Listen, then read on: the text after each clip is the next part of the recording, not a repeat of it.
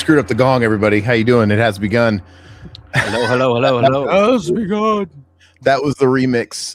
So what's up, everybody? Thank you for joining us. It is Friday, the very first ever, April 3rd, 2026. I kind of forgot what year it was for a second. Do you guys ever do that?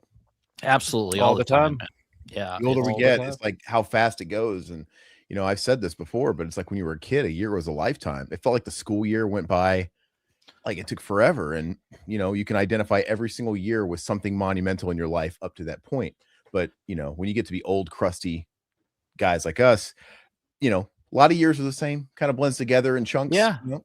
I got a note from my kid's doctor's office saying he's going to graduate in like 2036. And I'm like, you're freaking crazy. I can't believe that. Like, will I still be alive by that point? I hope so. God, hope not. I'm just kidding. No, yeah, I feel the same way, dude. I mean, I'm an old dad. Yeah, you don't know. We all might get nuked tomorrow. You never know. Yeah. I've often thought, if we got nuked, am I in a safe zone? Tomorrow never comes.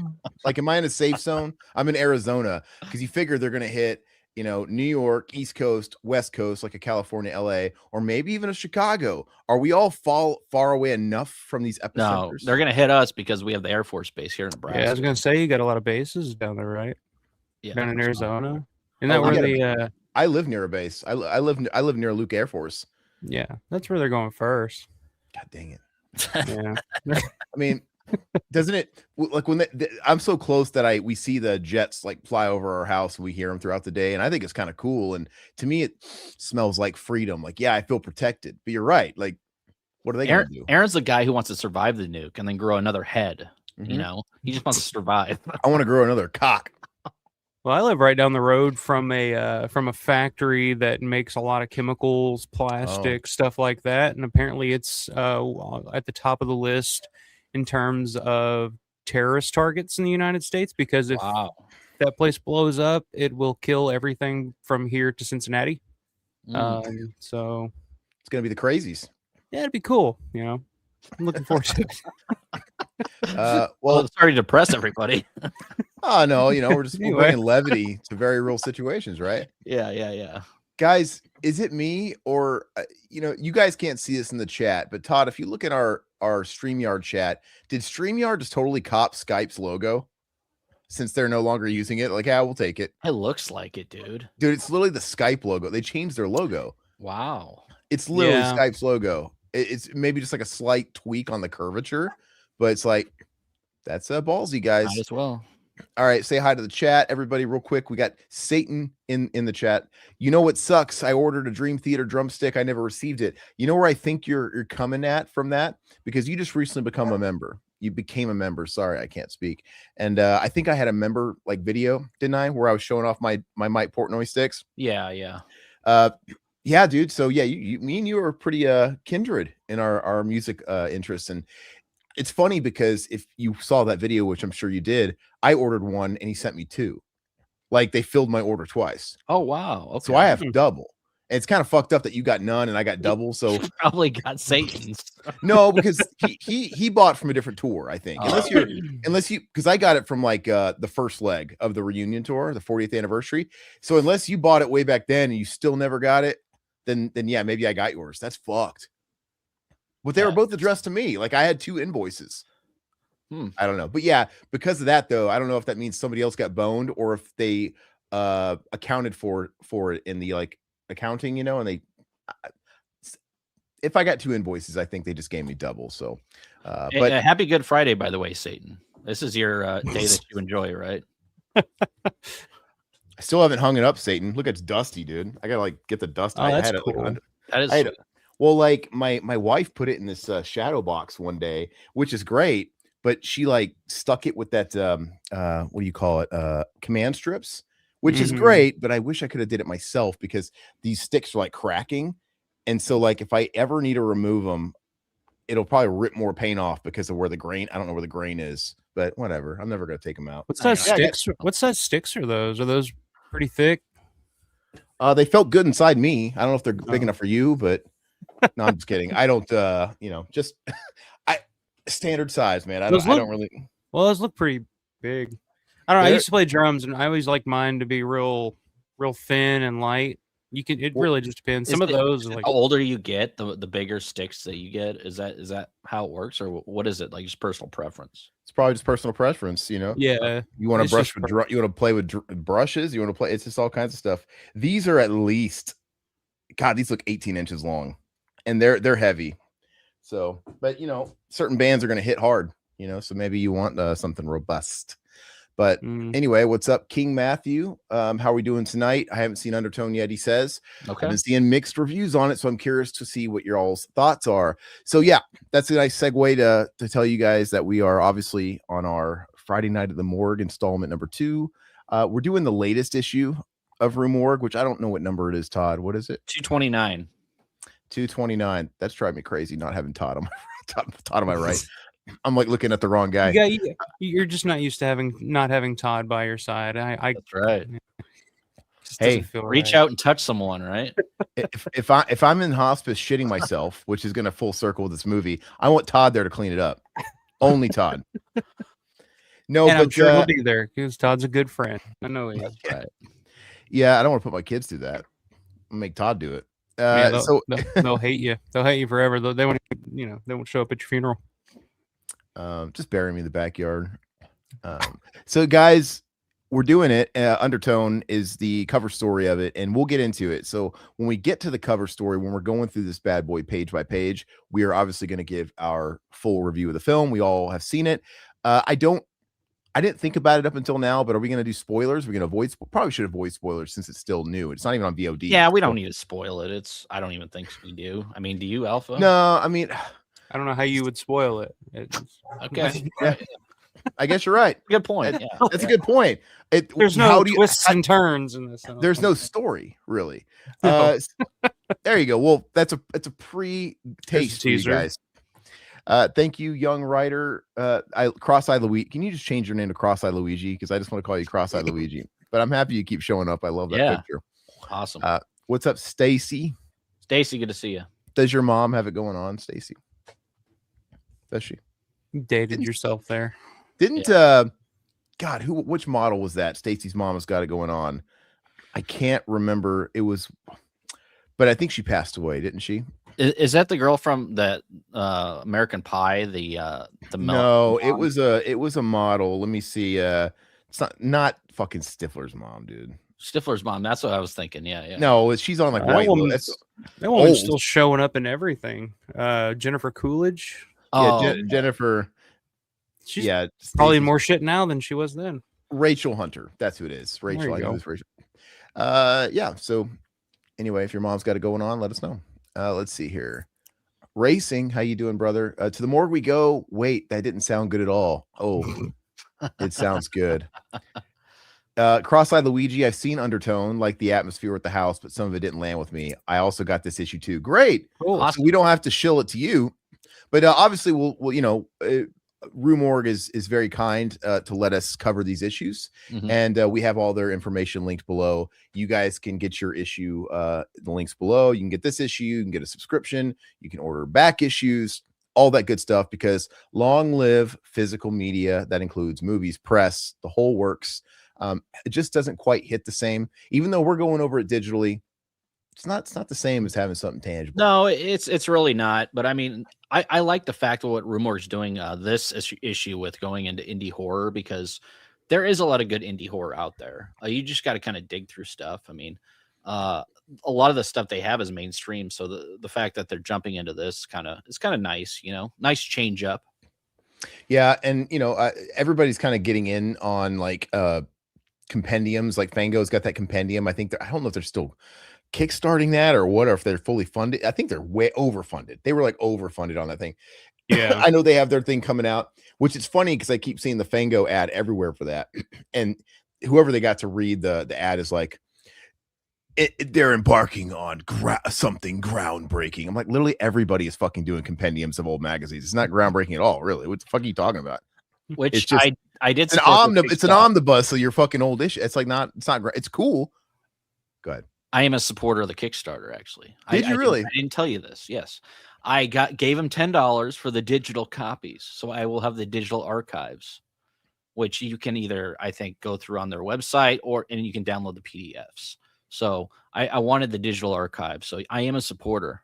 Yeah. So. No, it's cool. I don't know how they're doing it. I don't know if it's like, I think it's like a best of. Obviously, they're not throwing every issue in this giant fucking like tome, but no, I'd like to have it too. So you don't get the physical. You just did enough. I didn't even get the compendium. I just wanted the archive.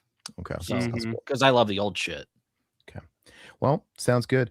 Is there anything else going on before we get started? We jump right into the old morgue here. Alpha, what's new with you, man? What's new on the channel? Guys, you guys got to follow Alpha Romero.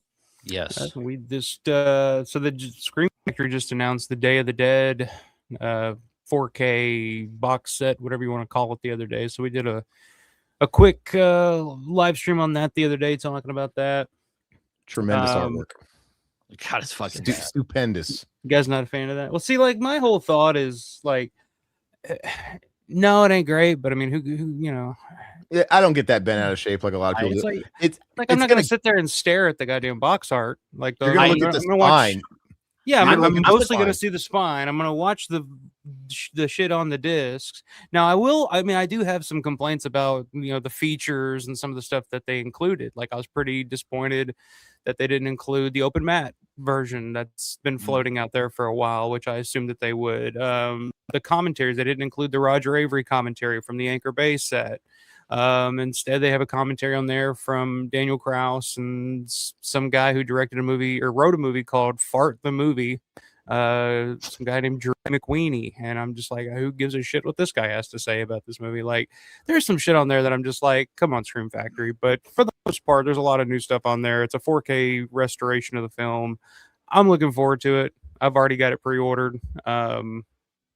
But yeah, I mean, that's the Dead Pit guys were talking about it, and they were just like, I'm not gonna buy this piece of shit. Look at that artwork. And I'm just like, fucking throw the box away. It comes in two extra cases, Well, I'm with Dead Pit on this though, because I want to display, like, if I'm spending all this money on this, like I want the nice Day of the Dead box set next to my Dawn of the Dead box set. So I'm gonna hold out and wait for Second Sight and see what they do.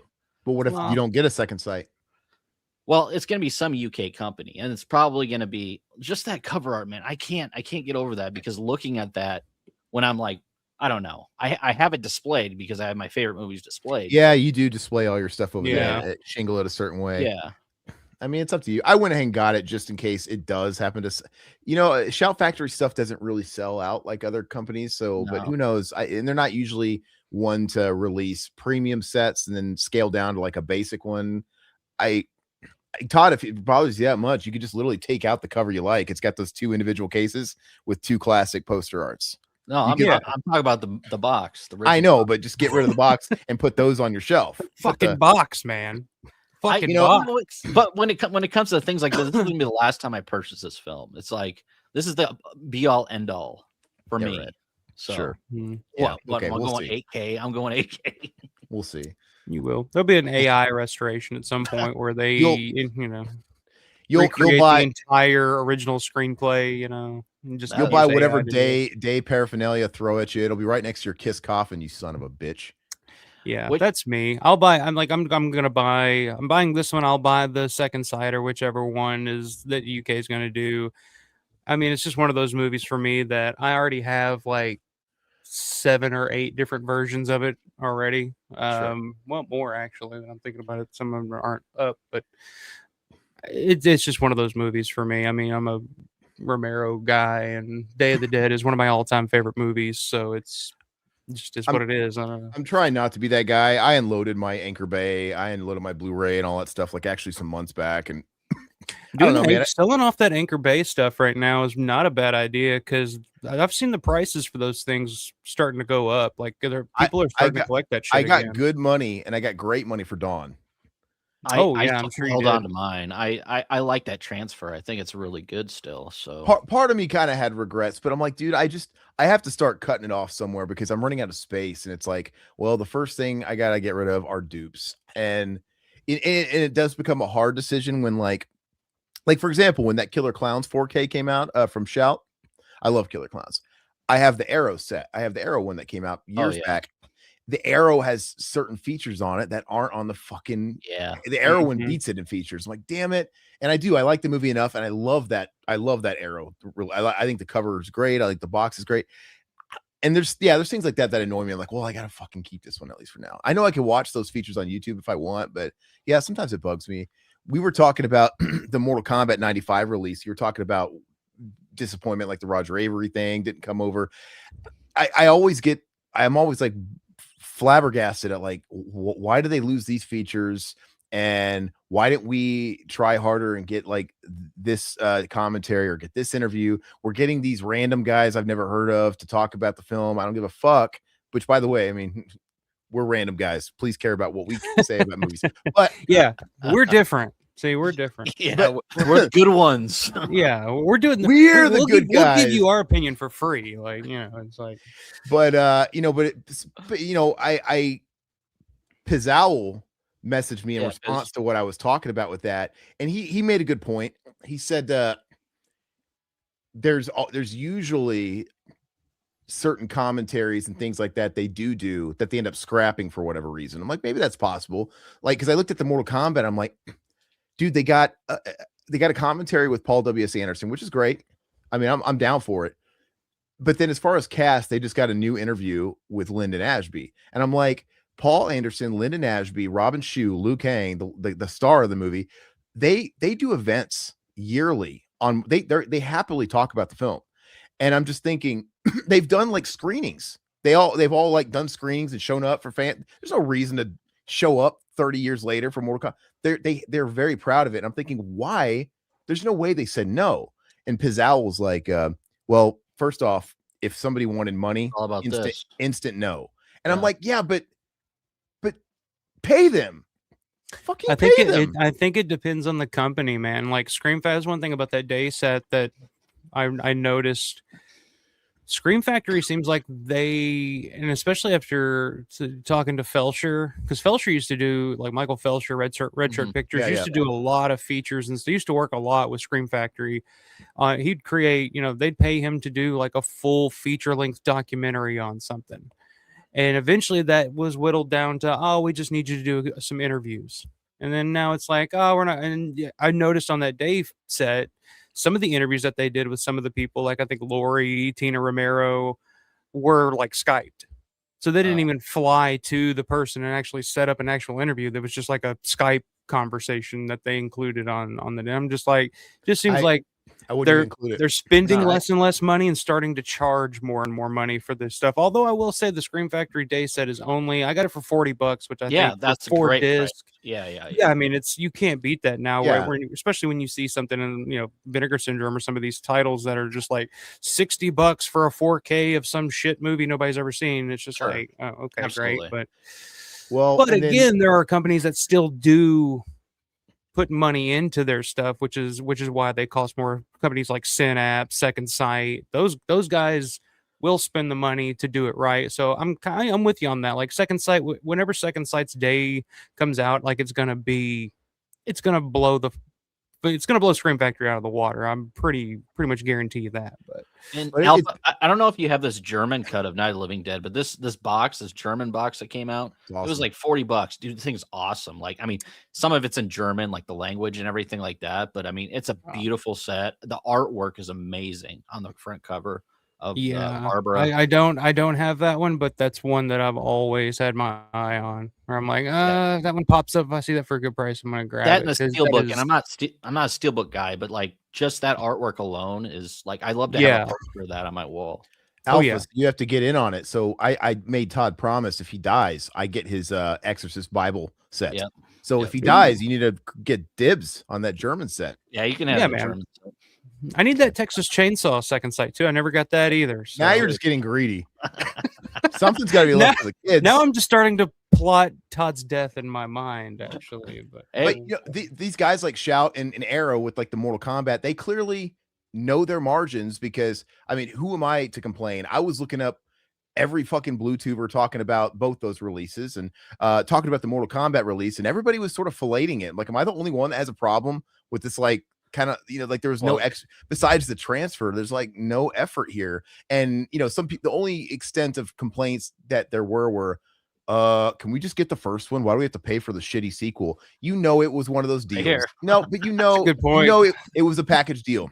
Yeah. You know, for a fact, they were like, look, you can have the rights to Mortal Kombat, but you got to take both of them. Sure. Like, fuck, because they know the second one's not going to sell as well. And now it's in the hands of Arrow. And it's like, well, shit, we're not going to release them a la carte. We're better because less people are going to buy that shitty second one. We have to bundle them together and get some money for the second one. Yeah, it's like the Halloween set from Scream Factory. With I totally get it. That doesn't really bother me, but yeah, it's just like, dude, pay them. But but nobody cares. So they must look at it like, I would think their whole market is niche collectors. It's not normies. And it's just telling that even niche collectors don't give a shit about features anymore, because they clearly made the call of, hey, it's not worth giving Robin Shue $1,000 or whatever he wants to fucking talk about a movie. But people aren't going to care. They're still going to buy it anyway. And you know, I pre-ordered it. So they probably put their money into the packaging and not into the special features. So that's the problem. It's not even that great packaging. They're doing that thing where they just have like the little slide box and they're throwing in like 2 versions of the movie and like a fucking poster cards. I hate it. It's not nearly as it's more like the Day of the Dead set than you think. It's kind of more like that. Okay. It's not as good as the chunky Arrow sets. It's like that Man with No Name trilogy that they're re-releasing, and they're just putting the 3 slims in that, and that's cool with me, but the packaging's not that incredible. It really isn't. It's like not a whole lot. But anyway, what do I know? People are still buying it. I still bought it. Whatever. What I thought is like, literally all those guys literally did a couple events this year. All you have to do, fucking pay one of your Arrow guys, buy his airfare, send him out there, get him to fucking get an interview there, something in the hotel, anything. But like, they just literally didn't want to pay. I wonder what some of the people that are in these movies, I wonder what they're charging for interviews and stuff now, because I would think, especially with looking at, you know, what convention prices have gone up to at this point, they can make so much goddamn money at these conventions. It's like, if you want some of my time, you're gonna have to start matching that stuff. I'm sure we were just talking about this because today, actually, like literally an hour ago, because who was it that Chris Stanley, you know, that guy's got a physical media channel, Paul's brother. He's Australian guy. Paul Stanley's brother. No, so he did a video and he was quoting a few other people, one of them being Dead Pit, and which, by the way, you didn't understand why they were like, oh, I'm not buying this, the art sucks. It's because their whole thing is like shitting on stuff. They can't like much. They have to hate on it. That's their angle. But their drama. But anyway, he was like quoting them, and he was talking about they're posting about like con prices, and they were putting in a spotlight Debbie Dunning, of all people, who played Heidi on Tool Time. And it was this whole video about just like showing what a lot of people's prices are. And it's so funny, like how far it's come. Just even 12 years ago was when they kind of started not bundling stuff anymore, because before, in the old days, you would pay one fee, get an 8x10, and you get like a free picture. It wasn't a big deal. Then I remember about like 2013, 2014, they started charging separate for the pictures. Like that was, and that left a bad taste in my mouth, because then you'd buy like the 8x10, and then it's like another 20 for like a table selfie, or you could do like a bundle price. And that was like, that's kind of, I never liked the idea of paying someone to take a photo.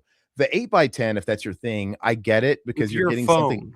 Like, it's not like a professional photographer's there. It's like, take a picture of me on my phone. It's like, it's not like, it's 2 seconds, you know.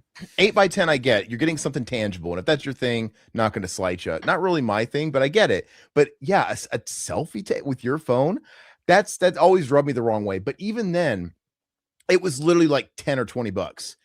And now they were showing, it seemed like the average is now $80 for a cell phone selfie with your own phone. And it's like, it's become this thing of everything is so a la carte and piecemealed. It's like, here's an 8x10, $100, $120. And then if you want a selfie with your camera, $80. If you want a quote from a movie on it, it's like fucking $10 per word. If you want, with no more than this many words. If you want us to sign it as the character and not our real fucking name, it's an extra $30. It's like, holy shit. No, I'm not even like exaggerating. It's like this giant fucking, this is Indiana Jones, please. It's like, what? It looks like a Chinese restaurant menu.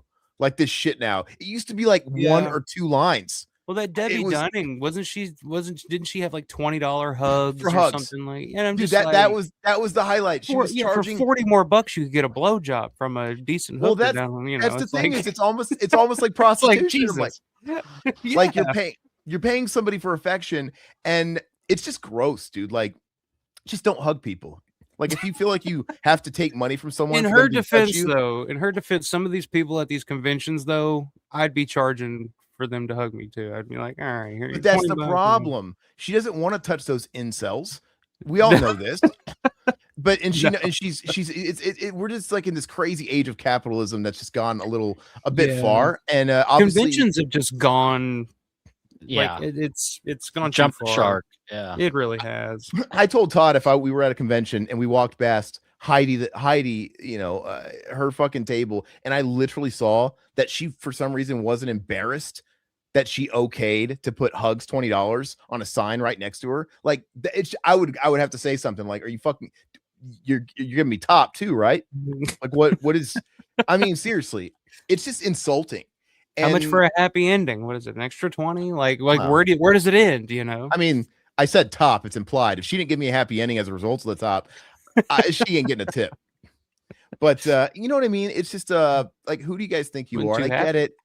And I listened to an interview, guys. We'll get into the magazine here in a minute.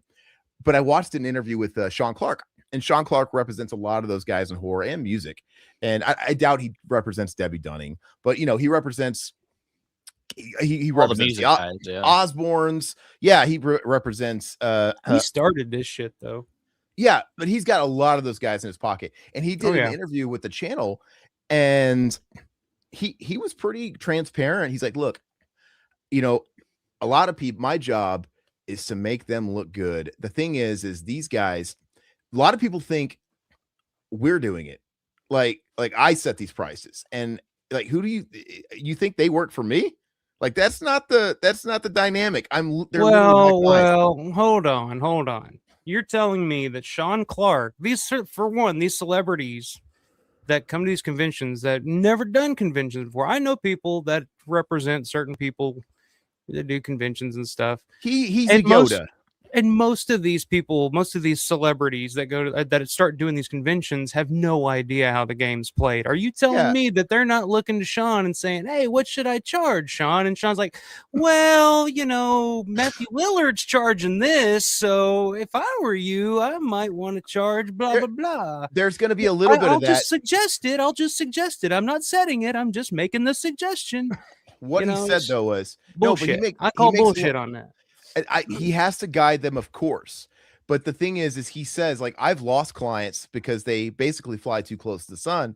And it's like, on this particular interview, he said, I literally just got fired from a big one because they were new to it. They hadn't dipped their toes into it. And they were being really kind of out there. And I straight up told them, don't let your ego get in the way of good business. And they fired me because, you know, ego. And it was one of those things where it sounded like, look, Robert Englund can command this. Matthew Lillard right now is getting away with it because he's super fucking hot. You're none of those things at the moment. Like, you're being nuts. But anyway, he's saying basically my job is to make people look good. And when these guys get bad press about, like, you know, what they're charging and all that shit, they come out and do damage control and be like, oh, they put it on guys like us and everybody else. But I'm like, these are the guys that are approving it. This is them. So I mean, there's probably a little bit of truth everywhere.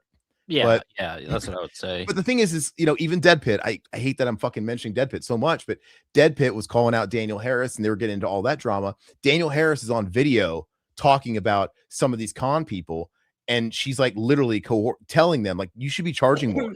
You're not charging enough. They'll pay this, they'll pay that, because all these guys, they end up a clique. They're all showing up at the same events. It's like summer camp 15 times a year.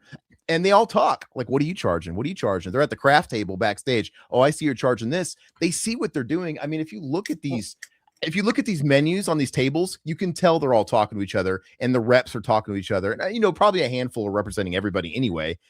And they're seeing like, oh, you're charging to sign off as Sarah Connor. Okay, well then then I get to sign off as Kyle Reese. And you're charging per word. Oh, I'm going to do the same The fact thing. that they're taking advantage of the horror fans really ticks me off. I mean, to an extent, you know, I get like your time and everything like that is very valuable, but like, I mean, these people are, you know, this is their Disney World, like you were saying Yeah. earlier. What last It's live replaced show? the family vacation Yeah. to Disney World. It's now like, hey, we're a horror family. Our vacation funds go to Mad Monster or Whorehound or whatever.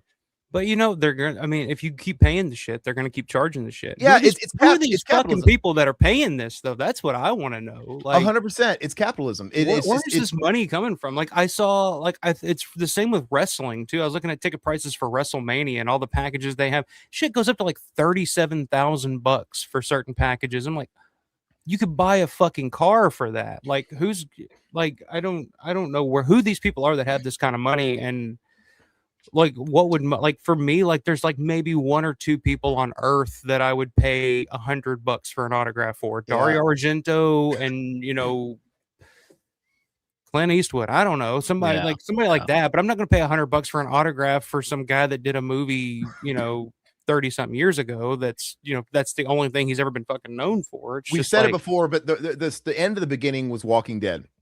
Because the first time, and like, I don't know, pretty much the first time since the conception of these nerd cons, we had something that was horror adjacent, super mainstream, and the worlds collided, and you got Norman Reedus and all the Walking Dead cast coming into these things every weekend.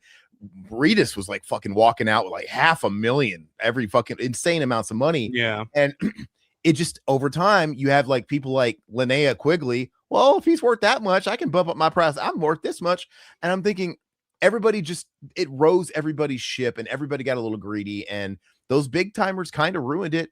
And some of these small timers, you're not fucking Norman Reedus at that time. You know, it's like you kind of accept it. But well, who's really getting screwed in all this are the vendors. I mean, I remember back in the day, like horror conventions were basically vendor based. Like, it was basically, you would go if you were a super horror fan and you're looking for that rare bootleg, or you're looking, it was like a swap meet. You know, it was like you were just going to see what rare cool stuff you could find. And then they had some celebrities there, some people from movies you loved, and it was cool to meet them while they're there. They were kind of the draw. Now it's just like all about the Scream people are going to be here, or it's all about the celebrity, and then the vendors end up getting they're segregated now, because it's one thing if they Mhm. put them all together. They used to mingle them at all these cons, which is great. It's advertising. If you're walking to meet Skeet Ulrich, you're going to see this vendor and you might stop and buy something, or maybe you're waiting in a massive line and you happen to be wrapped around by whatever. You're going to see stuff. You're going to window shop. Now if it's a big con, they will literally go out of their way to put them on different floors. Yep. And yeah, it's a shame, dude. And I mean, we could harp on that all day long if we want. Yeah, let's jump into the magazine here soon. Yeah, I don't know. I'm kind of over it. Just kidding.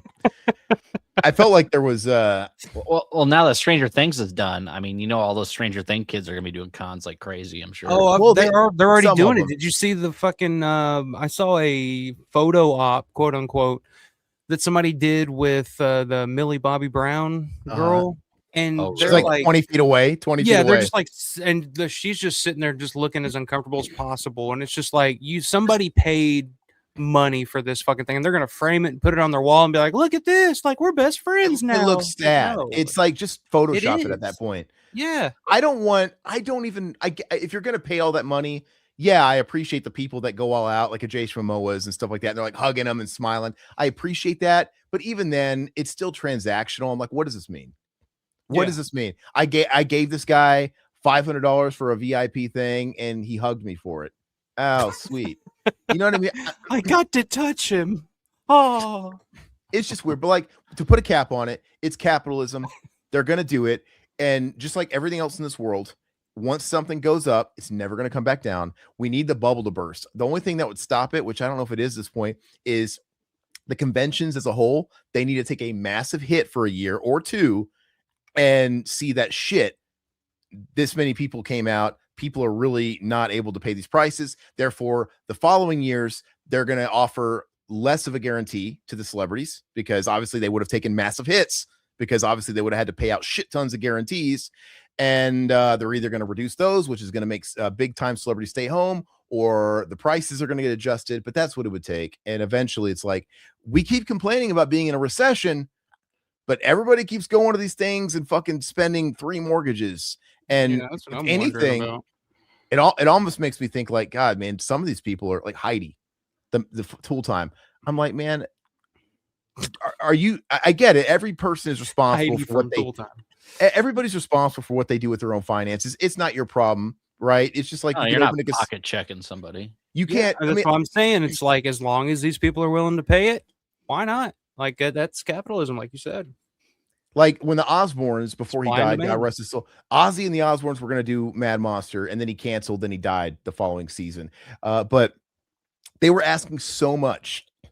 It was asinine. And on one hand, it's like, now I don't think Ozzy's really was handling any of the business. I don't think, but Sharon certainly was. And it just makes you wonder, who is this for? Because the average Ozzy fan is washing dishes. And so you're either going to only get out the elite people. You're not really going to meet the best of the best. Or B, you're going to get someone to act irresponsibly with their money because they're such a huge fan or whatever they are. And they're going to like blow fucking money. They probably shouldn't, because you're just wanting egregious amounts of dough.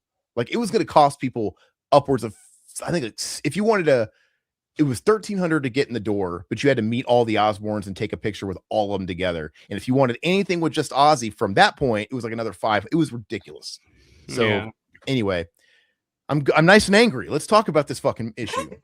No, I'm just kidding. All right, Todd, go ahead and get it pulled up. We're excited to open this. The first episode we did, go and check that out. It was the 10th anniversary, and it was a double issue, very robust. So we're kind of back to a standard size issue. And but check that one out. It's great. And I want to remind everybody, next show in 2 weeks, we are doing the issue. I forget what number it is, but it's Rob Zombie's Halloween. Yes, that one's gonna be a great one because we know how much you guys love your Rob Zombie. And some of you don't. So it's gonna be very divisive on that show. I think so. Yeah, I think so. But let's get into it. Yep. Let me pull this up. I'm going to change, and here we are. Satan, who is Monkey D. Luffy? Not to be ignorant. Who's I have no idea. Monkey D. Luffy. Why is he charging $80? $80 seems to be the standard, by the way. I was seeing that was like, some people were like 60, but like, fuck, like, but they were like people that deserve to be charging 60, but 80 is kind of like the low bar. And I'm like, yikes. I'm out of that game. I've never been in the game. Yeah. I made the exception the last time me and Todd went to a convention.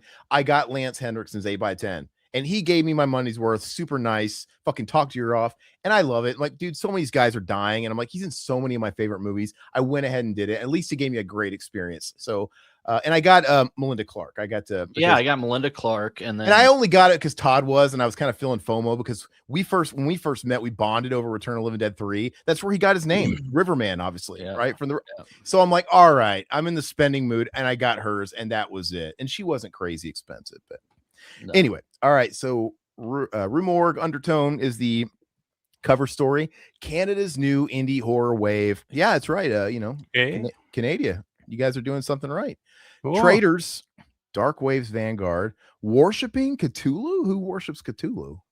Satan.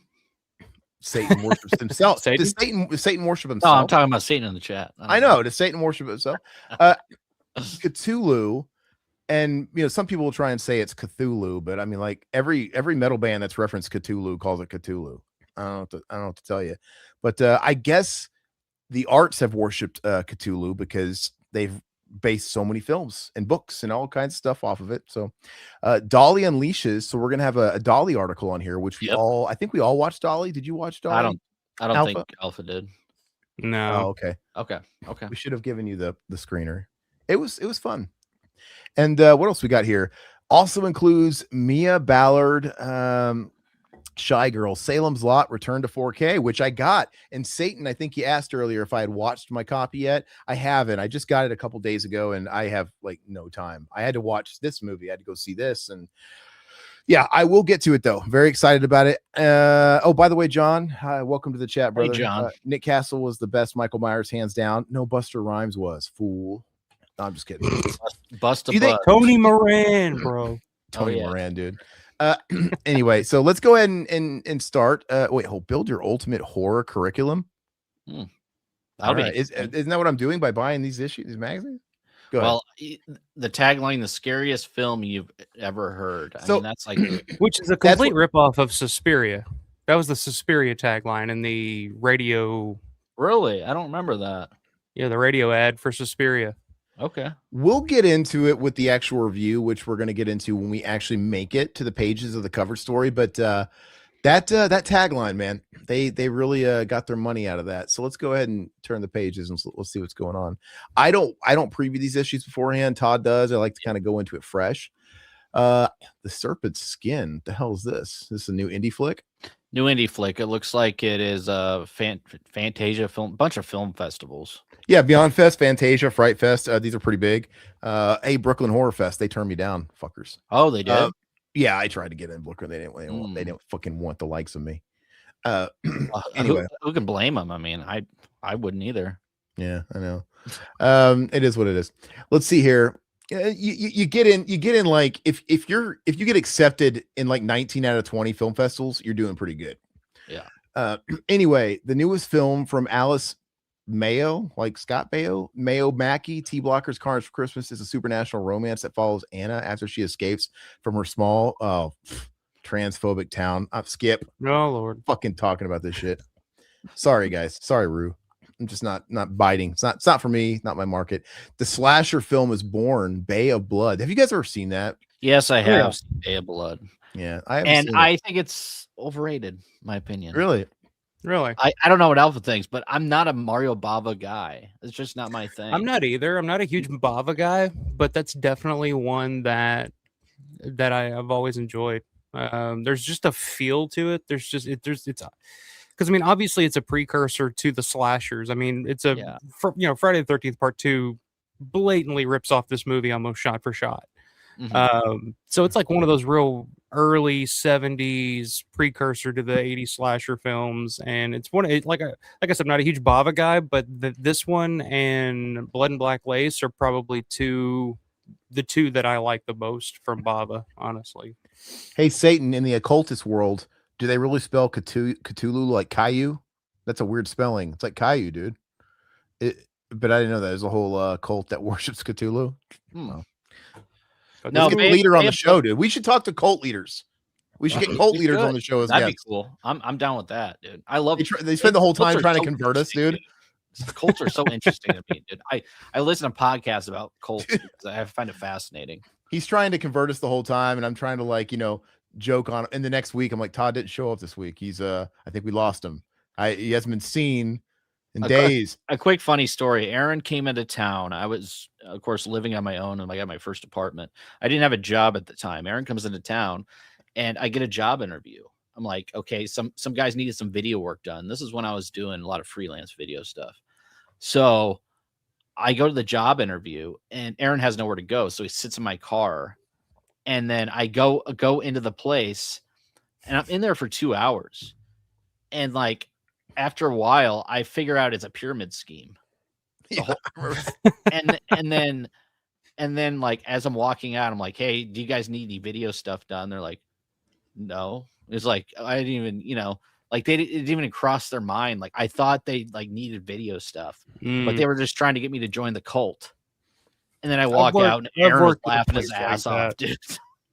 I've worked at it's not quite a pyramid scheme, but it definitely has it's pyramid scheme adjacent.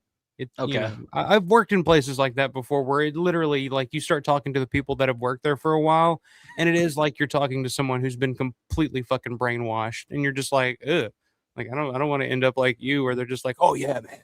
Like, look, they're trying to tell me what I want to hear. Like, oh, we want you to do this. Like, and then like I asked them about like, okay, what kind of video stuff do you? And then it just like started like, what are you talking about? It's like, you mean like video games or yeah. It's like, well, why do you call me and talk to me about this? So they probably just had some random person call me and try to get me in the door. Do you accept Crom as your Lord and Savior? Did they give you a pair of like fucking Nikes, dude? Were they issuing you the uniform? I don't know, but that would have been hilarious if you went in with your like tie and button up like you had, and you come out and you're wearing like a fucking bed sheet and you got Nikes on. Like, what the hell? Well, you were sitting in the front seat, and I come out after like 2 hours, and you were laughing your ass off, dude. You're like, man, you were rolling, dude. I remember it was a long time. Like you fucking ate that shit for a while, dude. Well, like, I thought the like, cult needed video stuff done. That's the whole thing. That's why I stayed there. Because he thought, the cult, the cult's willing to pay. I'll film their propaganda. Yeah, but I ain't buying into it. I think I was like, dude, are they fucking selling you a timeshare? What the hell are you in there so long? Jeez. Is it an insurance seminar with a free meal at the end? You know, it technically probably was a timeshare. It was a hut in some fucking compound somewhere. Yeah.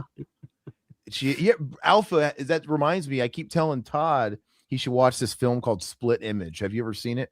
The cult film? I don't think so. No. Okay, so Peter Fonda plays this cult leader. Yeah. And it's like gosh, man, I don't know if it's late 70s or it's early 80s. Mm-hmm. It's early 80s because James Woods wasn't really working in the 70s. He was more of an 80s guy. And so it stars the guy that was in Caddyshack, and he played Fred on Roseanne. He was in some movies back in the day. Yeah. You know, he kind of didn't become a thing, but he's like the star. And it's also got Karen obviously Allen. A hit. Karen, dude, it's one of those gems. Like, how does this nobody get talk about this? Karen Allen, she plays like the honeypot. She shows interest in him, and she gets him to join the cult. And James Woods, he plays this guy that's like some kind of ex-authority, and now he's like freelance, and basically parents pay him to kidnap their kids out of the cult and get them out of it, physically take them out of the cult. And not just that, it's a 2-package deal with the bundle. Then he beats the cult out of them. His job is to cleanse them. Like he gets them in a room together, like one-on-one, and he'll stay. It's like an exorcism. He'll stay there as long as he has to.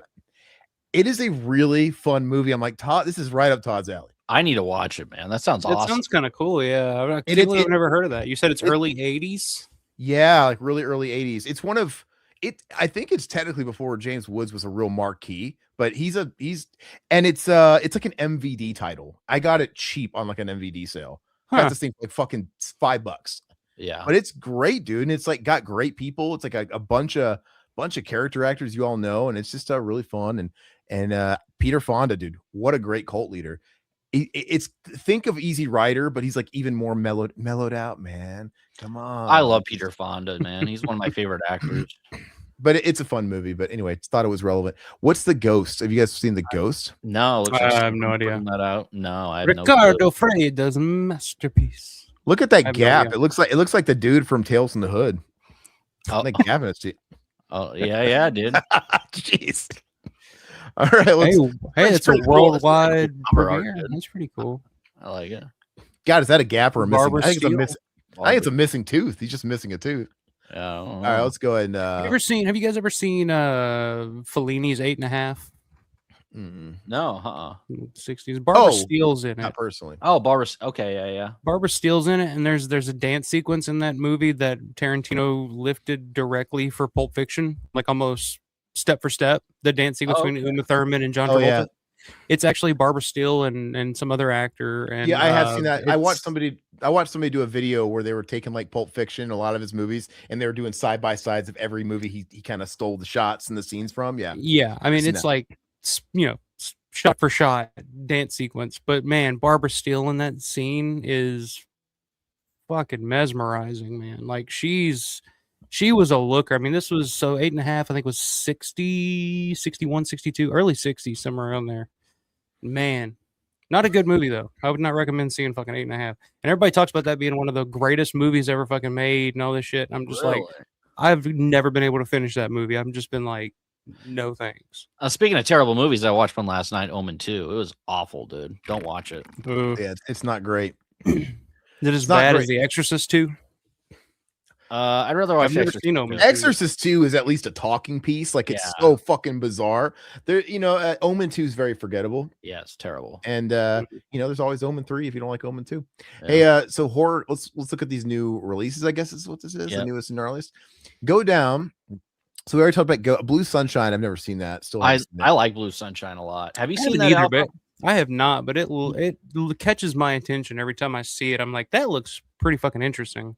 I think it was a made-for-TV movie, I believe. If you like the crazies, then I mean, I think you might like it. The whole tone of it really reminded me of that late, 77, I think it came out, and I cool. really like it. So yeah, I'll have to check that out because, like I said, every time, like if I come across it on a streaming service or something like that, it's just like, wow, like because I don't think I've ever really heard anybody talk about that before, and it always catches my eye. I'm just like, why have I never heard of this? Like, so now that you say that you kind of dig it, 77, you said. Yeah, I think it's 77. It kind of a Romero type of feel to it. I don't know. I don't know. That's the way I think about it every time I watch it. I did get the Synapse. They had like the box set thing. I did get that a while back, but yeah, I really like it. Okay, cool. We got some Jess Franco Kino down there on the bottom. Well, of course. Vampiros Lesbos. Vampiros. Devil's Reign's good. William Shatner's in that, so I like that movie. Yeah, I like the Shad dude. He's like 95, man. That guy's going the distance. Yeah, I like that meme. Leaf Junkers, Darkness, original motion picture soundtrack down there.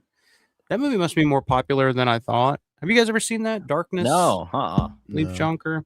I only know Leaf. I've talked to Leaf quite a bit. He's usually at Living Dead Weekend, and he's the guy that's in direct communication with Richard Rubenstein and kind of handles all of the theatrical re-releases of Dawn of the Dead, Day of the Dead, stuff like that.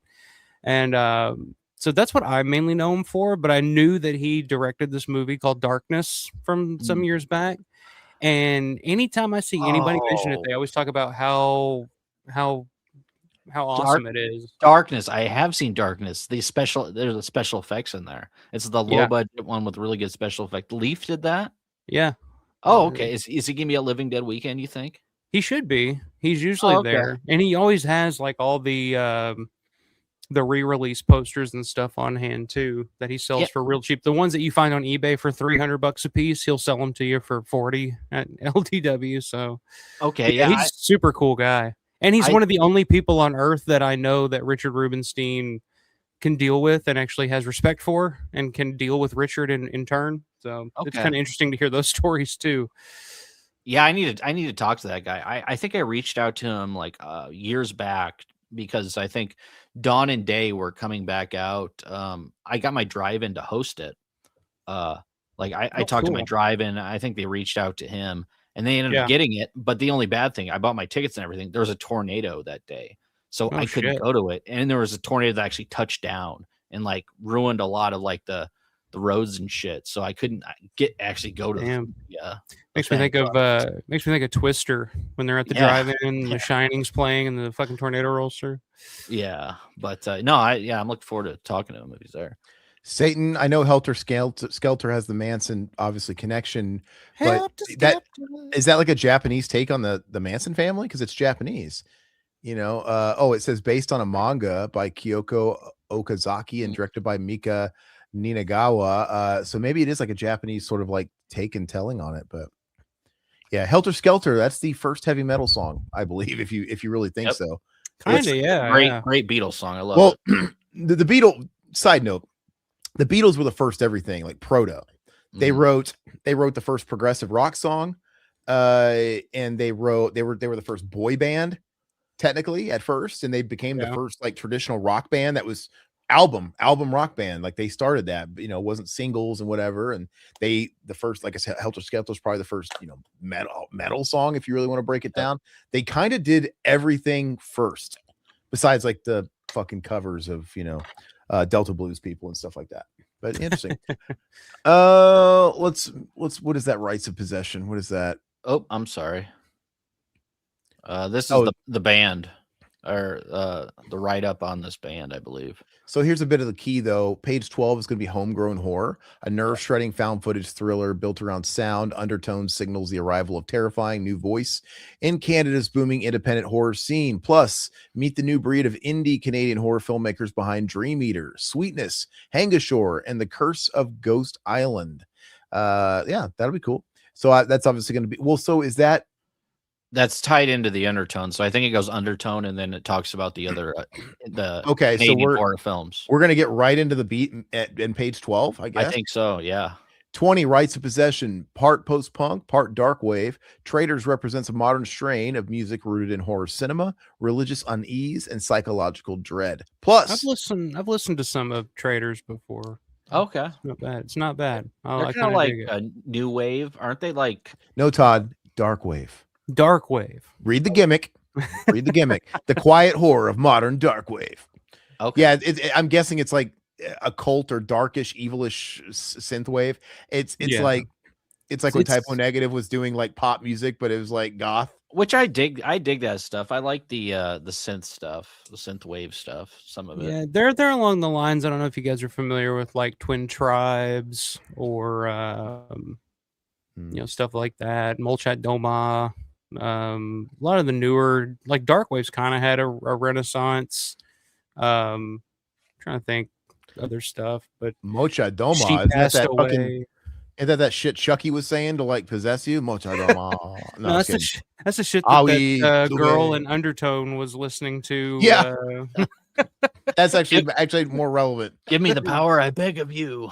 Awi Dube Dambala. Yeah. The great god Cthulhu. First of all, dude, when you watch that Chucky show and they established that Dambala is a guy, it's like the god, and like, oh, Dambala is a god. He's like, he was always saying shit. Awi Due Dambala. But the great god Cthulhu, the insanity-inducing cosmic creation, may have arisen from H.P. Lovecraft's pen, but for some, Cthulhu has long since slipped out of the confines of pulp horror to assume a strange life of his own. Plus, a side-by-side comparison of Lovecraft's most infamous fictional faith and its real-world offshoot. That must be the cult you were talking about, Satan. Mm-hmm. Bleed like it's 1974. Built on 16mm grit, practical gore, and the outsider ethos of 70s horror, DOLLY marks Rod Blackhurst's savage return to the blood-soaked traditions of grindhouse cinema. And like, well, we can talk about DOLLY. I'm looking forward to. Oh yeah. Let's go ahead on to the next. All right. Note from the underground. Okay. So, welcome to the March-April issue. So that means the next one will be the May-June. Okay. Mm-hmm. Friends, by the time this baby is hit sands, it'll be spring. That magical time of year when all the frozen dog shit in my yard thaws to a nice smelly caca confit, and I might catch a minute of sun after my office hours. If I sound a tad grumpy, it's because I'm writing this from an especially frigid day of winter, and Toronto is currently experiencing the gnarliest season it's had in years. Record-breaking cold plus record-breaking snowfalls equals record-breaking seasonal affective disorder, and I'm pretty close to going full Jack Torrance in a black turtleneck about it. Have you guys ever been to Toronto? I've never been to Canada. I have. Everybody that I've known, I know I want to go to Canada too, but Toronto is like a horse of a different color than the rest of Canada, because anybody I've ever heard of that's been to Toronto, it's usually like that whole, I went to, I spent a day in Toronto 1 month. That whole thing, like, it's just a big city and there's just like fucking nothing there, like no character. But Canada is obviously vast and very different all over in different sections. I don't know. Okay, let's go down. We're just hearing about this guy. He went to who's writing this? Is this Rodrigo? No, Andrea. I went to Bangor, Maine last year, and every Uber driver who discovered I was Canadian thanked me heartily for not punishing their tourism industry because of what's going for. We're getting political. Moving on. Okay, let's move on. Sorry, Andrew. I'm sure it's a great write-up, but all right. Post-mortem. Okay, so this is the write-ins. This is the best shit. This is what I want to hear. Yeah. It was genuinely great to see Christoph Gans finally given the cover story treatment in the new issue. That said, I walked away from Return to Silent Hill feeling deeply disappointed and honestly confused about what the film was even trying to say or be. It unfortunately fell into the same familiar trap that so many video game adaptations do: muddled storytelling and an overall lack of coherence. It's frustrating to see a director of his caliber stumble into that pattern. I can only hope the next film returns to the level that once made his work so exciting. So did he have a pedigree? Because he did the first Silent Hill movie, which was not great. I thought it sucked.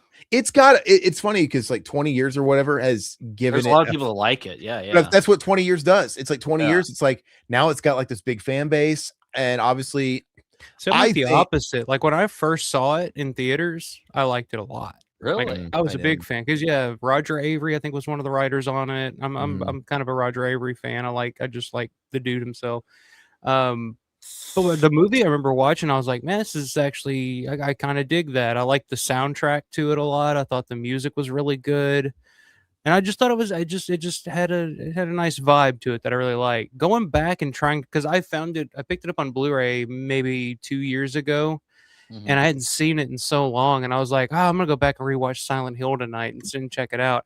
I made it about halfway through, and I was just like, yeah, this ain't what I was thinking it was. Like, it's like the CGI is like Not good. Terrible. Yeah. no, it ruins the movie for me now. At the time, I guess I was just like forgiving because it was silent. I was a fan of the games, and I was just like, it's Silent Hill, and I thought they did it kind of with a little bit of class and taste to it. But no, it just it is. I've soured on it over the years as opposed to grow to appreciate it. Oh, you go on TikTok. There's a lot of people that like it. I'll tell you. Well, that. like people dress up as Pyramid Head, and I know Pyramid Head he originates from Silent Hill 2, the game.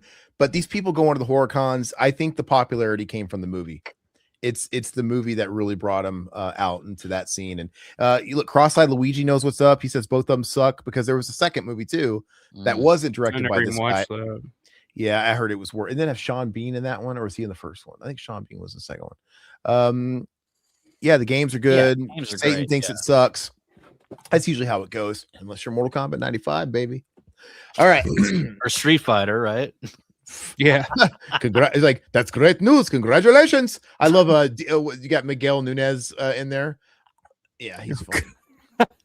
It's like, on the contrary, I'm on. Oh, like his comedic timing is pretty funny in Street Fighter. The thing is like the banter and the dialogue is funny in Street Fighter. It's just the script is overall a mess, but like in little pieces, like watch abridged YouTube scenes, and it's actually pretty fucking funny, I think. But the movie, which Jean-Claude did a live a couple nights ago, and I tried to talk to him. I tried to get a shout out to Revival House, and it didn't go over. So, dude, people are charging for hugs up in this bitch, and you think he's gonna give us a free shout out on a live? Yeah, right. I mean, he was going through it, and he was telling us about his new movies.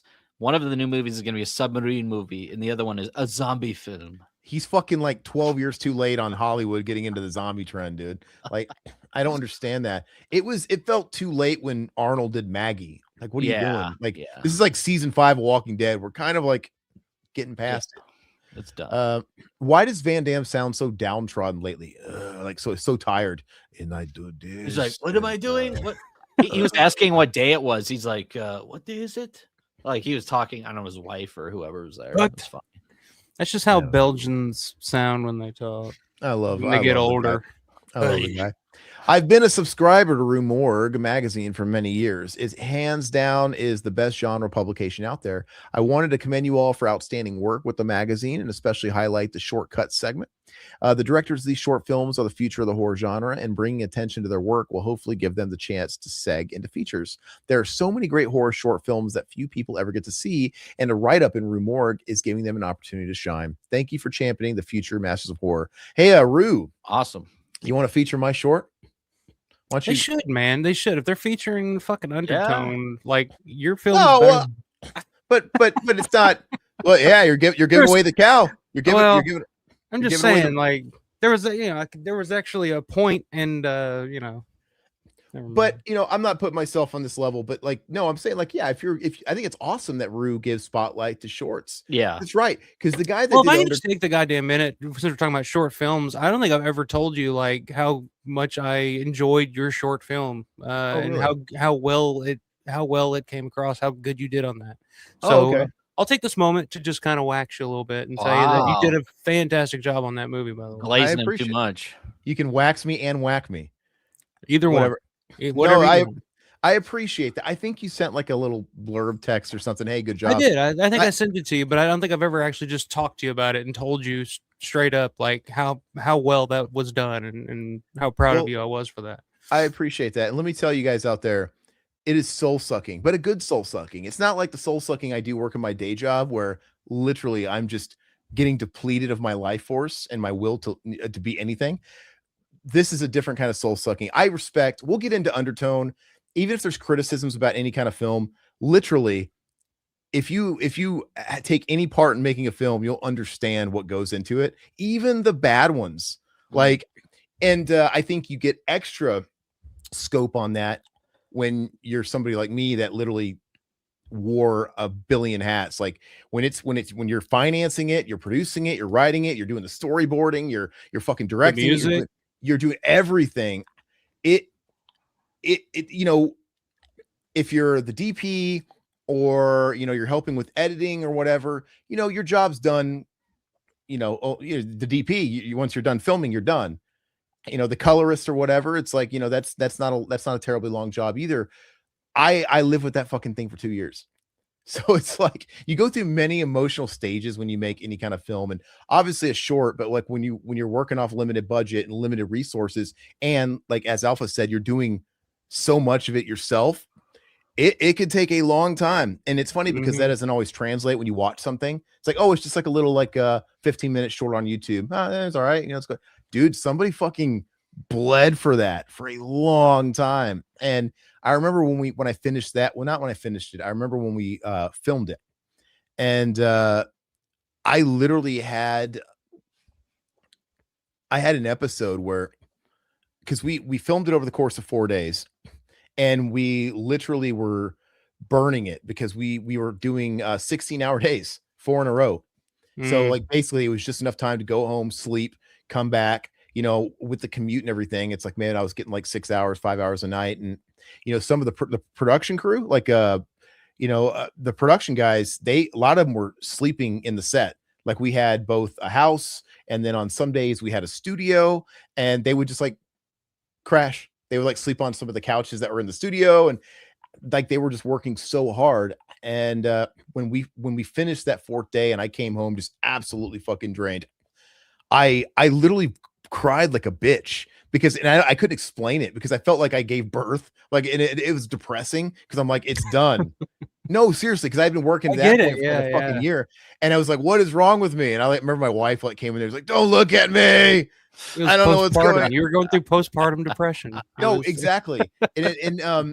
And it was just so wild, man. And then, but that was just the start, because then I had post, which post took another fucking, I don't even want to think about it. But anyway, thank you. I appreciate it. That film is available. Like I've linked it to our channel, Revival House, as like a collaborator, because, you know, it's under the Revival House Pictures banner. So you guys can find it on our main page. Go to our homepage and follow my personal channel. Anything I do like that's not really fits with what we do here, and it's my professional work, it's going to go over there. So give it a like, give it a follow. A lot of you guys have watched it, and I appreciate that. It's actually doing pretty good. So thank you. Rue, you should check it out. Kevin, if you're in the chat, you should check it out. Give me a feature, brother. You know, if you like it.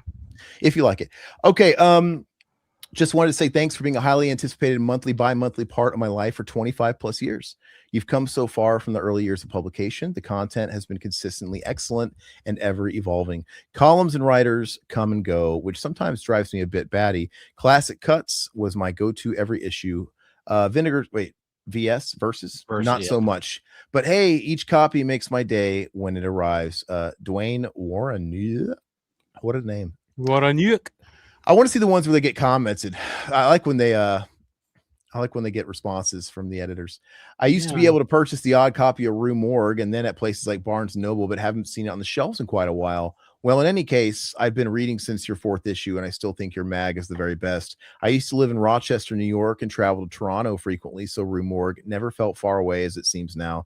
Everyone there does an amazing job with the email communications and all the other things I don't tune in for. Still love the physical media. I have quite a vintage magazine, TBD, collection, which is actually gathering mold right now. Fuck, dude, do something about that. Yeah, it's so damp in the Pacific Northwest, bro, dude. Like I'm glad I don't live somewhere where a basement can flood. That we don't have to worry about that here, but I hear about people's fucking shit flooding all the time. And I've heard about people with their like massive comic book collections they've been curating for decades just get wiped out. And I know some people put certain valuable shit in like sealed like cases, protective stuff. And I've seen people's like vinyl collections like just get wiped out. And if that's what's going on there in the Pacific Northwest with your mags, dude, you know, do something about it. Thanks again for reading this and all that you do. There's a part of me that has had that itch. Because, you know, I'm a collector at heart, like a lot of you guys out there, and it's a sickness, but I enjoy physical media. I think the older you get, you can kind of have your cake and eat it too, and just sort of refine your collection to like, I like that really makes you happy. That's, you know, eventually you got to cut. It's like, you know what? I like collecting. I like the art of that, but this doesn't make me happy. You know, you start zoning in like, okay, I don't want to collect toys anymore. I went through a huge thing where I collected toys for years, been selling off all that shit, but I'm like, you know what? maybe I'll just collect turtles and I'll keep it there. And then the next stage is going to be, you know what? I'm going to like collect the ones I really like. And you just kind of do that because space is that's finite. That's why I've been purging a lot of my stuff. Like I'm keeping the stuff that I absolutely want to keep, and then the other stuff, and shipping it away. I'd rather have the extra cash for the kids, to than. That's what I was going to say too. Another cool thing about collecting physical media, vinyl, whatever. And Aaron, you'll probably go through this at some point when your daughter gets a little older. Todd, I don't know if you've ever experienced this, but there's nothing more enjoyable than when my daughter comes up here and sits in front of my Blu-ray collection and it's just looking and it's just pulling stuff out and looking at it and asking me, Daddy, what is this? Or going to my record collection and just pulling stuff out just randomly. Daddy, what is this? Can we listen to this? All right, and there's something, it's like it's that passing the torch type of thing, she'll, maybe it'll catch on like Chucky did. Dude. I didn't expect her to dig Chucky as much as she did until she pulled it down and saw the doll. Until she saw the Chucky doll in the front, and she was like, "Oh, what's this? Can we watch this?" I'm like, I guess, but if it gets too scary, just let me know. I'll turn it off. And she's like, "Okay." 2 hours later, she was like, "Let's do that again." I'm like, "Uh-oh." If my daughter got into Chucky and she wanted to watch it with me, I would freak her out by like waking her in the middle of the night with my hand over just and see what she did. Freaks out like, "No." Well, hell, my daughter was doing that shit to me. She'd tell me to lay down, and then she'd stand over me and do the fucking thing over my head and start. I'm like, Everly, you cannot go to daycare and start fucking putting curses on your playmates. All right, you can't do that. This might be over your head, Alpha. You don't know about it, but our buddy Mac, one of the funniest fucking moments ever when we were doing a stream or something. I think it was a stream, and he's a big horror guy too, and he's big into Halloween. He's big into masks and all kinds of stuff, and like those custom masks and stuff. And he's got like a litter of kids, and they're young, and they're all into his shit because all this stuff that you're talking about, it's a window into them knowing you. Yeah. And we're like playing. He's like playing a scary game. I don't remember which game it was. Like Alone in the Dark. Maybe we were playing Silent Hill, and he's like getting really into it. His fucking son emerges from the shadows in his dark room, no shirt on, kind of like your kid, and he's wearing his like oversized fucking Michael Myers mask. It's like his like little 4-year-old, and he's just like, I see him. He's like walking up to his dad. He's like in the zone, and he turns around, he screams like, he's great, the girliest shriek I've ever seen in my life, and it's the visual of this like little kid with no shirt with a fucking mask like 3 times his size on like Easter Island. It was fucking hilarious. And he's like, you created these monsters, dude. And so I'm getting a little taste of that because my daughter's obviously only she's almost 8 months old, 7 months old, but you can't see it. It's off screen, and I'm doing some rearranging. That's why it's a mess back here, and my masks they're taken down. They're actually off camera over here, but up here I've got a whole bunch of those like quarter scale statues, and when I bring my daughter in here, she doesn't come here all the time, but she looks at those like forbidden fruit. Oh yeah, absolutely. And a couple days ago, for the first time ever, I let her touch it. I'm like, oh, because I don't want you. They're on like they're being held up by stands and stuff like that. But I took her hand and I let her graze, touch the big Jason, touch the big Freddy, and she was like, oh. She was so excited because it's like I just want to touch the big toys. But it's great. Yeah, someday she'll ask about it. What's up, Robert? How you doing, brother? Hey, Robert. What's going on, brother? You're not late. We're taking our time getting into this issue. We're just having a good old time. I guess we'll be going an hour 20 minutes. Shit, but we're having a good time, man. Plenty left. Okay, where did I leave off? Who is this? It's a happy day when the daughter discovers your Rue Morgue collection. I knew saving these for the past 23 years would make sense one day. It ties in perfectly. I swear to you, I didn't read this before we started talking about that. I didn't either. But didn't either. I actually meant to write. I actually meant to write that you all a while ago about the article you did on Spielberg's lost horror film, Something Evil. I had never even heard of this movie before reading the coverage, and that really shocked me. Spielberg has always been my favorite film director, and I always thought I knew everything about his work. Ever since I read your piece, I've been pretty much obsessed with trying to track it down and watch it for myself. I was just wondering if it might have any idea where someone like me could actually find the film. Is it available anywhere at all? Have you guys even seen that? You guys seen this? I never even heard of it. No, I haven't heard of it either. Is this like his Evil Dead, just him running around the woods with his friends and never got a wide release or something? I don't really know. That's Never heard of it. All right. I mean, if Spielberg kept up the pace he did all the way up until like 93, he would be like an undisputed GOAT, man. He fell off for me pretty much after Jurassic Park, and he started doing a lot of Oscar-y film. And I do want to see his new film though. This alien film that's coming out, which is cool. And the thing is like all his output that I'm referring to, they're good. Like Catch Me If You Can is a great movie, but they're kind of like one and dones. You know what I mean? They're not like the 80s stuff where it's like it could be generational and stuff. Like I don't think my daughter is going to watch Catch Me If You Can. She probably will see Jurassic Park at some point, maybe even E.T., right? Let's see. Big fan of Rue Morgue from Waterloo, Ontario. I wanted to let you guys all know how much I appreciate the plug for Last Exit Radio in February 26th issue. I was immediately intrigued by the profile, and since reading it a few days ago, I've been listening to Last Exit Radio nonstop. The variety of 80s, 90s, 2000s rock is fab. Thank you for giving me my newest obsession, Virginia. All right. Article. You know what? I want you guys to start talking some shit. I like those write-ins where it's like, "Hey guys, what happened to those those corrective Connors?" I love those too, those man. people that correct people, dude. They're so sassy. I love it. And then you guys, it usually like shakes the editors out to respond. I love when they're fighting in the comment section. Yeah, it's the equivalent of YouTube where it's like you make a mistake, like, you flub but something. This is like a newer issue, and you don't have to do that nowadays. You don't have to write into a magazine now. You can just go to Twitter or whatever and do it now. You're right. That's 100% what it is. Yeah. So those old issues of like Fango, dude, like those were all over the map. That was their only outlet back in the day. There was praise, criticisms, there was helpful advice, and there's all kinds of stuff. The lost horror films of Lon Chaney breaks my heart. Nitrate film is so dangerous and I can ignite and spread quickly. Not only have we lost some of Lon Chaney's films, but we lost tons of films and music and other horrible incidents like the 65 MGM vault fire, the 37 Fox vault fire, and the 78 National Archives fire. Why are these fucking archives catching fire? I have no idea. Like there are a lot of them. Film is super flammable. Like so much creative work has been destroyed. This has been happening since ancient times, like the fire that consumed the creative works of the Library of Alexandria. Even though the film London After Midnight was destroyed, it still lives on in light form somewhere in outer space. Energy cannot be destroyed, and this lost film with Lon Chaney was projected onto a silver screen. The light and was projected still, and that was projected still exists. Oh, you're getting all like hippie on me. It's Man with 1,000 Faces, right? Even though we can't see the movie, it still survives. So it's in the ether. It's in the energy. It's kind of like, when a loved one passes away, they're still here with us in spirit. Only they're not. They're not here physically. But I don't know if that works with the films, unfortunately. I think if you lose every copy in a fire of a film, it might live in the memories, but if not that many people saw it, it's going to be forgotten about over time, which is unfortunate. All right.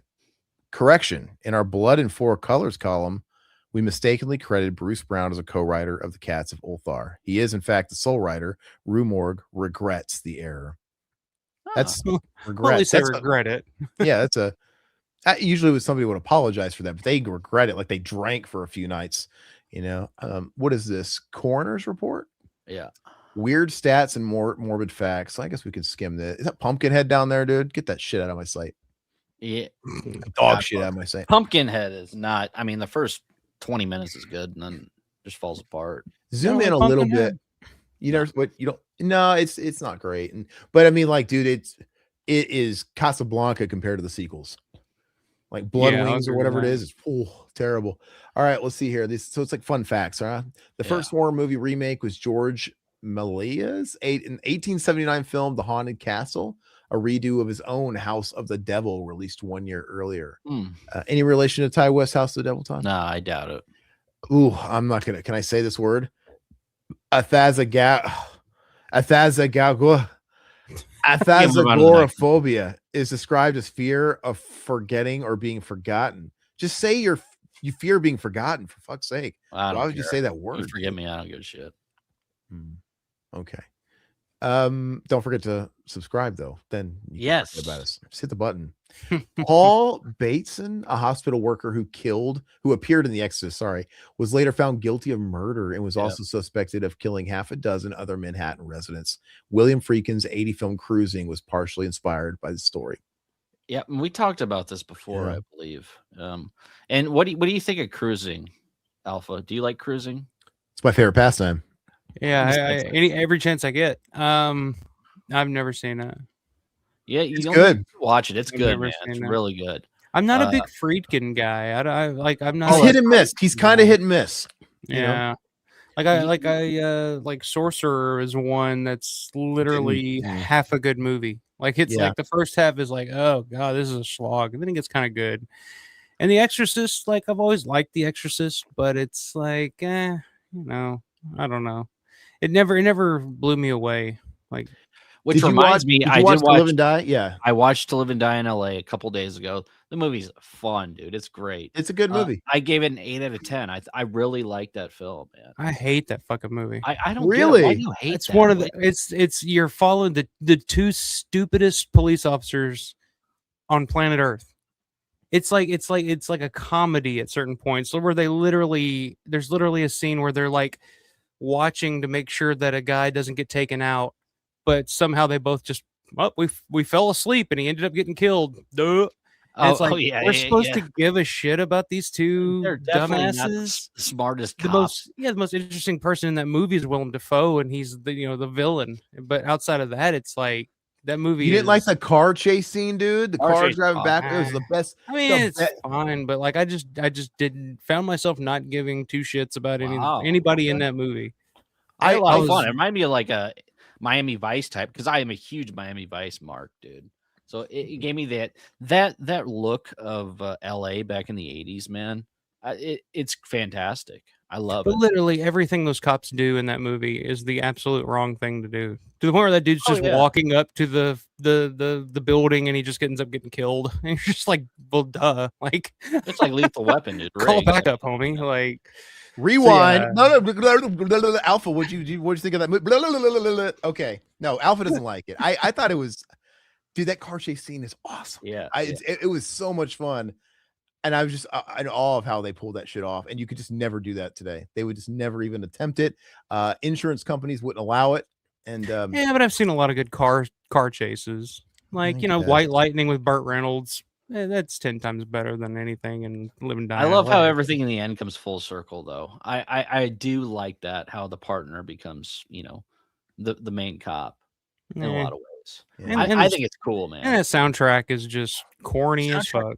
Oh, come on, dude. That's some total just 80s cheese. What's wrong with that, it's 80s cheese for me. Oh my gosh, you're man. Dig it. He's a tough sell. He's a tough sell. I love that soundtrack. It's great. Well, then maybe you won't like Cruising, because clearly he's like you're extra hard. See, I think he's hit and miss, and I honestly that's probably my top 3 Friedkin films. Well, I like that era of Pacino a lot, though. Dog Day Afternoon, Godfather. I love that era of Pacino. I love Pacino up into the point where he won the Oscar. When he won the Oscar for Sin of a Woman because he was blind and was going, hoo-ah! I was like, and then Pacino kind of went downhill for me. But everything like 70s, 80s Pacino, like I kind of dig anything that he was in during that time period. So yeah, I've just never gotten around to watching it. Not that I wouldn't watch it, I just haven't ever. You'd probably like it if you like 42nd Street stuff, because I know you like Maniac. Yeah, and you like the whole setting, like 42nd Street. You might like Cruising. I check it out. Yeah, it's peak Pacino, man. It's great. So this is a pretty known fun fact. Kevin Williamson wrote the screenplay for Scream after viewing a documentary about Danny Rawling, aka the Gainesville Ripper. We don't talk about Scream. I feel like don't say it 3 times. Don't say it 3 times, because everybody will want to. They'll start showing up. No, I mean, that's great. I love all the Scream fans that come in here, but we'll just be talking about Matthew Lillard for an hour. But we're gonna be talking about Scream a lot when that new movie comes out. I bet you they're gonna shit that thing out for Halloween this year. They did announce that they've handed the keys over to they've handed the keys over to 2 new writers. It's the sister duo that did I can't remember, there's some movie, but interesting choice. we'll see what happens. I'm Yeah, not we'll looking see. I forward mean, to they it. couldn't do any worse than the last one. But If I could talk Scream for a second, just give my 2 cents. Sure.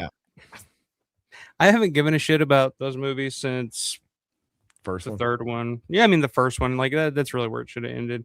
I liked 5 okay because enough time had passed where you kind of missed it, where you were just like, Yeah, oh, from 4 to 5, that big gap. you Yeah, know, it was great. it's David Arquette, it's Courtney Cox, it's Neff Campbell, cool. It was kind of fun, and then in the past 2, it's just like, these are pretty bad. Although I didn't see the last one, but I just had no interest. 6 was fun. I still like 6, man. I didn't like that. Was the one that I swore off Ghostface the Takes New franchise York. forever. Really? But what they need to do, and I don't know why they haven't done this yet. It makes total sense. It would be a total tribute to Wes Craven, and it makes total sense for the type of movie that Scream is. They need to go the new Nightmare route. And they can bring back all those. They could bring back Skeet. They could bring back Matthew Lillard, but they would play Skeet Ulrich, Matthew Lillard, and just write a fucking story about how these actors that were in this hugely popular franchise are now being stalked and killed by a copycat killer who's a cosplayer at one of these cons. They're all showing up at like Horror Hound weekend, and there's a real Ghostface in there, and he's killing people. They're all there all weekend. They're there all weekend, staying at the hotel. It could be Ghostface in a big hotel. Fucking bingo! Bring back Drew Barrymore. Bring back have Drew Barrymore get killed at the very beginning of the movie on the set of her fucking talk show or whatever. Like that would be a fucking Scream movie that I would go see. I don't give a shit about the Wednesday, what's her name, or Danielle Barrera or who are any of these other people. Like I just don't. I'm done. You with like Melissa Barrera? I like Melissa Barrera or whatever her name is. The only one that really matters is the first one. I think. It's just like a lot of franchises where sometimes you get blinded by all the clutter, but I like the second one, but that the first one's the only one that really matters. Just like Hellraiser, just like all these films, they should have stopped at the first one, but it's not going to take away from how great that first film is. And Satan, no. I would love for everybody to be in this chat right now. Everybody that is a huge Scream fan, you're more than welcome to be here.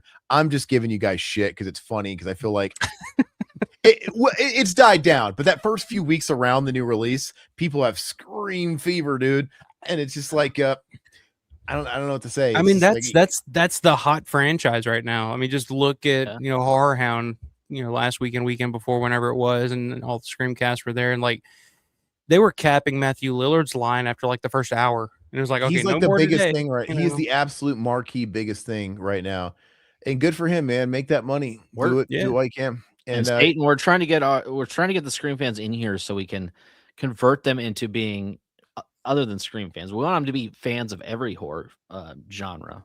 So that's why we want them in here. Have you guys read about the Gainesville Ripper, like all the detailed stuff about those killings?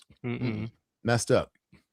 And I could see where it was inspired by, but it was basically just a guy that was killing college kids. And he was literally breaking into like dorm houses and homes that were like roomed by college girls. He was assaulting them, as you can imagine, killing them and having his way with the bodies. He was like posing the bodies in weird ways. He was putting the heads on the TV like fucking maniac, and he was like, he wanted them to be found, and for like whoever wasn't home to come home, and like Casey in the first Scream, he wanted to make an impression, and he got away with this for way too long. He got quite a few, and just the stuff he was doing, fucking absolute sick guy in the shit he was doing. But he probably more or less just kind of influenced the first kill of Scream, and they kind of branched off from there. But yeah, let's put Scream to bed. What do we got next?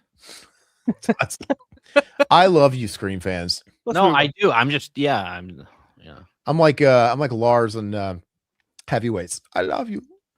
I like anything. I don't like anything, but I appreciate and I'm cool with anything that keeps a younger generation into horror.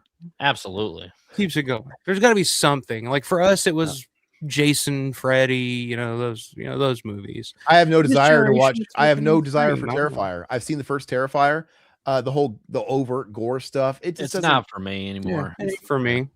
And I had that feeling when I was walking out of Terrifier 2, and I was just like completely just like blown away that anybody gave a shit about it. And I was just like, this is not, but like, I kind of got it. Like, I was like, well, I'm probably that same 35-year-old guy walking out of Friday the Hostel. 13th, or walking out of Friday the 13th in the 80s. That was a huge Universal Monsters guy or whatever that was walking out saying, they went too far with all that. That's too much. I'm probably that same guy for this generation at this point. But Satan, I personally think Scream ruined horror films just like Nirvana and grunge. No, I don't think so. I think it's like when it's just good like, for the genre, like Alpha was saying. Look, dude, whenever you have an innovator come out like Korn, they're always gonna begat a whole bunch of shit movies, but shit bands, right? It's like they're always gonna we got all those Dimension films that were trying to rip off everything from the Scream poster. It started a whole thing. You're gonna have Drowning Pool, you're gonna have Flaw, you're gonna have all the Yeah, exactly. But it doesn't take away from like the innovator that bridged that gap. No, if anything, because horror was in a bad spot. It saved horror more than anything. It did. Absolutely. So, think about the 90s before Scream. I mean, yeah, there's good and bad, but in terms of like box Freddy office, was tanking at the box office. Yeah, all these guys were exhausted over a decade. Jason was jumping from body to body, and people were just like, "Have enough of this." Like Hellraiser was already straight to video, I think, at that point, or almost. Leprechaun was straight to video. It was a bad time, and we need those things. We need those bands. We need, as much as you might not like some of these movies or groups or whatever. It's like I always say, like, I'm not a fan of the Dawn remake as a Romero fan. I've just never. It's just never been my thing. Yeah. But it was big. But yeah, it was big, and I'm thankful that it came out and it was actually good. It wasn't a piece of shit. So when I say I'm a Dawn of the Dead fan, a new audience members, they're going to think of the remake, and they're going to be like, that's fine. But it keeps the name out there. It brings in a whole new audience that's going to go back to that original or start looking at other zombie films from back in the day that may or may not be their jam. Like, it may not be their jam. Like, I know some of these guys that was their entry, right? The Dawn of the Dead 04 remake, and they don't really care about the old zombie movies. They've watched Dawn of the Dead, like, it's not my thing, but at least some people will like it. And if anything, the ones that don't, they know George exists and they know his work exists and all that stuff. And without it, George wouldn't have gotten the opportunity to make the, what, good or bad, the movies that he made in the 2000s. Yeah, absolutely. I mean, Zack Snyder, love him or hate him, he did more for George's legacy than Image 10. Okay, moving on. Shitty Image 10. For his role in Beetlejuice, this is the last one I'm going to read over here. Michael Keaton drew inspiration from Bill Moseley's portrayal of Chop Top in TCM2. Gosh, I think maybe I have heard this. I've never heard that, but that makes total sense. Which is pretty wild, which is pretty cool. Let's go ahead and move on. Let's Alpha, have you seen Last House on Dead End Street? It's actually pretty. It's an effective film. I'd recommend watching it. Is that the one with David Hess? No. So Roger Watkins did it, and it was a no budget film, but it's like. Well, I'm thinking Last House on the Left, but David Hess did something. House on the Edge of the Park is the one I'm thinking of. No, I haven't seen that. Very similar low budget feel. It's pretty grimy, man. If you're into that stuff, yeah. Now we need a remake of There's Always Vanilla as the Austrian told Lloyd Christmas. Let's not. Oh, yeah. Terrible. All right, what's the next page? Let's go. We got to pick up the pace a little bit now, actually. We're between a car and a hard place. The hell? You've probably heard of the story before. A woman driving home drunk and high and wins pedestrians, render, blah, blah, blah, blah. Is this the story of fucking what? Laura Bush, dude? A woman's driving home drunk and high winds and hits a pedestrian. That's what happened to Laura Bush. It's the story of Laura Bush. We're not getting political. There's nothing political about it. Laura Bush was in college and she fucking killed somebody with her car. Vehicular manslaughter, 100%. All I say is I want to get the homicide out of the White House. Yeah. Hey, by the way, is it triggering to talk about a president from fucking 40 years ago, Todd? What the fuck? Yes. That doesn't make fucking sense. Read my lips. that was Bush Senior. Oh, okay. No, yeah, Laura Bush, W's wife, dude. Yeah, but anyway, not Barbara Bush. Okay. God rest her soul. She was the last good first lady we ever had. All right, let's go ahead and skip this. I think we got to get to the film a little bit here. I think now we need to like pick up our feet a little bit. Whatever happened to Christina Galbo, Teresa Garan from The House That Screamed? I don't know. She probably died. That was like a long time ago. Oh, she was in Let Sleeping Corpses Lie, or okay. Don't remember much about her though. Godspeed. Okay, what the hell is all this? Needful Things. What is this? Oh, is this like, are we hawking products that they suggest? Yeah, this is like new product. Haunted hair shampoo. What's so haunted hair about it? I wonder. Activated with charcoal, so it suds black. I mean, that's just that's the thing. It's not haunted. They literally make charcoal. But I got charcoal body wash. I got charcoal floss. It's not haunted. I do, and the charcoal floss doesn't really do it for me. But I don't know what it is about the body wash, like why people like it. It's interesting. Halloween Pocket, dude. Or maybe it's Monster in a Pocket if you're a boy, Todd. You fucking weirdo. Yeah. Remember Mighty Max, dude? Mighty Max and like Monster in a Pocket. It's like Mighty Max.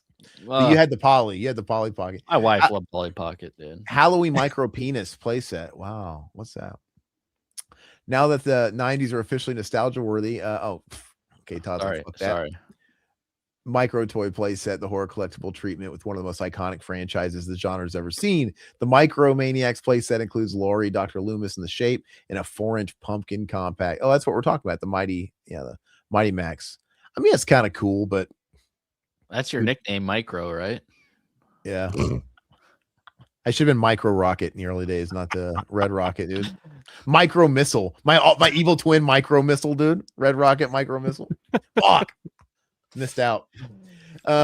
Little Ondine X Junji Maniac Collection. I don't know what the fuck that is. Evil Ray SPF sunscreen. We've got like haunted. What is this crap? I don't know, but the They Live ring is cool, dude. The Ghoul ring. Are they buying ad space because it's look healthy store like that isn't even. Yeah, this is weird. This is just like a shill page. Which, by the way, we should get a. Oh, what's the Fog novel? Yeah, the Fog novelization. I did see they were talking about this on social, which it looks cool. Reagan's wife was called Blowjob Nancy. Hell yeah, dude. I heard Barbara Bush took shits on George's chest. They got down. As soon as they got in the White House, they're like, we got to do some freaky shit in the Lincoln bedroom. It's just like, you got to do it. Todd, what guy do you think is hot today? That's so funny. Can I highlight this comment? Just because I said a man was good looking last stream. I'm sorry, Satan. Yeah. That you think that would actually be great for Satan, dude. Someone made a good point one time, and there's a band, and God, is it Gorgoroth or which death metal band it is? I think it's Gorgoroth. The singer, like Norwegian, I believe, he plays for that team, but he's like the most satanic guy ever. And like he's legit. He's not putting on show. He's a devil worshiper. And he made a good point in a podcast one time. It's like, so they were talking and he was like, I'm a Satanist. Like, isn't it the most fucking hardcore thing for me to be gay? Like literally, like, it's like, it's like, you got a point. Like if that's your angle and you're deep in Satanism, like, I guess you're right. Like nothing's going to piss the other side off more than, yeah. I mean, there you go, man. Yeah. Anyway, Todd, it's okay. Each their own. What's that Kinsey scale? What do they call it? Like there is no like this or that. There's like a spectrum. Todd's like, look, Todd might go that way for Lorenzo Lamas. I know how much Todd Lorenzo Lamas. I know how much you love your Lorenzo Lamas. No, you like your guys that were Scott Bakula. You like your 90s icons with ponytails. Him and Steven Seagal. Scott Bakula, that's it. Steven Seagal, that's a good one. Dude, he's huge now. Have you seen like a recent picture of Steven Seagal? It was going around online the other day. He was big before, but he is fucking big, dude. He actually looks like Will Sasso when he would portray him on Mad TV. That's what I was gonna say. That's what I was gonna say. He's bigger. He's bigger than Will Sasso was. All right.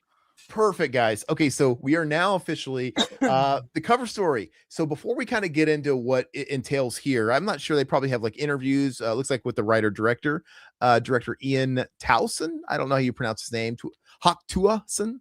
I don't know. But let's go ahead and talk about our review of the film. So we actually watched it this week, and it kind of seems like it might be polarizing. And before I get into any critiques, I just want to say, echo like I did earlier, I like to highlight the good, because I think most things you could bring out good in. I think you got to be really cynical to give something 0 out of 0. There's no redeeming qualities. Like that's really hard to accomplish. You pretty much have to be Serbian film or something like that for me. But I think this guy, I applaud him. This movie I read cost $500,000 to make, and its opening weekend did like 9 million. So obviously A24 loves that shit. And they've already greenlit this guy to do Paranormal Activity 8 for Blumhouse. So that's right up their alley. That's exactly the guys they want to do Paranormal Activity. They're all about those margins. And so I want to applaud him for making his first feature, pleasing people. I mean, because if you could do a movie like a microfilm like this and it to be as big of a hit as it was, you're made. You've just made your career. So I'm happy for the guy. And with that said, I know where all the money went. It went into the marketing. This whole like the scariest movie you've ever heard, they're like really pushing that because the marketing was pretty good for a movie like from a first-time director. I saw quite a bit on this, so for what it's worth, that has to have been what it was from. Didn't this have like a spot opening for a Scream? I think I saw Scream 7 and this literally had a trailer before it. So like that's pretty good. And but I think hopefully a huge chunk of that $500,000 went to the sound design, because the sound designer's shoulders probably hurt a lot. It's awesome From carrying this movie, because it's all about the sound design. You know what, and you might be shitting on it but okay, so it sounds like you didn't like the film. You guys, no. I'll start. Okay, I already started, bitch. You mean you'll take it? I'm in the middle. I have good. Let's do it like this. Can we start with the good? Let's each talk about the good first. Okay, yeah, I'm down with that. So yeah. I'll just cap off by saying the good. The sound design's incredible. They hinge this whole thing on the sound, even down to the marketing. And like I said, I applaud him, because when you're an indie filmmaker, you're constantly trying to think of like, what can I do off very little? And the fact that he filmed a whole film, whether or not you think it justified 90 minutes or whatever, but he pulled it off, for better or worse, that takes place in a fucking room in a house for the most part. And it's in a house. She goes to like her mom's room on occasion or whatever, who's in hospice, but they actually pulled it off for 90 minutes, for better or worse. And it's like, oh, how do we make this even cheaper? But we add production value to it. Well, almost all the characters outside of her and her mom are audio only. She's a podcast. It speaks to the modern era. It's going to be relatable. And we got all these characters we don't have to pay to be on screen. And we have the call-ins and shit like that. So the world still kind of felt lived in with just like 2 actors. Everything was phone call. So I have to give him props for doing a lot with very little.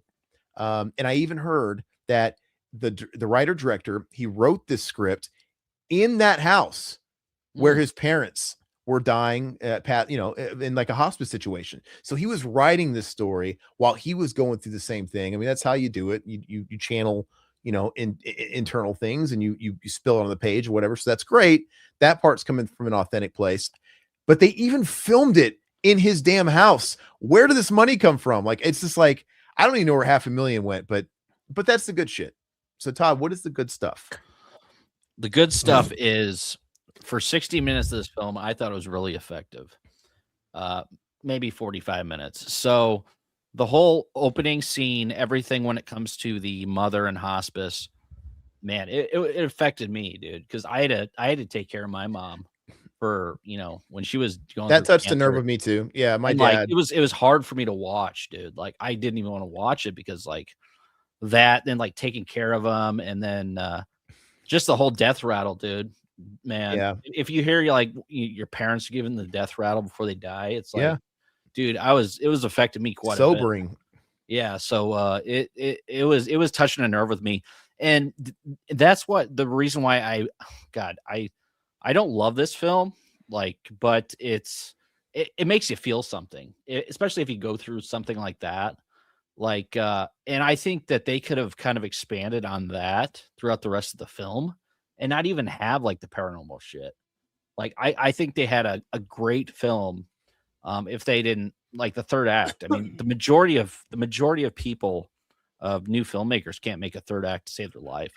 And that's where it fell apart for me. But this is the good. I thought it was really effective for that. So I applaud the guy for it. Okay. Alpha, what did you like about the film? It was in focus for the most part. Yeah, jeez.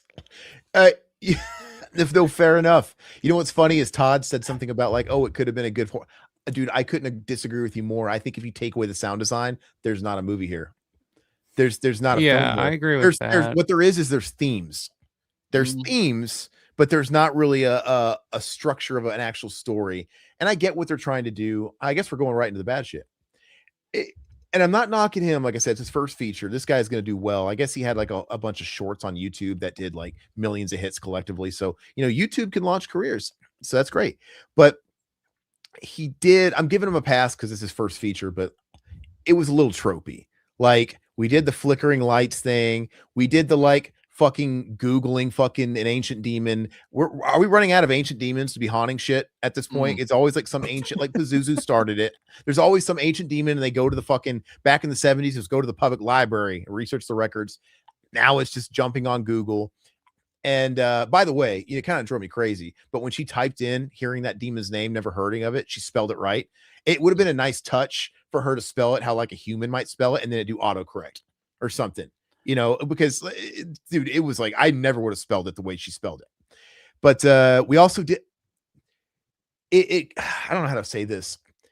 I didn't. It worked. The audio design is so good that it fools you into thinking it's scary to a degree. But they're also kind of like telling you to be scared. Like, oh, we're gonna do nursery rhymes and we're gonna do the backmasking. Like this is tropes, right? The movie starts with a nursery rhyme. Like it starts with the girl singing the song. Baba Black Sheep. Yeah. That's like, oh god, here we go. Yeah. But I'm saying that's like literally they're telling us to be scared. Like let's have the audio design so great and convincing, but it's gonna be doing creepy nursery rhymes in reverse in a scary voice. And I'm thinking it's a little bit low hanging. It's a little easy. It's just one of many tropes in this movie. And I think there's even a scene where like first of all, what is this podcast? She's a podcaster. I'm not going to spoil the movie. There's not really a story, like Alpha said, but she runs a podcast. Yeah. I don't know if it's supposed to be successful. It doesn't seem like it's successful, but she's getting call-ins, so maybe it is. She's got a friend that she does it, some random American guy who lives in London. They don't explain that. They don't have to.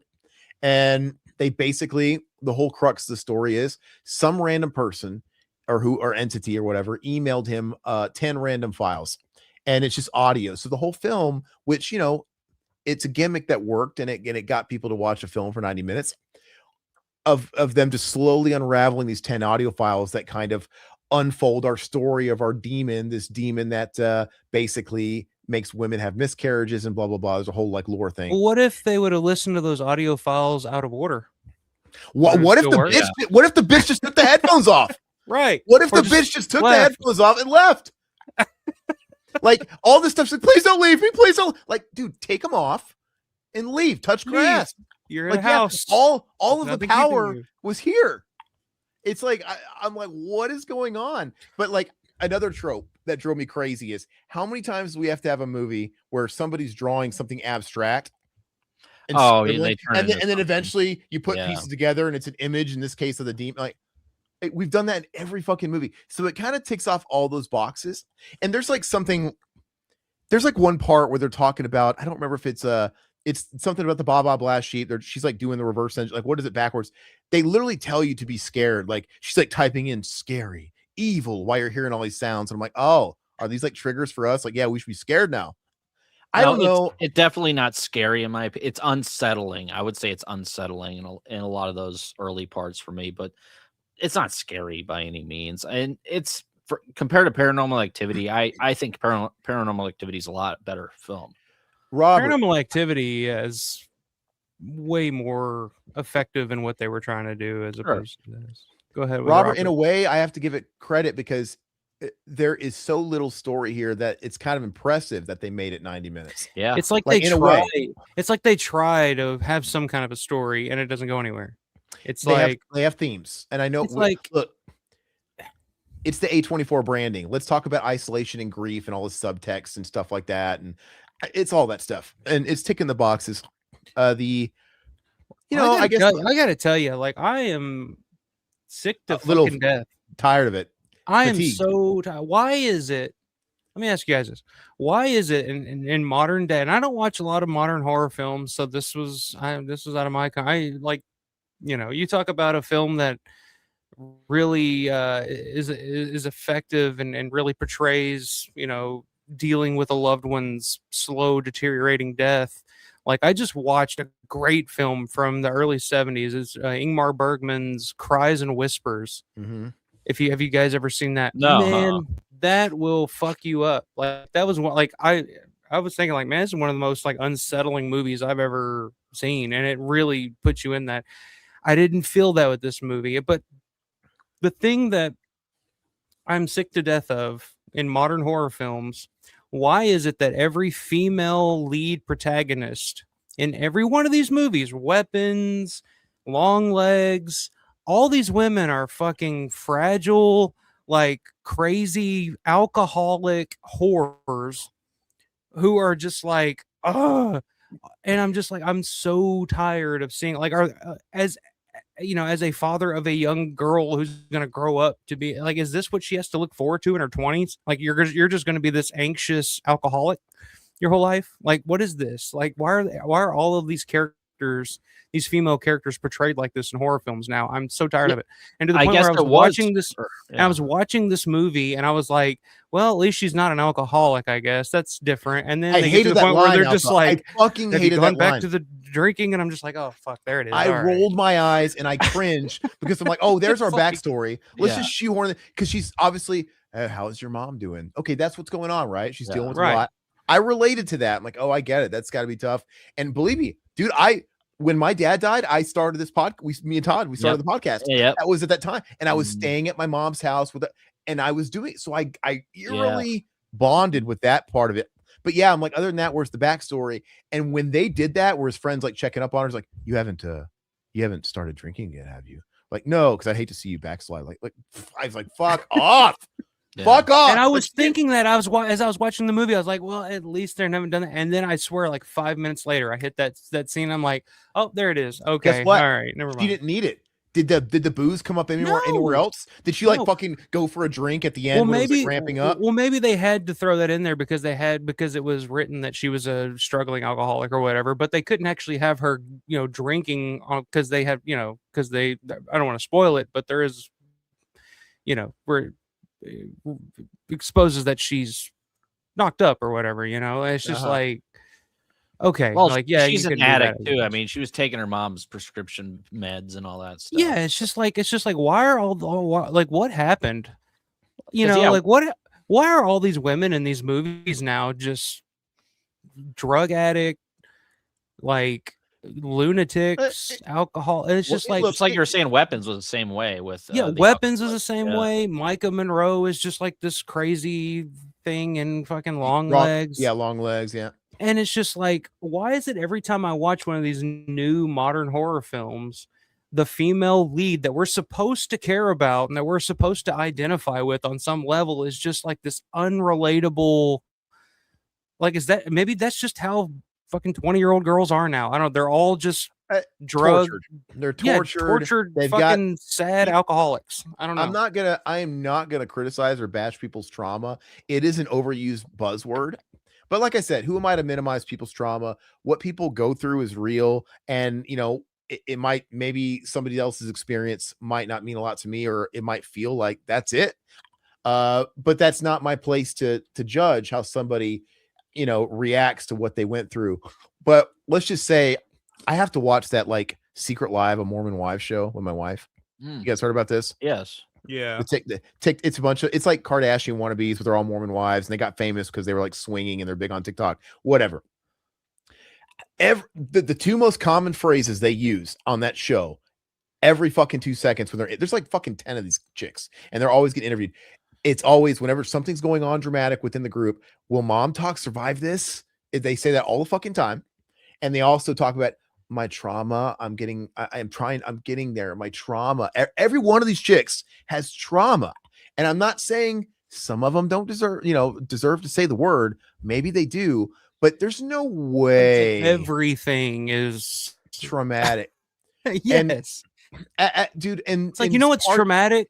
Being pregnant with the devil's fucking child. But you know what? Like, Mia Farrow took that shit like a champion, and you actually cared for her through that whole movie and Rosemary's Baby, damn it, you know? But like now it's just like all these fucking characters, like even the male character that she's talking to on the podcast, you're just like, it's like, what is this like? And of course, she's in a relationship with a guy who doesn't care and all this other shit. Well, it's just like and the fact every that they stereotype said, like, you can come up with, like the fact they said get in character for the podcast drove me. Oh, dude, no. That fucking shit attacked me hard because no, it's true. Triggered, you know. There's enough people that do podcasts now to where they can make those references, and enough people are going to get it. Because when we were doing like straight audio podcasts, we kind of look. There's a little bit of a character that goes into it, right? Now we don't. It kind of goes unspoken. Like we don't fucking say, "Okay, Todd, get into character." But what we do say is save it for the pod. They did that shit. Like, don't talk. Let's save it for the pod. You're gonna talk. Let's save it for the talk. And but they kind of did all those tropey things. I don't tell Todd, hey, make sure you get into character. All that stuff is kind of weird. But subconsciously, all personalities do it. Whatever medium you're in, there's a certain amplified persona. Howard Stern does it. You know, these guys are not 100% who they are. So, you know, it's just funny that they kind of nailed all that stuff. But by the way, there is some truth to that in some podcasts, some YouTube channels. Like they go into character, you know, like it's like I saw something the other day where it was like one of the food influencers and somebody was filming them while they were filming something for their channel. And of course they had the food and they're all upbeat and shit. And then it's like, as soon as they hit cut, they put the food down and they just look like defeated and depressed. And you're just like, oh shit. Okay. Like, do you think the Costco guys are going boom, boom, boom when there's not a camera in front of them? No, come on. Double chilled chocolate cookie. The only thing that I'd say we kind of heighten up whenever a camera turns on is we give each other shit more. Oh yeah. Like there's kind of like roles we play, like oh, I'm good cop today, you're bad cop. And we don't bring it up though. It's not like planned. No. Like, oh, hey, tonight. No, we just know it kind of comes out naturally. We've been doing this stuff for 20 years with each other, even off camera. Yeah. Like, for example, if Todd makes a certain line to me where I understand it's directed to get me riled up, I feed into it a little bit. Like I know what he's doing. Yeah. And then I will spit something back and Todd will kind of act like he's offended or getting it's like siblings. I mean, we've known each other for so long. But it's kayfabe. It's like when wrestlers get in the match and they kind of work it out. Like they kind of know some of that stuff they're doing the art of the dance in the ring. You know, and that's kind of what it is. But we don't fucking plan it. Todd, get in character. Do your voice. That drove me insane. All right, do your Riverman character. Ready, go. Right. I was gonna say, what kind of podcast is, because I'm guessing successful, but what kind of podcast is it where they record like 5 minutes a day, and yet they release every Friday? Because it felt like they were recording for a couple of minutes, like we'll continue tomorrow, but they release every Friday. I'm like, fuck, dude, do they ever? We stream for hours. Yeah, and she can't get past one or two like audio recordings there, and we all saw those flacks, dude. They were like a minute and a half, 2 minutes, and also this whole damn podcast, she's on fucking Googling shit. We're not doing that. It's so weird. She's taking all this time out to fucking Google nursery rhymes backwards. Shit. Like, dude, are you supposed to talk to people? What is can going you Google on nursery rhymes backwards? Is that a thing you can actually do? I don't know, but it was just like an interesting take. But yeah, overall, go ahead. No, overall, I just want to know what you guys would give this a score wise. I don't know. Like, I wouldn't even give it maybe a star out of 10. Maybe I don't know. Like, to me, it like really wasn't a movie. There was no plot. There were no characters. There was no point for this movie to exist other than the fact that it wanted to scare you with loud noises every now and then, and every now and then it would do the trope of like, oh, you're listening, and somebody's saying Babadook, or whatever the hell they were talking about, and it's just like, okay, like, but why do I care about these characters? Why do I care about this situation? What, like, give me something here, like take me somewhere else. Like, when there was a scene in the movie where her boyfriend or whatever was like, hey, we're having a party over here and blah blah blah. I'm like, oh cool, we're gonna get a party scene. They're gonna leave the house, gonna go to a party scene. Okay, cool. No, that it didn't see any of that. Like, it was just, I get it, like it's low budget and you want to keep it confined to one spot, but it's like, for me, the entire movie, like, this would have worked better as like an episode of Tales from the Dark Side or Tales from the Crypt or something like that. Like it fits better in a That's 30 always my minute. critique of most movies. Like, this would have been a good short. Yeah, like, you didn't need to stretch this out over 90 minutes, but for the most part, to me, the movie was just, it's like lights flickering and the girl with the headphones on just, what's going on? What's going on? And then, you know, the Babadook or whatever. I don't know what the hell they said, but, you know, I don't know, man. This wasn't a movie that this just ain't for me. That's all I can say. It just ain't for me. No, that's good. I like that. I like the fact that you have different takes. See, me, I would say it's I enjoyed it a lot more. I would give it a 6 out of 10. Like I thought it was pretty solid when it comes to the first 45 minutes. It made me feel something. So that's one reason why it gets, you know, such a solid score for me. Because more movies don't usually do that to me anymore. So yeah, I you know, pleasantly surprised, and then it fell apart and I was like, okay, you know, whatever. So yeah, 6 out of 10 for me. So I want to kind of tag on what Alpha was saying before about like you know, raising a daughter. Why do we have all these like role models that aren't showing to be strong characters? That's not to minimize that. Look, people are alcoholics, people are drug addicts. Like, that stuff is very real. But I think from like a writing standpoint, it would be nice to pump the brakes on it a little bit. And we can write different sorts of characters, even though these people are real people. And, you know, like Todd said, it did evoke feelings, because like I've been through the hospice situation too. So I felt that, you know, I've literally been podcasting in a house with somebody. I've literally felt that. Yeah. Yeah. And that's wiping your mom's ass. Absolutely. Yeah. It's just, there is a sense of like comfort, but uncomfortable comfort in knowing other people have been through similar situations. But that's also kind of therapy. And I'm thinking, well, writing should be key though. Writing's king. I got to give credit. Like how do I grade this? It's like, I don't want to like throw the baby out with the bathwater. I want to give credit to where it's due. It was shot competently. Obviously the audio design carries this thing. So whoever that is, now he didn't write it. They didn't write it. So like, he wasn't saying, oh, let's do fucking Baba Black Sheep backwards. That came from the script. His job was to take what was told in the script and do the best he could at his part. And they did great. So that's obviously good. And like I said, even if you don't think it's justified to be 90 minutes, the fact that he made it to the finish line and got this to be feature length, you know, it deserves something. But to me, again, writing is king. I don't think writing gets enough credit.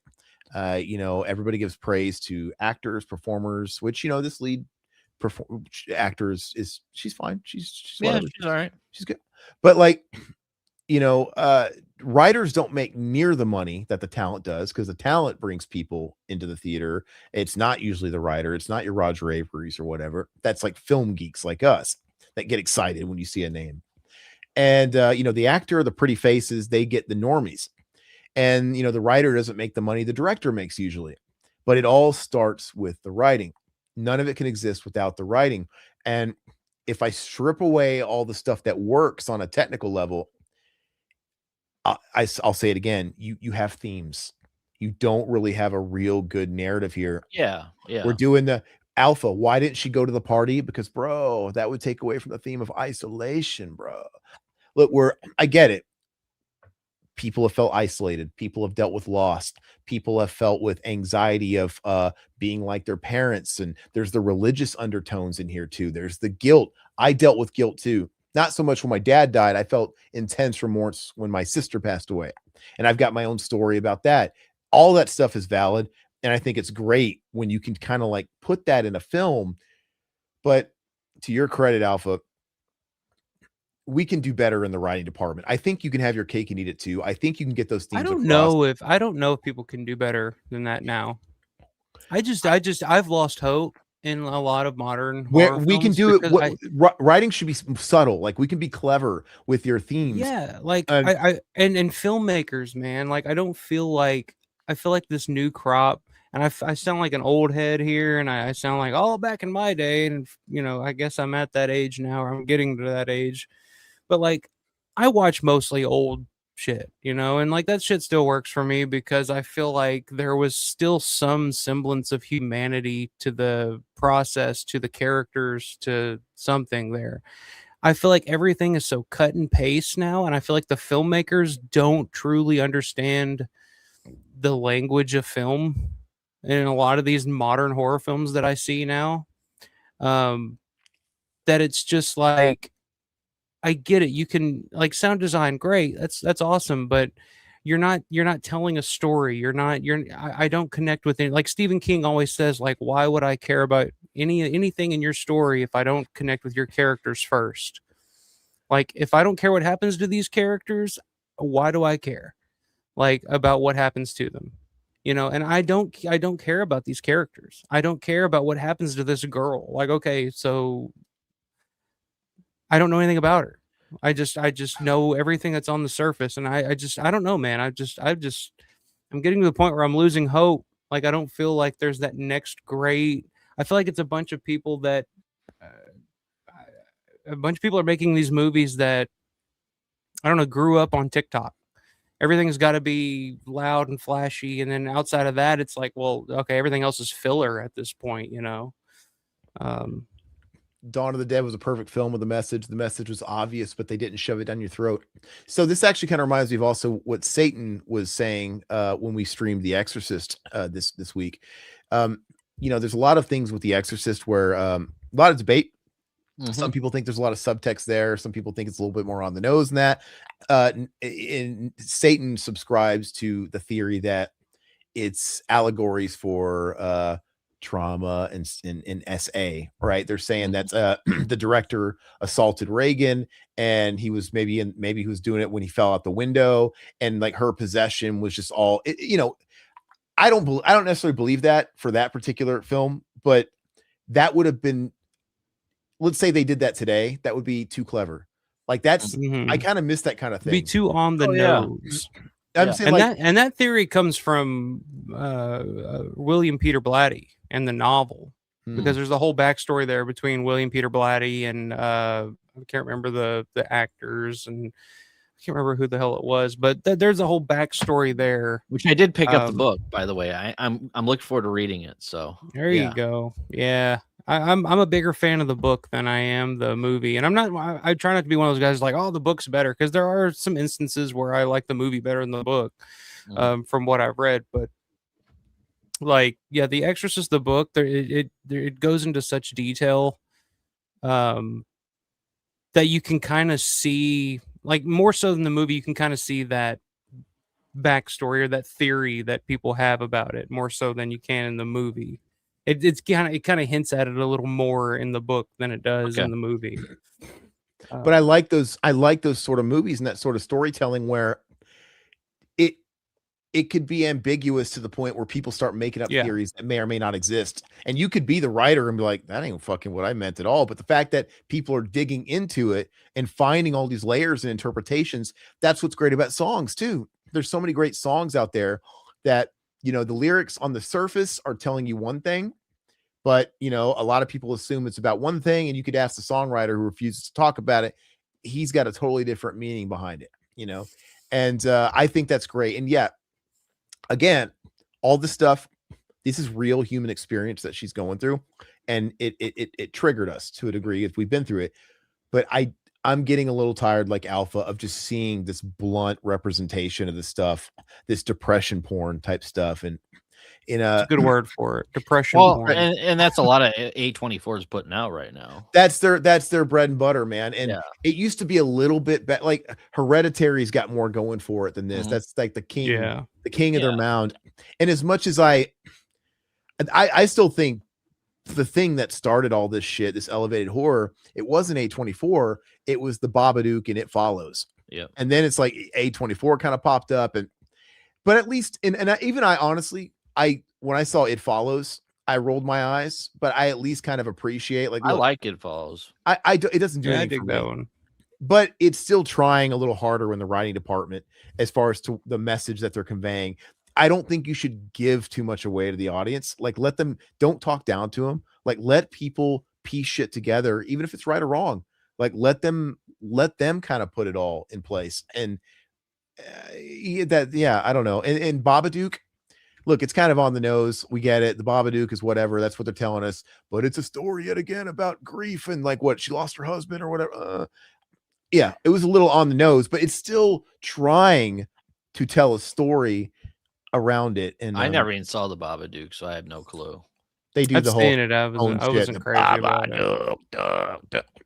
Yeah, but that's what I'm like. They were doing with this shit. movie. Yeah, it's just like it's the same thing. It's like, look, it ripped off Exorcist tropes. It ripped off Babadook tropes. It ripped off somebody. Dude, the best one sentence review I read from this was, it's like it's like somebody like. It's like a cop. It's like, fuck, what do they call it? A creepypasta written by ChatGPT. yeah.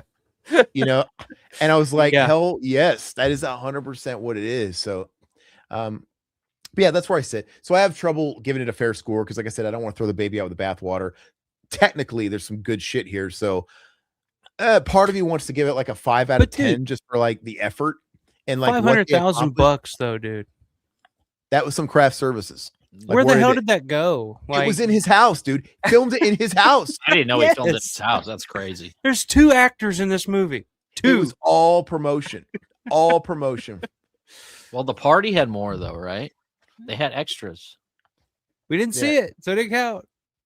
Unless it was cut, I don't know. And then they cut half their budget out of there. I don't know. No, there was so yeah, I don't know where that money went. I know that's like small potatoes, like $500,000. Like nothing. Like if you told me that some kid made this with $10,000 and credit card debt or whatever, like I'd be like, okay, that's impressive. $500,000, they made George made Dawn of the Dead with $500,000, and this dude made this for $500,000, Canadian $500,000. Yeah. So I don't know what to tell you. I don't know. Yeah, I don't know. We keep giving Alpha these films he ends up hating. It's like every time it goes on. I didn't hate Weapons. Okay, I liked that. I thought that was okay. I didn't like the character though. I didn't like the female character because the first thing we see her doing is getting drunk and hooking up. I'm just like, oh god, here we go again. I will say, as far as recommendations, if you're somebody that just kind of likes a popcorn movie and you have a decent sound system and you just want to watch something for 90 minutes with the wife or whatever, you might get a little bit of empty calories out of it. It's a quick watch, I think. If you like, look, some people hunger for just jump scares. They just want those fucking cues that tell you to be frightened. They want it's like you want the laugh track to tell you, oh, that was a funny joke. Hold up a sign, laugh here. That's what and some people love it. Dude, I've literally talked to people that don't like old horror. They like modern horror. And when I've tried to get them to watch an older classic, their critique is literally that it wasn't scary and that it had no jump scares. I'm like, well, fuck me. Like, some people love to be told when to jump and all that stuff. And if you like that stuff, you might get off on all like the audio stuff. If you got a good system or you're wearing headphones, you might it might do it for you here in Baba Black Sheep backwards a million times. And, you know, them summoning not Pazuzu and all this stuff. But, you know, it is what it is. But yeah, jump scares do nothing for me. Jump scares have been done well. You know, if it's done well, like, if it has to serve.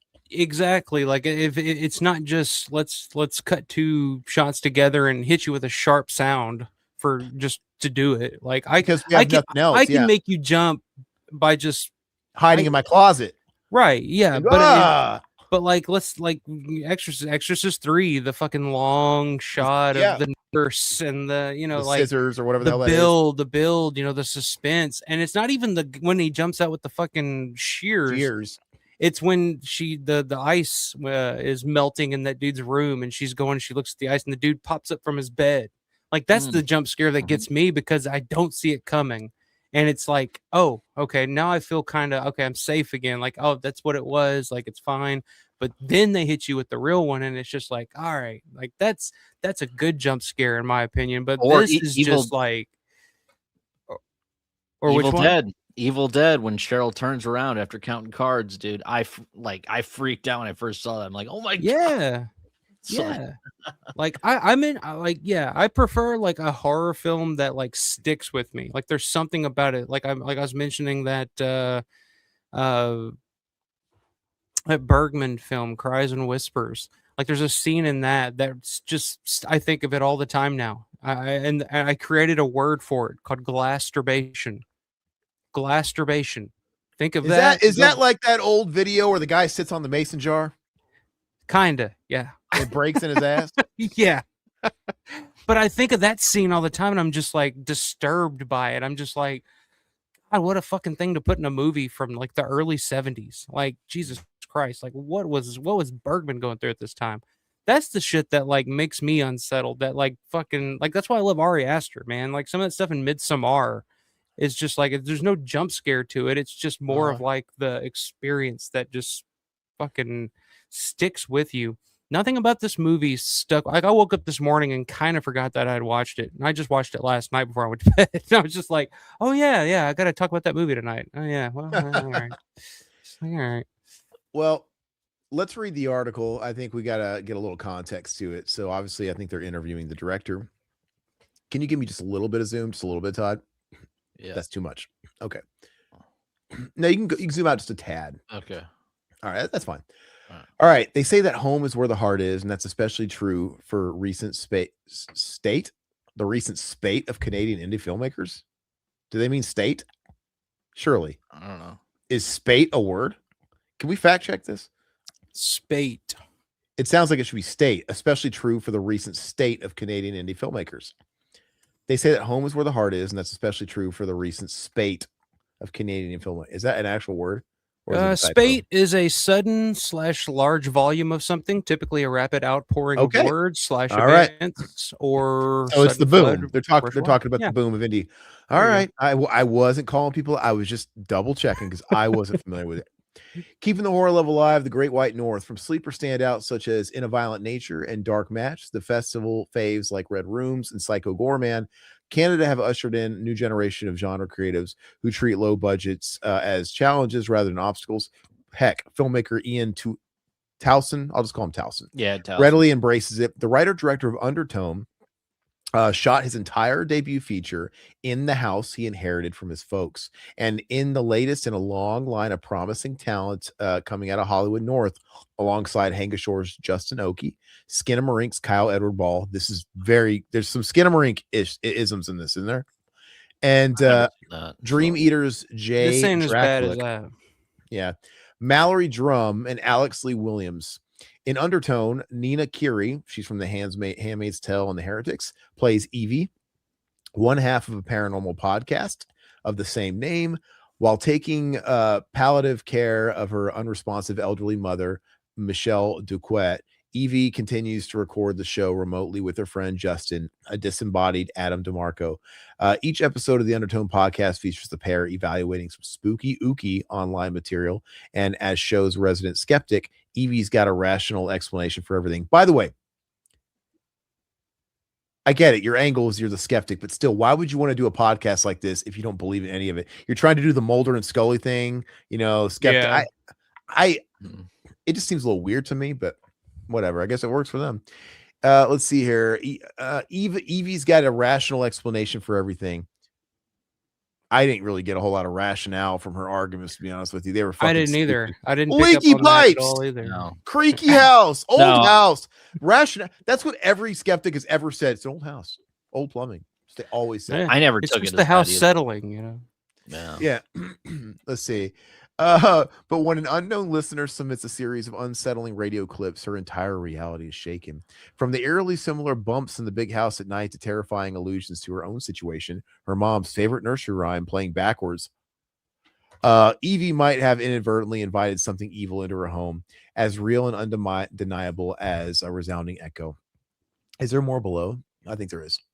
Yeah. All right. Undertone realizes all the potential of a solid found footage flick, where fuzzy audio clips provide nerve-shredding tension, and the strain to hear voices and nursery rhymes played backwards creates a disorienting atmosphere of demonic possibility. Certain to go down in history as one of Canada's most successful horror debuts, Undertone promises great things to come from Towson, who can add this instant hit to a long list of creative achievements, including winning a Waddy Award for his 2016 online mystery novel, The Online Profile of a Serial Killer, and writing the 23 novel Everyone and No Doubt, and narrating its audiobook. In fact, It's already lined up some major studio gigs for the future, including Paramount's next entry in Paranormal Activity franchise, will be part 8. Rue Morgue caught up with Towson on an especially frigid winter day in Ontario to talk about the state of Canadian indie filmmaking, keeping it cheap while keeping it real and tapping the horrors of the homestead. Look, I'm not going to knock what they're saying here. It is probably going to go down because it did so much money off of what it cost. Look, good for him. Get the bag. I will say this. I'm not saying it was this cheap, but at least when the first Saw came out, there was a story in Saw. I thought the first Saw was cool when I first saw it. And I felt like if they stopped there, I didn't think they were going to franchise that fucking thing. I always felt like if Saw never got franchised, it would only grow in popularity as like this entity, this one movie. It was cool. And that was made very similar. Most of it takes place in that one set, in that one room or cell. There's like some side shots of like Danny Glover and like his fucking hotel or something, but it's mostly one setting with 2 people. And I know there's like Monica Potter. There's a couple other characters, but you know, they really told something and created something. So whatever, get his bag. I mean, he's going to be that new guy that's doing Paranormal Activity. Good for him. I understand Undertone started as a radio play. When it started as a radio play, I wrote it like straight found footage. You know, a couple of podcast hosts, their latest episode wasn't finished. One of the podcasters went missing, and this was their last episode. I was going to release it in chunks, episodic. I had done a couple of podcasts that kind of read like audiobooks, but my intention was to read them myself. So I went into my basement and I soundproofed the washroom there, and I just read it. It was a sci-fi, and you know, I was trying to act. That didn't go well. How did you end up turning it into a film? I was going to hire a couple of actors to do it just as a radio play. And then the big C happened, and my parents got sick and moved back home. I was sitting there and the idea for a film just came to me. It was when I was taking care of my mom and she was at the end of her life. She had Alzheimer's and she started to think I was her dad. She started calling me Papa. I was seeing her deteriorate. And then I remembered this question I had all my life, which was, why did The Exorcist scare me so much? There it is. See, sometimes it's cool to have influences, sidebar, but I just think the further removed we're getting from like these landmark films that created subgenres and really broke ground, we're getting more and more derivative. Like it's not, you know, we're getting a little too close to the source material, but maybe that's just natural. Maybe it's just gonna happen. It's gonna be harder and harder to refine, to come up with something unique or to mix something up to where it's like unique enough. I don't know, but and the reason that I came up with this is that it took the safest place and the safest thing in the world and weaponized it, which was a daughter in her home. And then I always was on the lookout for what's safer than that. And then your mom gets sick and you're caring for her and she's calling you dad. That's as intimate as you can get. When I looked at her, the wheels started turning. I started thinking about my radio play and I was paralleling the story. Not knocking the inspiration. That's good. That's how writers work. You know, you take real life stuff that's going in the moment. This guy took a moment and he capitalized and he got to work. He probably went through a lot of like therapy writing and stuff like that. That helps me. I love to write. It gets it all out. None of my grievances with the film were on that part of it. It's just like the end product, right? Undertone was shot in your actual family house. Yeah, it's where it's shot. Mama's bedroom in the film was where my mom died. That is kind of heavy. Is that her religious stuff in the film? Yeah, it is. I was scared of it because I grew up looking at these religious portraits. Depending if it felt like I was being a bad kid, I had dreams of going to the room and the portraits being upside down. I had one dream where Jesus was shaking his head disapprovingly. I was just like, well, that's Catholic guilt, and that's what I drew upon too. A lot of people can relate to that. I think I could.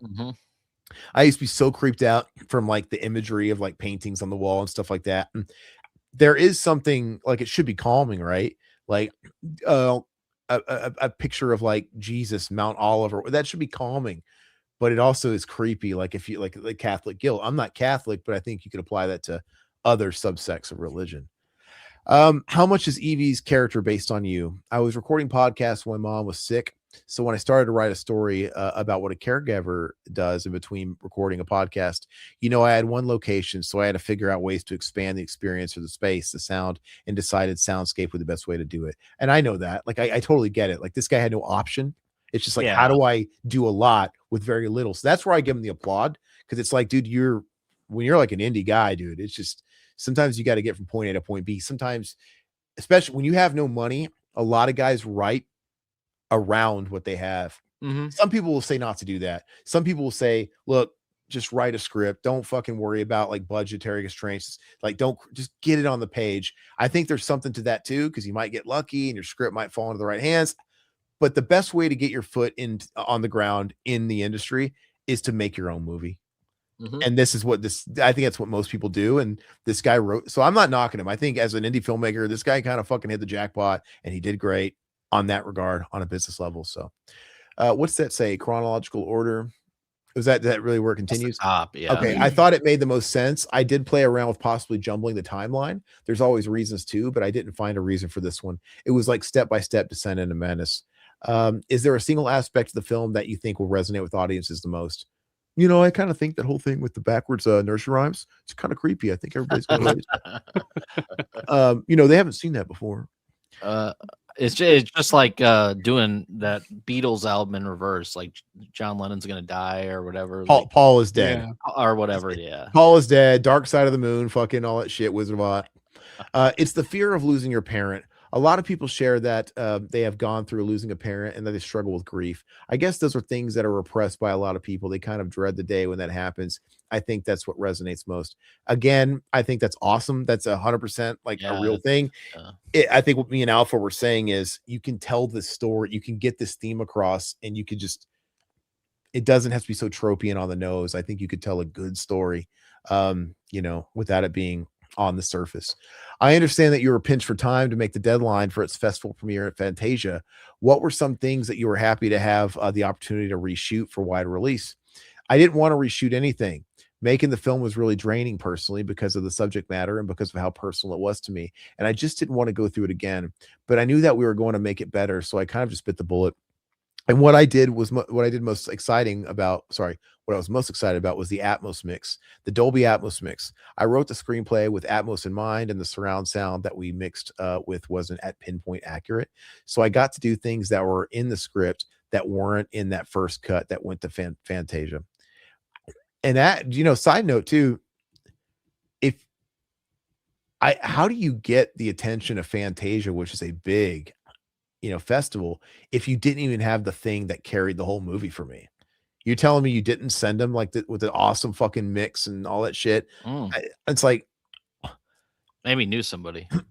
You will see. It sounds kind of weird, and it's not, but like the festival circuit, it is kind of like it's you got to schmooze, you got to get to know people. It's networking. It is kind of who you know. You know, he probably had a lot of leverage because he had big YouTube shorts. You know, I heard he had a lot of big success on YouTube. So a lot of that stuff goes a long way. I've seen films that are at big film festivals, and I'm like, what the shit is this? It's just like anything else in the world. You know, there's handshakes, there's all kinds of stuff. It's who you know. It's just how it goes. But not saying this guy didn't deserve it. I'm not saying that at all. What do you think made Undertone so attractive to A24 in particular? I had my sights set on A24 pretty much. I mean, it's elevated horror. God, I can only do it so much. My wrists get tired. And they do it best with films like Hereditary and Midsommar. Neon too. Why what a studio that I wanted. God, I'm about to fucking come, boys.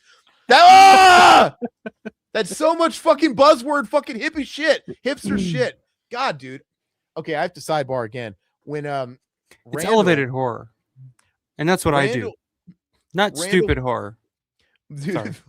no, dude. I was kind of over. I was over fucking elevated horror 10 years ago. A24. I was fatigued from A24 a few years after. When they used that term in Scream 5, I knew, okay, it's over. Like, all right, it's already being parodied. Yeah. Yeah. And when we and Randall Plunkett, Todd, when we were hiring people, because, okay, so long story short, when we had funding for this one project, we ended up not making. It was the feature that I wrote this short around the feature, which the feature was totally different. The feature never got made. The feature's totally different. Feature takes place out in the wilderness. It's like an ensemble cast. The short I made, Alpha, is just like, I took one character that was in the feature, which takes place like 20 years later. And I just sort of like, hey, let's kind of write his upbringing, you know, whatever. That's where I went. Anyway, the funding for that fell through. And there was a point where we were trying to look for certain people to work on it with us to help us with certain things, post-production and pre-production. Anyway, I was talking to this one young guy, and I was so tired of A24 even at this point, because all film students, dude. I was talking to this guy and I was like, so what do you like? You know, if you want to get personal a little bit, it's like, what are you into, man? Like, what kind of films have you worked on? What kind of films do you like? What kind of films do you aspire to? How do we gel? I want to make sure you understand the project, and, you know, if we're on the same way. This guy, young guy, not a kid. He's like, you know, I really like what A24 has been doing. Ugh. I'm like, I was like, next, check, please. Yeah. No, but that was almost like a meme for a while. Yeah, like, yeah. oh, I really like absolute. And cinema. I mean, I tend to, I kind of agree with what Satan is saying over here in the chat. A24 kind of saved horror. I tend to find myself like, if it's an A24 film, like I'll give it a shot, because it could go either way. But I feel like A24 is one of those studios that will let the filmmaker do their film, and not, and good or bad, it could work for me or could fail for me. So I've seen some A24 films that I absolutely love, and I'm like, wow, this is getting made these days. This is great. And then there's some that I'm just like, yeah, okay. It's almost some of A24 stuff. It almost parodies itself, where it's just like, oh, you can kind of watch the movie and be like, oh, this is an A24 That's my movie. problem. Yeah, You know what I mean? 80% of the stuff I don't even care to watch of A24, but the 20%, like, I will watch it, and then the 10% I really like. So Yeah. My problem is, no, I agree, Satan. When these movies were coming out, like Hereditary and stuff like that, dude, even though I'm not a huge fan of like Babadook and stuff like that, and It Follows, we were kind of in a dark period. We were coming off that decade of just like shitty remakes, House of Wax, that Dawn of the Dead started. Like Dawn of the Dead launched. Well, let's remake everything. Let's remake Black Christmas twice. Let's do all, and those were just a certain type of fodder. So when movies like this came out, before you even thought of like elevated horror as a term, it was cool, because I'm not trying to be this guy that complains about everything at any given time, because when all that stuff was going on, like all the remakes of classics, where basically they were remaking all these classics in the 70s that showed you nothing and implied everything, and they were reversing it. Like, hey, let's do Amityville Horror, but let's show you all the demons. That'll be exciting.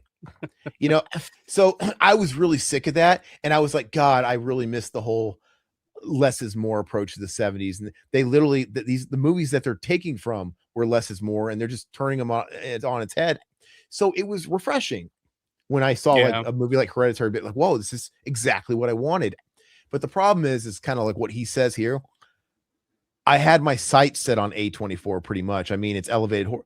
Look, A24 is a brand now. A24 is a genre. It's like, oh, you can call them A24 movies more than, because they own the space. Yeah. And I see this all the time in indie space. Everybody's trying to make A24 movies to be picked up by guys like A24.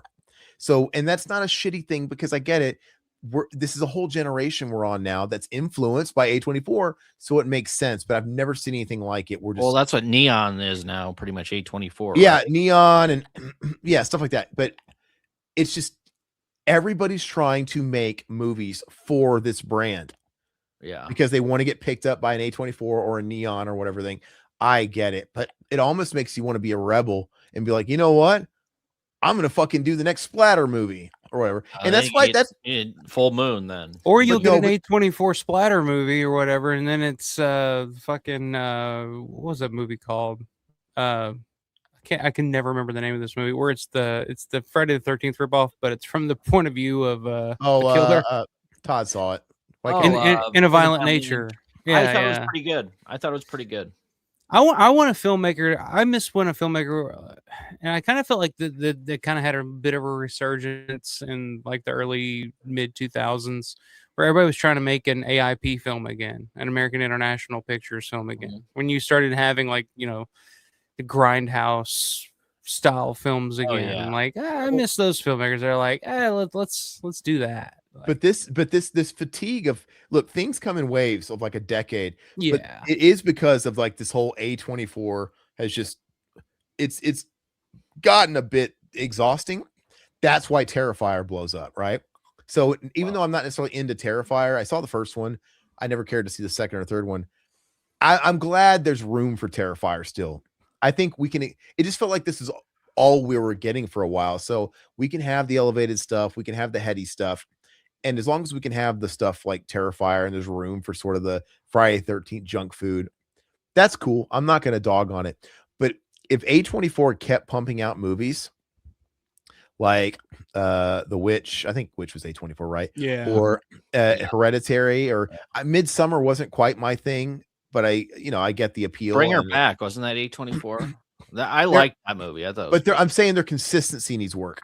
Yes. So like if they could keep up that consistency, I wouldn't be able to say shit. But then when we get these movies that are like A24 light, like they're trying to tick the fucking, they're trying to tick the A24 boxes like it's a job application.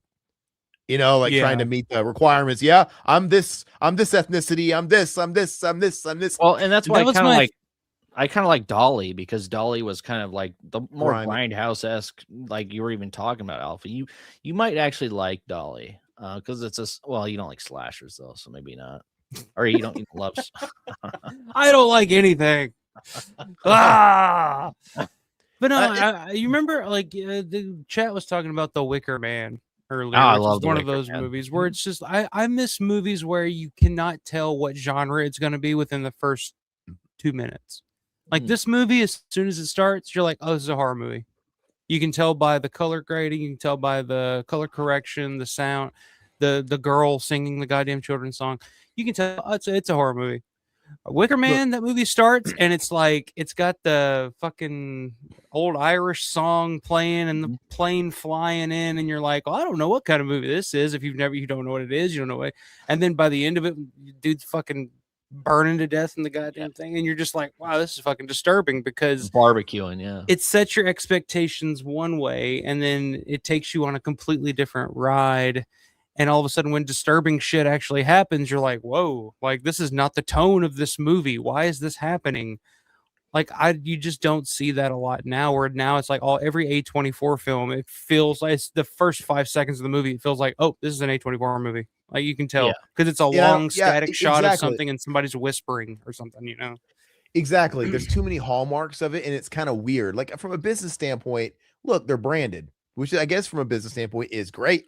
The fact that you have so many people making shit to your brand, I guess that's good on that side of it, but it's good for the board members, right? But it's just, I don't know, man. What's it doing to creativity? Like, let's get outside of the box a little bit. I feel like, Wicker Man walked so A24 could run. And I think they should go back and look at the movies that clearly inspired their whole company, because they all desperately want to be Wicker Man so bad. They all desperately want to be fucking Suspiria so bad. Movies like this and shit like that. And I'm sorry, Hereditary is like this generation's The Shining. It's as close as we got to something really good that really popped off. So I'm not going to take any great performances in that. So Hereditary is kind of on its own island, but like none of this shit is touching Suspiria, in my opinion, or whatever. They're trying. Even Midsummer. I wasn't a big fan of Midsummer. I know the people love it, but that wasn't. I love Midsummer. That's probably my favorite horror movie of the past 20 years. Have you ever seen? Todd still hasn't yet, and I'm surprised this wasn't. God, this might have actually been made before A24 was really popping off. I don't know, but it was an Amazon produced movie. Did you see the remake of Suspiria? I did. Yeah, I've seen it twice. I liked it. Did you like it? Yeah, I thought it was like, well, I guess that's how you do a remake. Let's do it completely different, but let's do our own thing that's good. Let's not just take Amityville Horror and fucking do the opposite. Let's just fucking show them all the demons. The fact that they took a movie that's like 80 minutes wet, that's super like subtext and subtle, and less is more. It's a lot of style. It's a completely different experience. It's like the movie's like 2 hours and 45 minutes. They go deep into the witch lore. They like in the first Suspiria, they're in a dance school, but you never fucking see the dance school. But one scene where they're stretching. Or this movie is all about the dance school, man. And you get it really. It's really like. I kind of feel like Black Swan, the Aronofsky film Black Swan, was kind of a take on Suspiria 2 before the Suspiria remake. I think the success of Black Swan kind of propelled them into the direction of doing an actual Suspiria remake. And I appreciated it because it wasn't trying to be Dario Singh, because you cannot recreate. It'd be like trying to remake Phantasm now. Like you just couldn't do it. Like it's its own thing that that works in the time that it was made. It's its own flavor. You just couldn't do Suspiria now. So the fact that they tried to do something different, I was fine with. The only thing I didn't like was fucking Tilda Swinton and the old man like 3 makeup. characters. Yeah, and the old man makeup. She's just like, hello there, lady. And I'm just like, it was just distracting. It was, but I was watching it with Randall Todd in Ireland. I was like, there's something weird about that guy. Yeah. It didn't hit me that it was Tilda at first. I'm like, what the fuck is going on? It was so like, it made you feel weird, but it didn't like take me out of the film. It was because there's a lot of weird imagery in the film. Like, what the fuck is wrong with this guy? And then it hit me like, holy shit, man, she's like 3 characters in the film. But and you mentioned Black Swan. It's obvious that movie's a live action remake of Perfect Blue, the Japanese anime. But they replaced the pop idol skin Japanese with, you could argue, maybe came from Suspiria with the dance and stuff like that. So maybe it was kind of like hey, let's take the skin and remake that movie and put it over. But yeah, anyway, I'm surprised that wasn't an A24 movie. The whole it just kind of felt like one they would want to get their hands on. Yeah. But anyway, but like you said, into this, you want to? Todd's always here to keep us along. You'd be a good assistant director. Thank you, Todd. Todd, that's essentially what the assistant director's job was. Keep it going. We're losing daylight, everybody. Yeah. All right, fucking Lynch. Let's go. Zoom in. Todd, come on, man. We wanted to get a beefy episode, dude. He's like, no, I totally get it. But I mean, A24 talk just came out of nowhere. Jesus. No, it didn't.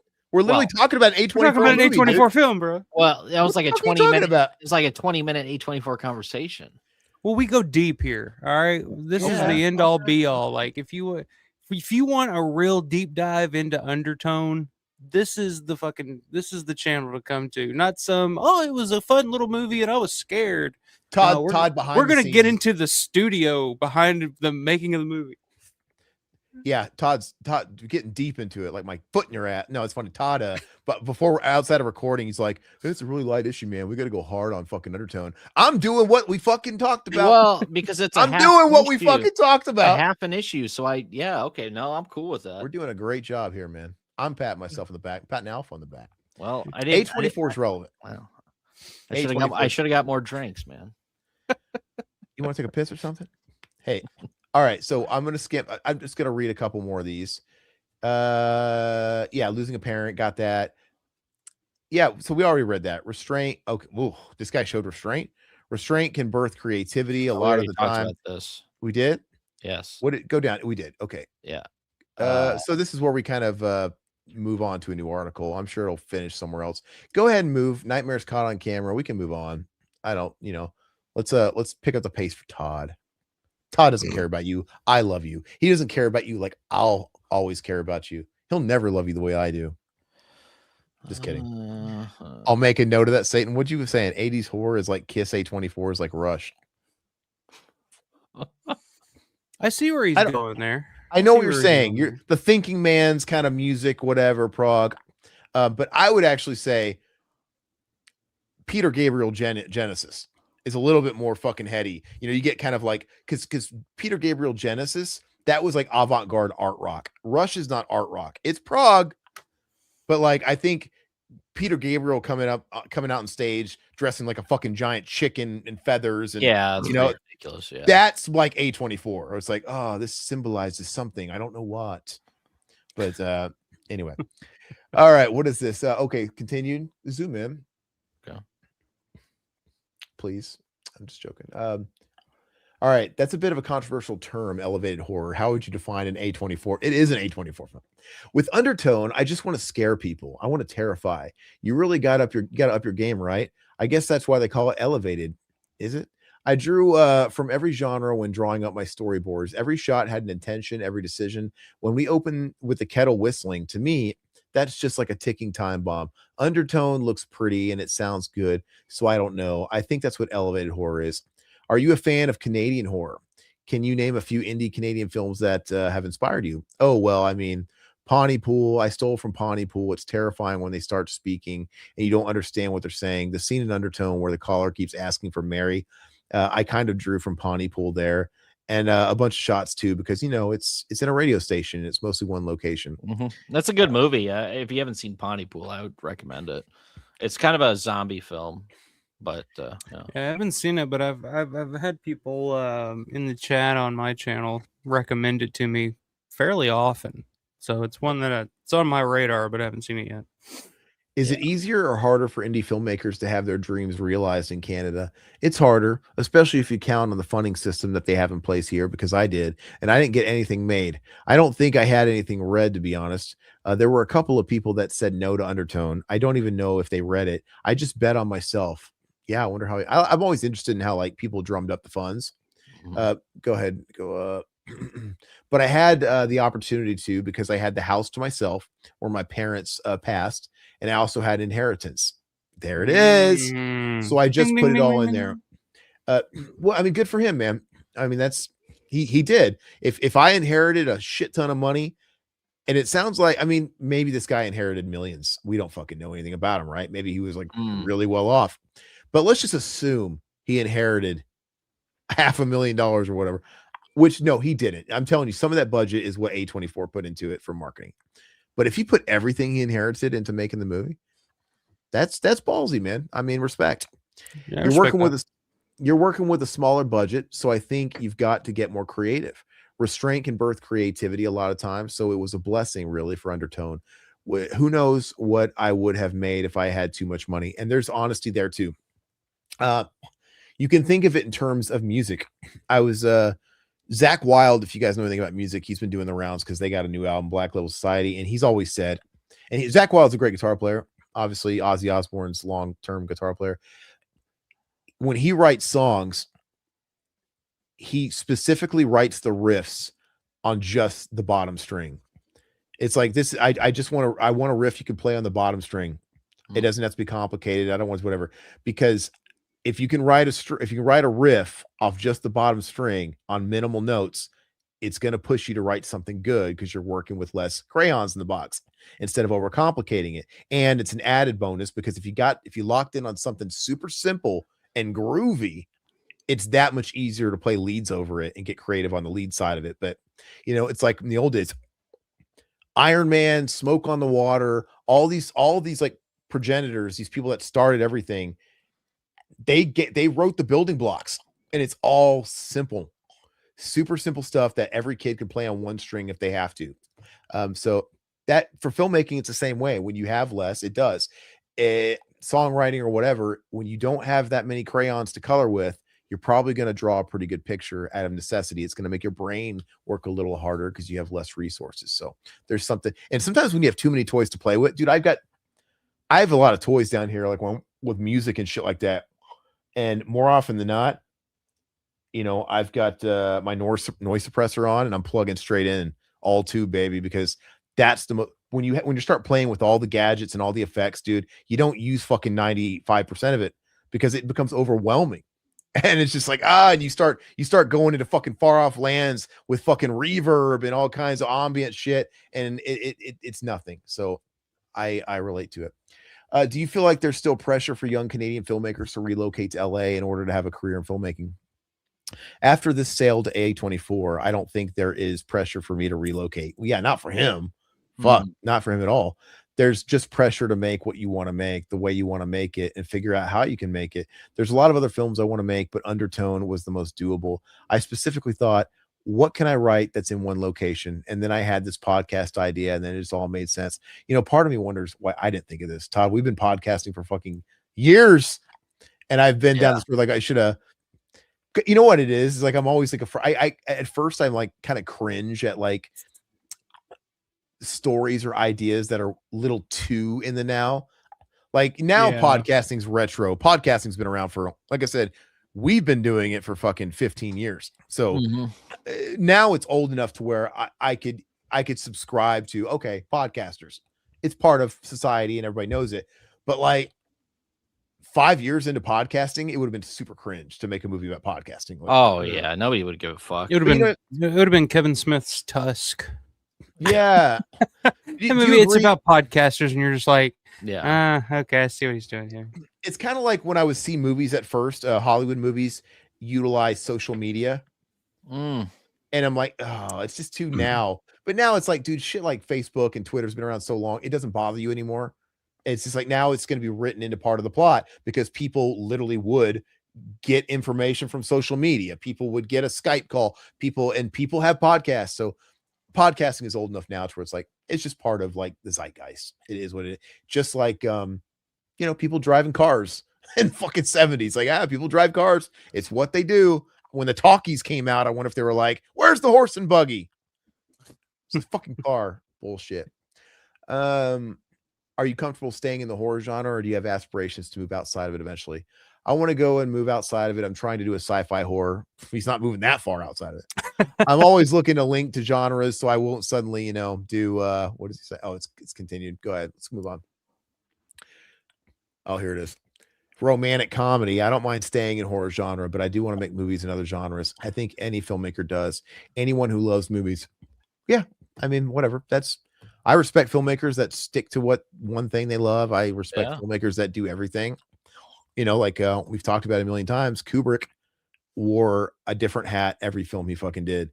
And this guy mastered almost every genre. He's like, the fact that he's like, hey, sci-fi, ding, I got you. Horror, let me try my hand at it. Ding, war movie, let's see what I can pull out. Ding, this guy, I respect those guys too. And those guys rise above it. When you have these guys like Lynch and Kubrick that are just on a different like Mount Rushmore echelon, where it's like they kind of sell the movie. They sell the movie like, oh, it's a Lynch movie. I want to see that because it's a Lynch movie, or it's a Kubrick movie. That's the place to aspire to be. But there's beauty in being like. Do we have anybody like that now?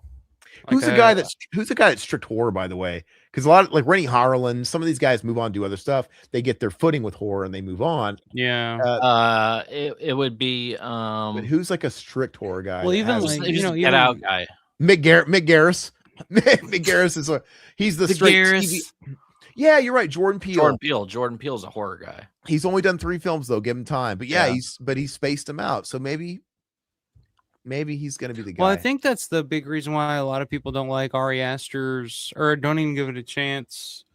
His last couple of films, he moved away from horror. Yeah, he's so synonymous with Hereditary, Midsommar, and then he starts kind of going outside of that, and then people are just like, "Oh, what is this? I'm not interested in that." Eggers, maybe. Eggers. He's done some stuff. He's staying in Gothic. He's still staying in that Gothic lane though. Yeah. Yeah, I don't know.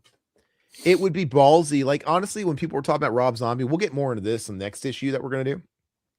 But when Rob Zombie was talking about doing that fucking biopic, that hockey biopic, I was intrigued because I'm like, oh, because he's gonna branch out and do something completely different from horror. And the fact that he's probably still going to be known as Rob Zombie, which is fucking wild, directed by Rob Zombie on a non-horror movie. And hopefully, I don't think it was revealed at the time, but I was hoping to God he's not writing it, because I wanted to see what he could do when he's not writing and he's not burdened by all these other things being stretched thin, because I think Rob Zombie's dialogue is terrible. And like maybe his ideas are good and they just don't translate when he's writing the script. I wanted to see him collaborate. And I was kind of excited about that. And it bummed me out when that fell through. And he's just like, okay, back to fucking Halloween 2 or whatever he did. And he did more Firefly Family and whatever. I keep seeing fake articles about Rob Zombie directing the new April Fool's. Yeah. The Texas Chainsaw 24. He already did that, didn't he? Yeah, I know, right? I don't know if they're going to give Rob any more money movies after the Munsters. Because I think, that was his last shot. If there was ever, like I said, I guess we'll talk about it next week. But if there was ever a movie that Rob Zombie should have knocked out of the park, it would have been The Munsters. You would think. Yeah. But no. I don't know. Anyway, what do we got here? Go down. Oh, look at that. Look at that quote. Can't wait to get to that quote. All right. Where were we at? Where were we at? At the top of it. Let me see. Is there a connection between your Yeah. Is there any connection between your literary endeavors and this movie, or are they completely different worlds to you? Oh, they're completely different. The stuff I wrote there, they're done in my mind. They're just what I intended to, and I finished them. And then I'm just putting them on the shelf and leaving them there. But with Undertone, it was never intended to be one movie. It's a trilogy. Fuck! Ugh. There's intention to do a Really? sequel. What? Why?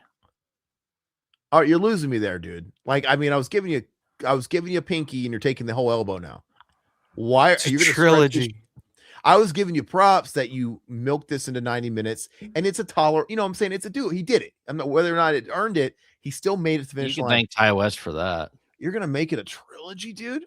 And I imagine if he does, he can't ride the same sound gimmick. He's got to like move it past the podcast. We can't watch her in 3 more movies of her just sitting in a room on a podcast. So he probably wants to. He's going to have money.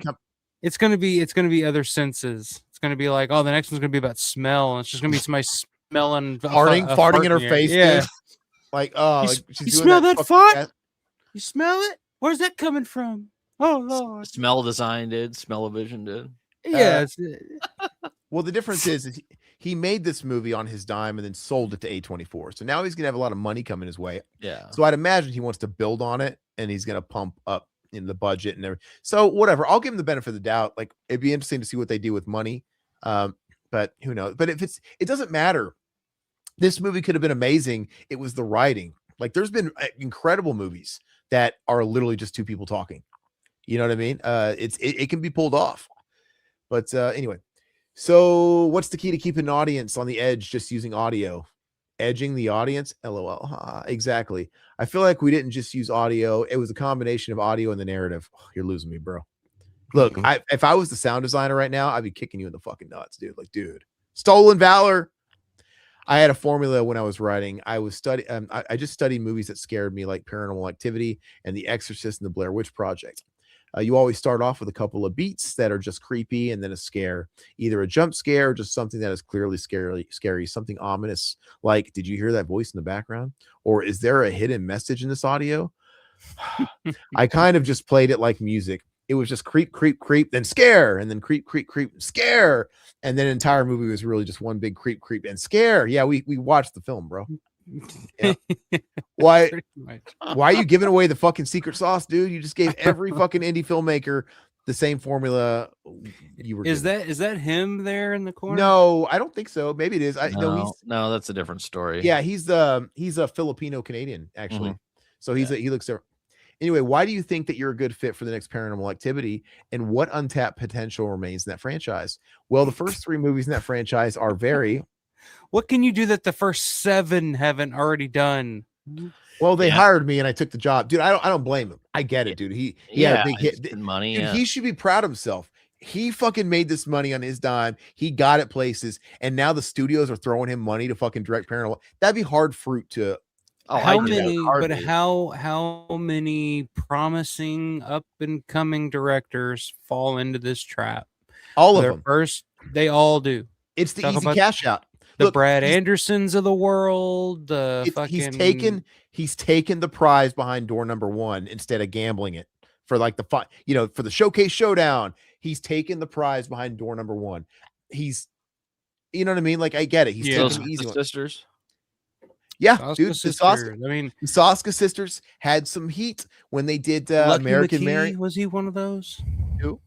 Lucky McKee. Yeah, he did May, right? Didn't he do something after that? That was like Hollywood picked him up, and it was like, or am I thinking of somebody else? I can't remember. I can't remember what he did. It seems like a common thing where an indie filmmaker has success with something, and then Hollywood picks him up to do some shit project, and then it just completely derails their career, and then 10 years later, you never hear from him again. It's Who Wants to Be a Millionaire, and he's walking away with 32 grand. He's not risking it for that $1 million. I don't want to lose this money. Or let's give him some credit. He's at the $500,000 question on Who Wants to Be a Millionaire.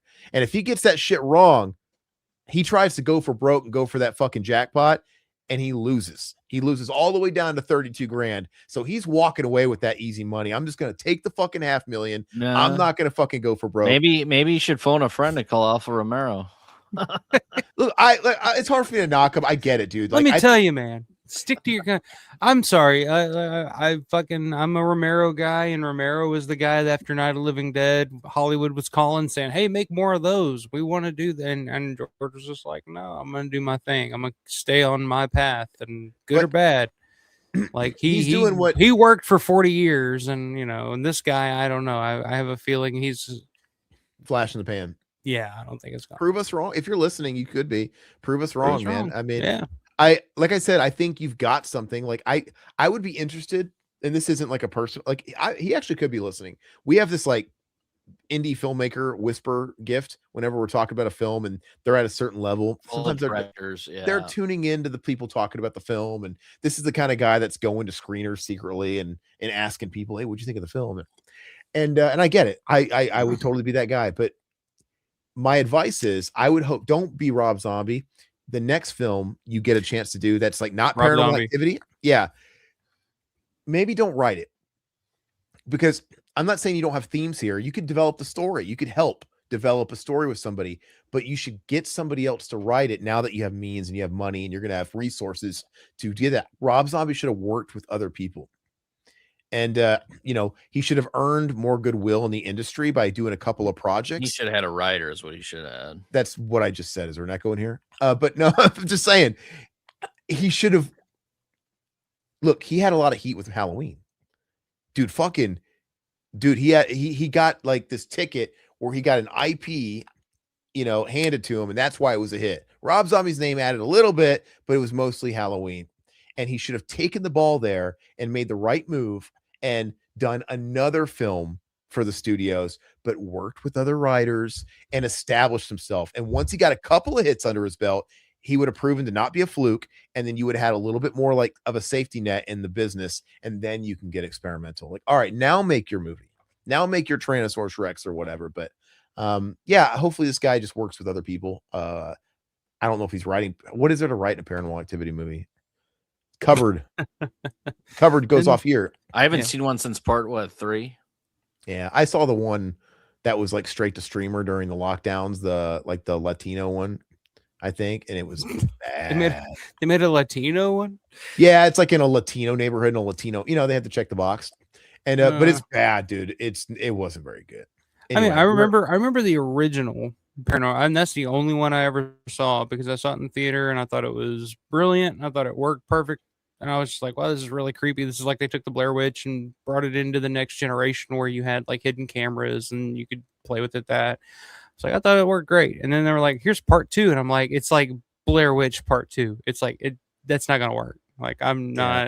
Yeah. Hey, at least they tried something really different with Blair Witch 2 instead of like rinse, repeat. Yeah. Yeah. But the formula only works once for those type of movies for me. Talk about Blair Witch, dude. Blair Witch 2. You get the guy that fucking co-directed one of the greatest documentary trilogies of all time, Paradise Lost.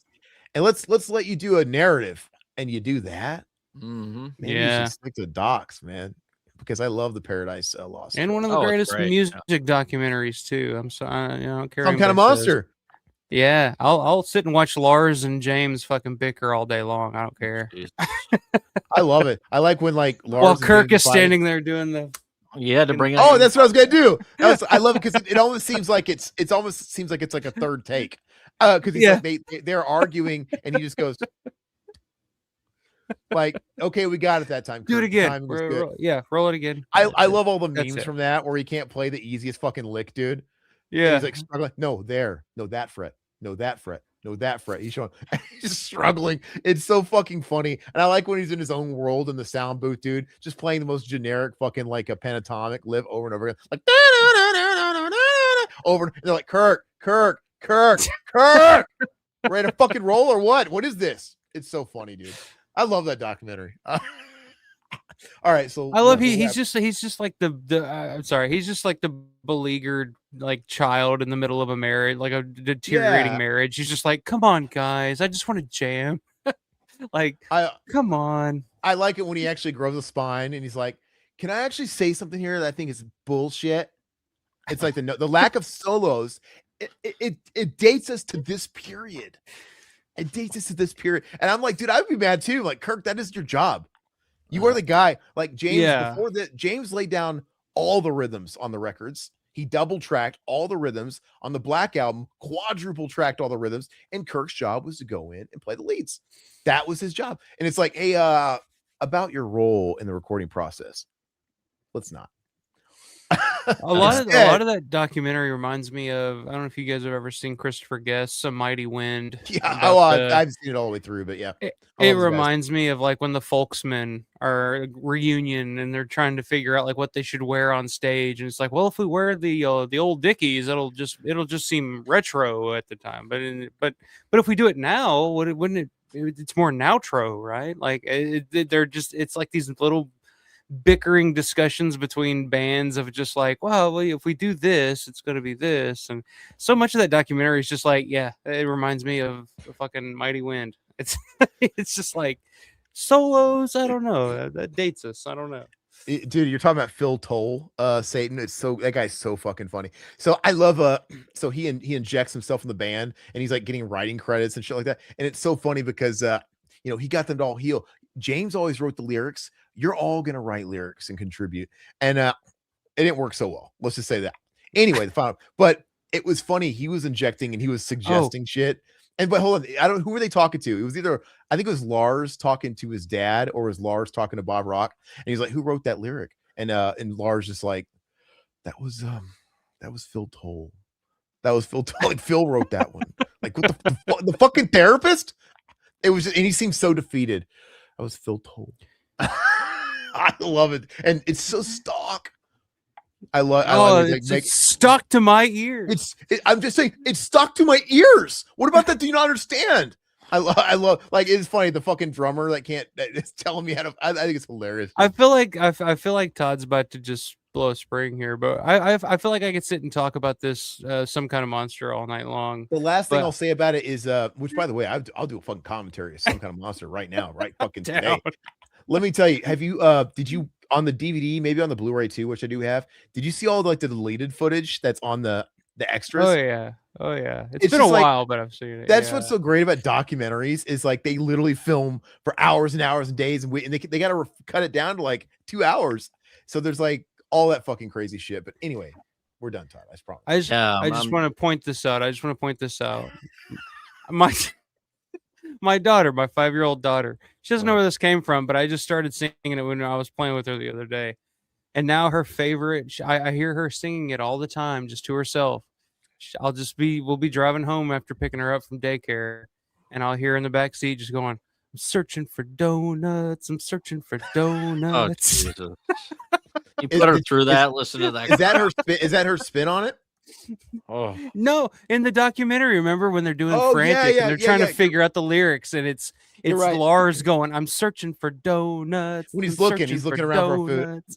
Dude, I love when they lost Jason Newsted and Kirk picked up backing vocals and he sounds like Frank Oz, like he's got his hand up his ass, like live it alive. Like it sounds like Grover, dude. Like it's just funny, dude. I love it. I love it. Okay, we're not gonna talk about it one day. Yeah, Metallica's done. All right, so was there anything to this is the end of it. Let me just see if I missed anything because the article ends here. Okay, I am going to read the last column here just because it's the end. Why do you think Paranormal Activity is a good fit? Okay, this is what we're asking him. They kind of strayed away. He's asking what he can add to it. Go up. Oh, okay. They kind of strayed away from the original idea, which was very similar to Undertone. Keep it in one location, make it about 2 people, and follow that formula of don't show anything. Just keep people leaning in and then scare them with audio or something off screen or something implied. This guy was inspired by all the fucking wrong shit, I think. Like, I mean, if he was out to make money, there's a lot of filmmakers like A24 that when Paranormal Activity came out, and of course later Blair Witch, and then later Paranormal Activity, it was pretty inspiring, I bet, to aspiring filmmakers. Like, holy shit, this guy made it for like 50 grand and now it's like fucking game. Yeah, there was probably a lot of people trying to do that. There's people trying to do found footage way too long after the Blair Witch hype. Oh, it was everywhere. Mm-hmm. Fucking our old colleague included. It just was a thing, man. And just what Evil Dead did too. Hey, we can make a movie in the woods too. Like, let's all make a horror movie in the woods. I get it. Let's see. Don't show anything, just people leaning in, scare them. And that generates, images of people's minds that I didn't create. They created them themselves. And whatever they create is always scarier than whatever I could show them. The first 3 Paranormal Activity movies did that. And then the next 4 movies were like real movies as opposed to found footage movies. And I think that's when you watch Undertone, you kind of see found footage quality. I know that type of horror pretty well, so I had ideas for paranormal before I was even approached. So yeah, I'm taking it back, baby. I'm taking it back to the basics. I'm bringing it back to where it scared you the first time, and I'm going to amp it up. It's going to be scary. I don't know what else to say, but it might be the scariest movie in history. Oh my Get God. the fuck out of here. Are you kidding me, dude? That's some big shit. This guy has jumped the shark. He's lost me, dude. All right, what is this next one? We'll kind of see what page are we on, by the way? 20. Damn. Okay, we got a high tail a little bit. I know. Hey, you didn't think we were gonna be able talk. You didn't think we were gonna be able to do it, dude? Yeah, we just spent 2 hours on Undertone, so all right. There you go, folks. Possession. Okay. This is the dark wave. Yeah. Band. We could skip that. Decent band, check them out. If you're into like old 80s Ministry, early 9 Inch Nails, stuff like that. Skinny Puppy. Skinny All right. Puppy, there you go. All right, go ahead. Yeah, we don't have to like they're even dressing like modern day 9 Inch Nails, like Trent Reznor and Atticus Ross, with those big neck holes, dude, and those tight black shirts, dude. Oh yeah, the neck holes would drive me nuts. Because that's what 9 Inch Nails is. 9 Inch Nails was like a solo project, but now it's him and Atticus Ross. It's like that duo fucking that we always got. All right, what is this? The Great Cthulhu. Yes, it's H.P. Lovecraft. Yeah. Let's see here. The insanity-inducing cosmic creature Cthulhu may have arisen from H.P. Lovecraft's pen, but for some reason he's long since slipped out of the confines of pulp horror to assume a strange life of his own. I literally already read that headline earlier. Why they have it two different places? Okay. When H.P. Lovecraft introduced the titular entity in 28's The Call of Cthulhu, he described a nightmare of flesh and scale meant to dwarf humanity's religious instincts and expose them as evolutionary debris. For the people in Lovecraft stories, faith was less likely to protect them than drive them mad and devour them. And yet, nearly a century later, Cthulhu has escaped the margins of fiction and entered a strange liminal space. For a small but persistent number of people, the Great Old One is more than a literary creation or a pop culture icon. He is something to be revered and invoked, maybe even worshipped. This is not the rise of a new world religion, nor even a coherent spirit movement. It is something far stranger, more fragmented, and possibly more revealing. Yeah, Cthulhu lives under the sea. I've listened to the thing that should not be, dude. Great Old One, forbidden sights. Oh God, come on. He searches. I love it. But you know what's funny is, like you said, there's an actual cult. They're worshiping fiction. And this is like some fucking Mormon shit, dude. Like, or not Mormon. It's like Scientology, dude. There you go. First United Church. Ooh, we'll skip right to that. Founded in 96, the First United Church of Cthulhu presents itself as a real world religious organization. Go up. Don't Jedis do that too? It's like tax shit. We don't have to pay taxes, bro. As a central figure, overseen by the head priest, Kurt Cave. Clever spelling. Arizona-based church describes Lovecraft as a kind of symbolic prophetic figure framing the desert, dude. Screams cults. Yeah. Symbolic prophetic figure framing his cosmic horror as not simply as fiction, but as revealed truth filtered through his tales. Its materials borrow the structures of organized religion, sacred texts, ordination ceremonies, and holidays, all refracted through the language of the Cthulhu mythos. Their so-called unholy book. I'm gonna keep doing that, dude. It's fucking edgy shit. Our unholy Bible. The Astronomicon Minorum. The Astronomicon. Cool, I like it. We start a band, dude, called Astronomicon, dude. There you go. I like Evil Dead, new Evil Dead movie, Astronomicon. Sounds like a porno parody, dude. Evil Dead in space. Open up the Astronomicon. You summon the Deadites that are like want to fuck. All right. Existential dread, humanity's insignificance. We'll swallow you come. We'll swallow you come. Sorry. I had to throw swallow your load. I'll swallow your load. Wait. Flip that. There we go. Hold on. Wait, I know I can make something out of it. Fuck. What do you got to make something out of Dead by Dawn? What? I don't know. What do you do? Asleep by dawn? I don't know. What would you do? You wouldn't be dead. Asleep by dawn. Oh, I don't know. We'll figure it out. There will be something. Importantly, the church does not operate as a conventional doomsday cult or a cult order. Instead, it presents itself in a form of creative religion, blending satire, fandom,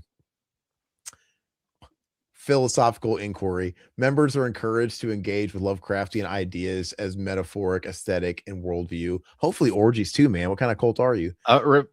Real quick, remember when we were trying to join the cult of Scott Bakula, dude? Uh-huh. Where they had the Facebook page for the cult of Scott Bakula. Yeah. And we were like, God, we had to like drink a vial of his cum, right? We were like trying to join, dude.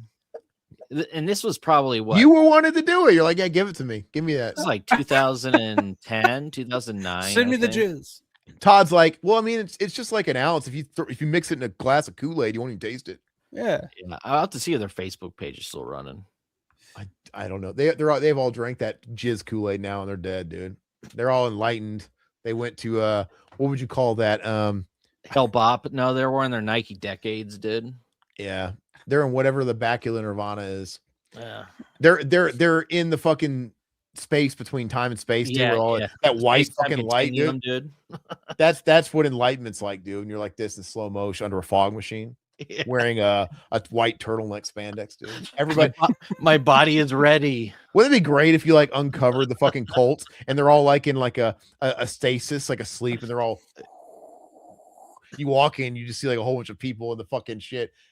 Like, whoa, this is fucking, I don't know if this is rad or what, but it's kind of cool, dude. You think the cult leader's name was Ziggy, dude? I don't know, but when I was a kid, I used to pretend I was leaping in time. Yeah. I don't know if I ever told you that.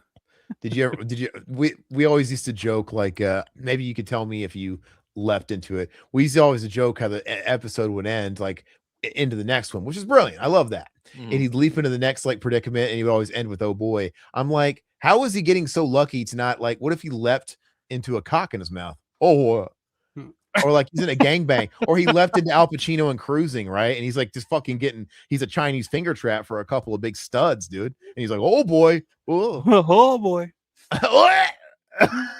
Like literally, yeah, I'd be like, it's NBC for you though, you know. Sorry, I derailed it. I'm sorry. It's NBC. Ain't any balls. All right. Anyway, what is this? HBO? Come on. Yeah, come on. Through online groups, videos, merchandise, and ordination programs, the church also offers a shared identity for horror fans and self-described weirdos drawn to cosmic horrors, bleak humor, and intellectual provocation. Its rituals and language borrow heavily from religious tradition while maintaining an undercurrent of irony.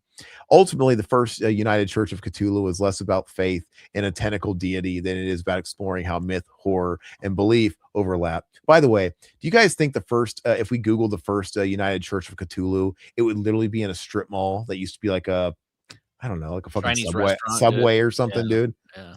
I don't know. I doubt it's like a huge thing. It stands as a living, probably example. What does it say up there? Oh, experiment in how fiction can be ritualized, how fandom can resemble faith, and how modern spirituality can emerge from the strange and the unsettling. Explore it for yourself. Oh, there's their website if you guys are interested. First United Church of Cthulhu blogspot. It's a blogspot, guys. God. No, you know what? It's official.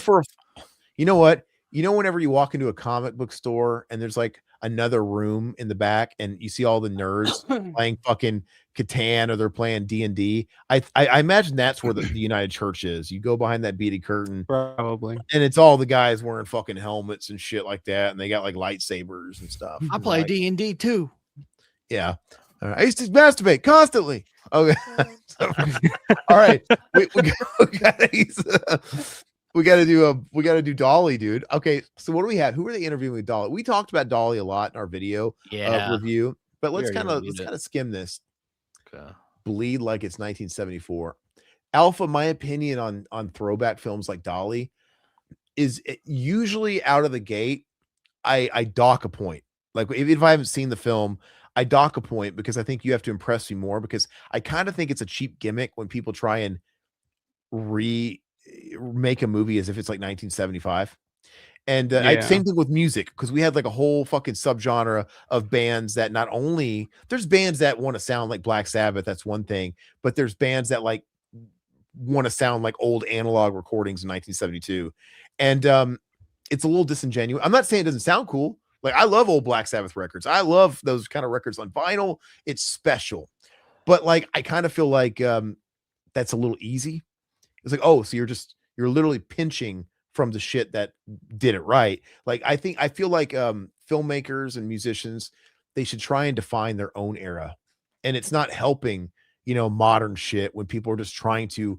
Yeah, I think fucking that's just- a product of like. I think that's just a product of everything being so, nostalgia sells, and it's a product of everything being so readily available, as opposed to, back in 1974. Nobody in 74, I mean, I guess outside of Young Frankenstein, was trying to make anything that resembled something from 30 or 40 years prior. They were kind of in the moment, whereas now everything is so readily available to watch, and everybody's so steeped in the history and the nostalgia of everything from back in the day. I think it's it's a little easier to do that now than it was. It's easier to not be in the moment and try to harken on something from the past now. And it is, like you said, it's easy. And I get it. These filmmakers love those films just like I love those films. And it's easy for me to go like, God, man, why can't they? I love those Black Sabbath records. I wish music could be that fucking pure again. Or I love, I love Dawn of the Dead. Why can't movies have that same spirit again? But I don't think the answer is, well, I'm going to fucking copy it. And, you can take inspiration, but like when you're literally putting fucking like cigarette burn filters on your film, and shit like that. And like I said, you're making like Black Sabbath light records where it's like, hey, we're going to like, it's most of them aren't even done analog. It's just like digital. Yeah. Or it's like Well, when Tarantino and Rodriguez did Grindhouse. Grindhouse. Yeah. It's like, the stories of them taking the film out in the parking lot and roughing up the film to give it that look, that legitimately roughing it up. It's like, okay, that's cool, and also you can look like the shit that that look the way that it looked back in the day, because that was the only stock that they had available to shoot on, was this shitty fucking 16 millimeter stock. Yeah. It's. I don't dock the director. I mean, they shot this on 16, so I thought it was kind of a cool throwback that they actually did that. When I'm sitting back and I'm saying like, gosh, man, impress me, bro. I'm not saying don't fall back on the old, like impress me, like literally be the different. Like I and you forget about it is different shooting on 16 than digital now. No, I get it. And I think, and it's funny because it's just weird when you're watching this movie in 16 and Stifler's pulling out cell phones and he's on like social media. Yeah, no, like, I get that. Yeah, it's weird. It's jarring at first. And I'm like, shit or get off the pot. Which one are we doing? But anyway, to its credit, you kind of forget about it. I'm just saying from the jump, I instantly give it a point off and going into it. And you do kind of forget about it and you kind of settle into it. I'm just saying, I think Dolly could have been just as good if he tried to do his own thing. You kind of run the risk of looking vanilla in the digital era. It's like you're looking like everything else, but like, let's be daring, like do something fucking wacky, get crazy with cinematography and angles and shit. Nothing looked like Evil Dead. Oh, With the Dutch angles and all that crazy. Do shit like that. Nothing's like a Sam Raimi movie, dude. Like where he does all those like crazy fucking close-up zooms that are real quick and the spinning fucking zooms and of course the Dutch angle. That's where I wish filmmakers would like put their own stamp in something a little bit. But like I said, the movie's enjoyable. We don't necessarily have to read the interview with the director. Oh, it's a lot of fun. But we talked about it's definitely a fun film. Like I would give it a 6 out of 10. It's a good romp. And I think not every actor is great in it. I think the weakest actor is the lead. The lady, she's the weakest. Yeah. Stifler does okay. But I think Ethan Suplee, he's the great. He steals the show. And he's not Dolly. Not to spoil it. Yeah, no, I think Dolly as a slasher is great. I'm looking forward to the next one. Yeah, there's potential there. Let's see here. What is this? Cinema Cobb. This is reissues and releases, right? Or is this all reissues? Is there anything of note you guys can see at a bird's eye? No. Yeah. Skip. Let's film. Oh, is this like their ratings? 6 feet underwhelmed, bored of the flies. The fuck, dude.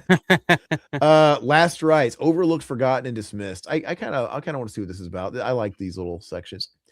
So stuff that was gone unseen. The Arkansas Pigman Massacre. This sounds like some shit that would have been Redbox, dude. Yeah. I mean, sounds like Dolly though. I'm not really into that. Wait, when did that come out? I was 11 years old in 78 when my parents told me that the 918 people died by something called the Jonestown Massacre. It shook me to my very core, blah, blah, blah. So obviously the director landed himself a drone for Christmas as he used it extensively in effort. Oh, so this is like a drone modern movie. I didn't know what this was. Body count 6. Best meal to have while watching, a Diet Coke and gummy bears. All right. Blood Mountain Massacre. The answer is pizza rolls to all these, by the way. Just have like just old, whatever you ate as a kid watching movies, that recreates it the best, dude. Just like shit you probably can't tolerate now. Bud Light and heroin. That's there you good combo. There you go. Bud Light and heroin, shit. Blood Mountain Massacre. Again, this looks like a shitty shovelware, fucking red box movie. And it's yet another. Is that another pig? We got a Pigman Massacre. We got a Wild Boar Massacre, dude. I Know What You Did at Slumber Party. Pillow Party Massacre. Oh, what is this a homage to? Yeah, exactly. Yeah, homage films, dude. I mean, they're fun. They have a place, but it's just like a cover band at a bar. It's fun. Toe tap. Yeah. You're out having some food. Yeah, they're playing Bon Jovi. Okay. It's whatever. Do something original.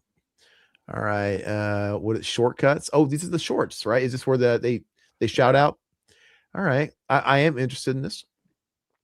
Bite-sized frights for small appetites. Goodbye, old friend. Almost just under 6 minutes. YouTube. That's cool, man. I think it's really cool that they showcase this stuff. Dude, you should get in this. You should definitely. I don't know, do they have a place where you can submit or whatever? I don't know. I mean, we know a guy. we know a guy. You need to get in this fucking thing. I'm gonna ask Kevin. Are you listening? You didn't pop in tonight. If you are, I'm not saying you have to give it to me, but you should watch my film. Watch my short, man. And then see if I'm worth gracing the pages. Goodbye, old friend. Goodbye, old friend starts a quaint apartment where candles are lit. Blah blah. I mean, let's go down. I just kind of want to see the brief. Funny Bunny. 6 minutes. YouTube, the Alter channel. How I Met My New Best Friend. 5. These are like micro shorts, which those are cool. I think the next film I'm gonna do is gonna be a micro, because like. I'm obsessed with micro, Todd. You're right. Fucking Mike. Is this subliminal? Is this like a fucking? I don't know. I think you've been listening to Michael Ray Bower or something. Dude, you guys don't know because I love it. He got really drunk and depressed one night. He put up a video. He was fucking clearly wasted, depression drinking, and he confessed he was trying to get hits, dude, on his sad YouTube channel. And he's like, "I'm gonna be brave." This is in the time where people were doing like Me Too, being brave. And he wanted to be brave and confess to the world that he had a micro penis and he used to have a surgery when he was a kid. And I'm like, oh, but you're not a victim. This is the kind of shit you don't. What?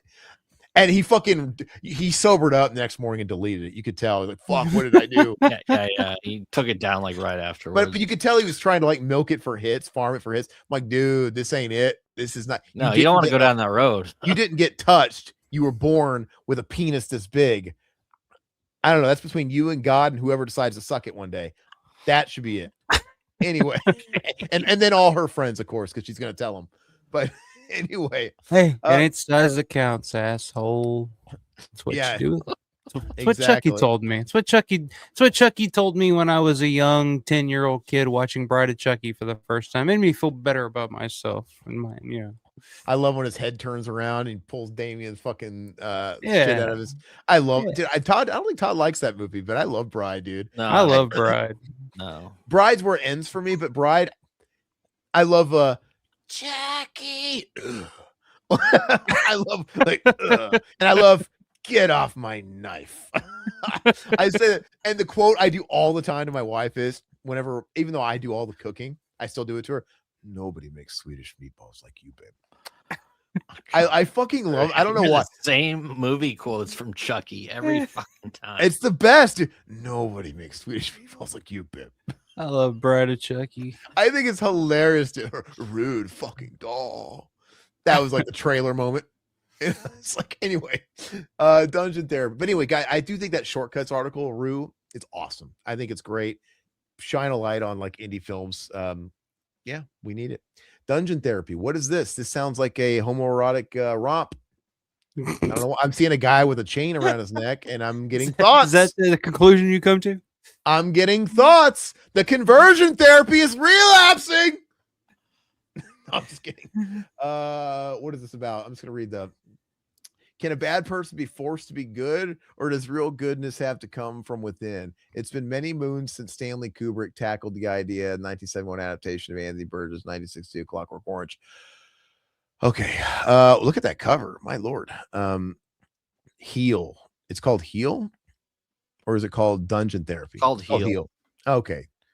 Dungeon Therapy was just all right. Well, I don't want to see that. What's next? I'm not sold on that cover. Who's holding the chain, by the way? Why is the chain like, is it attached to the ceiling? Yes. Okay. All right. It's like Jeremy Piven, dude. It does look like Jeremy Piven, dude. Is that Matt Rife, dude? With the fucking It looks like Matt Rife, yeah. that Matt Rife with the fucking chain around his neck. cruising collar, dude, around his neck. All right. Well, okay, let's go ahead and skip. Reissued and reanimated. Cool. Salem's Lot. We can check this out. Like I said, I got my copy right over there. I haven't watched it, but I will. Fangs of Salem Lot, even sharper in 4K. So they're just reviewing it. I mean, I hope it's sharper in 4K. Yeah. Look at, What's your thought of Salem's Lot, Alpha? I will see. So I'm currently in the middle of reading Salem's Lot, and so far I'm kind of liking the book more than I've ever liked. The movie to me was always one that I grew up with. It was one that my parents were always super, oh, this is so scary, and I just never quite got it. But I'd never read the book until recently, and now I'm about halfway through, and I'm really into it. So, but I mean, it's Toby Hooper, and that's miniseries. It's good. It's effective. Yeah. There's some really creepy moments. I like iconic moments. Yeah, that makeup is sweet. Still looks awesome. Yeah, and it's got a charm to it. Like it's clearly just like caked on all over this guy's face. Looks like somebody like stretched out some fucking silly putty. But it looks cool in the context. Cool. Salem's Lot. Satan's asking what I'm thinking of. I've famously never seen it. So I did. Wow, okay. No, I told you I've never watched it. Okay. So I'm gonna watch it. I jumped on. I saw the arrow. I'm like, you know what? I'm just gonna fucking die. They have both cuts on there too. I think they have the. Which one should I watch? Which one was whatever came out first? Was it the TV series, the miniseries one? I'll have to Google what the I always like to Google what the general consensus is, because I don't want to waste my time watching, like, in case a cut is super inferior. You get like a fucking what do you call it? Martin Sheen. What's that fucking movie? War movie. Come on, guys, help me out. Marlon Brando. Apocalypse Now. Yeah. Where the director's cut is not good. That's not the first version you should watch. But I'll let you know, dude. I'm gonna watch it here soon. I promise. I'm really dying to check it out. And I had to say, I'm sorry I wasn't reading the comments, but you're right. Greta Van Fleet was a thing, and they just were capturing that Zeppelin feeling, and even the fashion. I can't stand that shit. It's just it's weird. I remember Wolf Mother did that too. There was like a whole retro revival thing going on with like bands Darkness, like Darkness, Jet, from Australia. They were kind of like trying to be like an AC/DC type thing. And then I remember Wolf Mother. I remember watching an interview with Mike Patton at one of those like big day out in Australia, whatever festival, and they're doing an interview with them on the festival grounds, and you can hear Wolf Mother's playing in the background while they're trying to talk to him. And in the middle of fucking answer questions, like, hold on a second, do you fucking hear this? And they were playing that song Mother, Woman, or is it whatever song was their hit. Yeah. He's like, are you listening to this? Like, I'm sorry, Wolf Mother fucking sucks. Like, this is fucking shit. Like, I had this record in fucking 1974. It wasn't as good as that. And he was just going off, and it turned into shitting on Wolf Mother. But like, going back to what I was saying, it's like those bands started out right at the beginning of the internet, where all of a sudden you could easily access all of this old music that, you really had to go out of your way to find in the 90s and the 80s. Now it's all on LimeWire or WinMX or whatever, and it becomes like that. To me, is like when nostalgia kind of took over. I don't feel like people really had a lot of nostalgia for the 70s or the 60s and the 80s and 90s. You know what I mean? Like, they were in their own world, they were doing their own thing, and then all of a sudden the internet comes over, it takes over everything, and then all of a sudden you got this new generation finding all these bands, like Blue Cheer and shit from the 60s and 70s, like those bands, and they're like, oh, that gets seeped into their subconscious more than what's going on around them at the time. Blue Cheer's fucking heavy for the day, dude. Blue Cheer's, so especially when the case we're talking about, like Greta Van Fleet, I mean, they kind of broke, I think it was like 2016, 2017, maybe about 10 years now, but they were kids, dude. That first record, which was like their big one, they were like 18. I think they were like kids. And this guy's like walking around dressing like a white Jimi Hendrix, and he's got the bulge in his pants like Robert Plant, and you got fucking and I'm like, these guys were barely alive at the turn of the century. It's interesting. Yeah. But you're right, they're born into the internet, but it came from Bowen's basement. What is this? Boogans? Silent Scream. Silent Scream. Okay. I haven't seen Silent Scream. Have you? No. It's a good Slayer song. Good Slayer song, Satan. I know you're a Slayer guy. All right, let's go ahead and move on. The Ghoul Next Door. It's clever. Oh, there's the Babadook, Duke. See him up there in the top right? That's the Babadook, right? Oh, yeah, Babadook, yeah. I'm pretty sure that's him. Scroll up. Scroll in. What is this? Zoom in. Jeez, can't talk. What is this article about? Fashion. Oh, fashion and horror, killer wardrobes, griefs, monsters. Yeah, Babadook, right? How horror processes loss. Why do we turn to supernatural horror when we're exploring death? Explore this. Now they're giving us suggestions. You should see the Babadook, Hereditary, The Orphanage, both Pet Cemetery versions. No Pet Cemetery 2, bro. The superior version. So we're gonna watch Mary Lambert. Hold up. They're gonna say, hey, watch Mary Lambert's Pet Cemetery and also watch that bootleg fucking Pet Cemetery with John Lithgow. That's what you want? Even though I like John Lithgow, that movie wasn't it. And Pet Cemetery 2 is about loss, dude. My favorite female director is her, man. And she's a total bra burner, dude. You can tell she hasn't shaved into those armpits in years. But I love Mary Lambert, and she made great films. She is fantastic. But let me tell you, I mean, there goes that Mary Lambert interview. I've reached out to her multiple times. We reach out to Mary Lambert every year, dude. She never responds. Because we tell her we do our yearly, yeah, 2 thing. But Pet Cemetery, and she probably doesn't like Pet. She's like, fuck that movie. It's all about Pet Cemetery 1. I hate that I took it. That was a paycheck gig. I'm like, oh, we love it. I love it more. Yeah. But anyway, you can't say Pet Cemetery 2 is not about loss. Did you hear Eddie Furlong scream mom when she was getting electrocuted on set? Mom! And the whole thing is about, I love you more. You're not my mother. It's all fucking edgy teen angst shit about. Did you watch that clip that I sent you? I sent you that YouTube video about Eddie Furlong. Somebody did a documentary. I don't know if that was AI. About him stealing lobsters, stealing lobsters, dude. I remember that story, actually. I've heard about that story. And it was just all like him, the downfall. It was like the E! True Hollywood Story YouTube bootleg version for Eddie Furlong. And where he all went wrong. And it was funny. And back to Metallica, the same week he stole lobsters out of the tank is when he filmed the Unnamed Feeling music video for the Saint Anger album. He tried to cover up the lobster thing, I guess, because he was too embarrassed that he was stealing lobsters, dude, from a tank. I would have just blamed it on drugs, not that I was poor. Because we would have understood that more. When you're Edward Furlong, just blame it on drugs, and people would be like, makes sense. Yeah. Like my dad got drunk one night, went out with some work buddies, and he came home with fucking bowling pins. He's like, I fucking got wasted and bowled myself down the lane, and I took these as souvenirs. That's more understanding. Oh, you're wasted. All right, that's okay. But Eddie, remember, down is up. Eddie Furlong, hey, down is up. Thanks so much, man, for becoming a member. Thanks, and brother. you can too, Jeff. No, thanks, Jeff. We appreciate it, brother. You know what's funny is that's a true story of him stealing lobsters. And if he just needed the food, you're flying too close to the sun, my man. Dude, I mean, you don't need lobster to survive. Like, you're stealing lobsters out of a tank. How do you get those home? Did he come with like a sack, a pillowcase, and put them in there? Or was he like Willie on The Simpsons? I gotta save the wee little turtles. Somebody save me for the wee little turtles. They're like all pinching all over him. Like, did he like run out like fucking lobsters, like pinching his ass? I don't. What is he gonna cook him on? It's a tough thing to steal. Yeah, he's gonna cook him on a hot plate, dude. Yeah. He just throws him on a fucking skillet, dude. In his dingy apartment, dude. No, he's like Michael Bauer, and he's making toilet lobster, dude. Oh god, Michael Bauer. Back to Michael Bauer. He has these like videos where he makes self-deprecating content trying to be viral. It's kind of sad, but he makes toilet tacos where he strains taco meat over his fucking nasty ass toilet in his studio apartment that he doesn't clean. Toilet, dude. Yeah, he makes them. He makes toilets. Put the colander in the toilet. Yeah, and he puts the meat in there. Fucking gross, and then he eats it.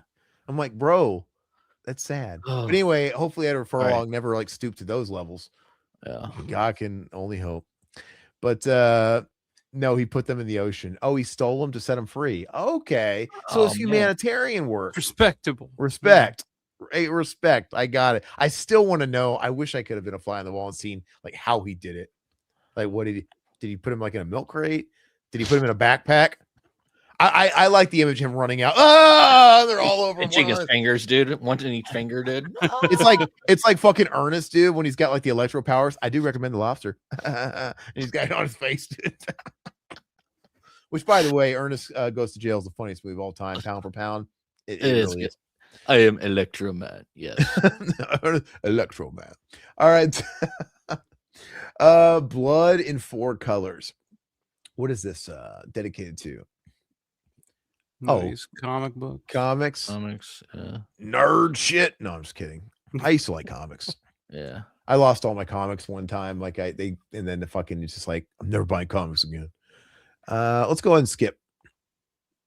Okay. Down is that. Welcome to the cult. Oh God. Carve it in your forehead. Yeah. RH Cthulhu. Yeah. Hey, meet us in the back room of the Comic Quest. Yeah. Look, if Cthulhu and Lovecraft can have a religion, you guys can like join our membership. Anybody can fucking. It's totally fine. Alpha needs to start a membership. Yeah, he does. We need to talk about I was working on that. Okay. Yeah. Look, we were talking to you about that last time. You're like, oh man, I'm selling out, bro. I'm like, dude, it's an extra thanks. And well, I turned monetization back on some things. So yeah. Dude, dude, you deserve it. You put a lot of work into it. I will tell you. So you guys remember sidebar? I remember it was like when we had the first big adpocalypse on YouTube, and they were switching. It's like, first of all, everything was getting flagged. Nothing was ad worthy. All these people were losing money that were, YouTubers that had built something. So I remember in like 2013, maybe, where I saw my first YouTube channel start pitching products in video. And they had to do it because they were losing all their regular monetization. So they started making ends meet and pitching products. Like, here's a word from our sponsor. The first time I saw that, I was like put off, like, what the fuck? But in like 5 minutes, I understood. Like, dude, these guys. Well, what it was for me, honestly, like one day, like my dad watches my live streams. Like, that's cool. My mom watches mine, dude. Yeah. Yeah. I didn't know for the longest time until I was over at my parents' house and I was going through their YouTube because that's all they watch is YouTube. And I was looking at their history or trying to find something, and like it was just nothing but my videos. And I was like, okay, that's cool. They don't comment or anything, but they watch. And my dad, one day when I got monetized and turned monetization on for live streams and stuff, he asked me, he's like, why did they start adding, putting ads in between the live streams and stuff? Why do they keep interrupting all the live? Because he didn't understand. I was just like, oh, I guess they do that now because I monetized my channel. And he was just like, oh, okay. Well, I was just wondering because I try to watch you, but every 5-10 minutes there's a damn ad. And I'm like, oh. So it kind of turned. I was like, oh, I don't want that to happen, especially on live streams. So I was like, oh, that kind of sucks. I didn't know that they were doing all that, but I don't know. I'm still learning, but that's where people get YouTube Premium, and like that goes into, some people think the YouTube Premium, I think. Well, I have YouTube Premium, so I never experienced that. Like if I watch a live stream, it just I don't have any of that. But I'm saying like the cut, like for example, like we get from YouTube Premium is actually a bigger percentage of like the YouTube Premium pool than you get from like the RPM. In a perfect world, if everybody had YouTube Premium, everybody would be eating fat, I guess. But you just have to understand. I understand it. Like I said, it took me 5 minutes where I was like, all right, I get it. And it was the new normal. And then everybody was doing it. And then now you had ads and shilling in video, and it got a little out of control. But you know what? The older I used to be like that too. Like when we first started, we were just doing podcast. We were rebels, man. We were like, we were in those early wave of podcasts where it's like, oh, it's like the radio, but we can do whatever we want. There wasn't algorithms. There wasn't any of this shit to like obey. And we admittedly, when we started, we were being a little bit too punk rock for too long, because it ends up shooting you in the foot a little bit. And you kind of have to learn how to like play algorithm. You gotta do it a little bit. And we left a lot of money on the table for many years. Oh yeah. Because we weren't monetized. We weren't allowing ourselves to be monetized. And also we were so reckless in the content in a fun way. It was fun, but it was just so off the fucking rails sometimes. None of our videos were monetized. We were demonetized on everything.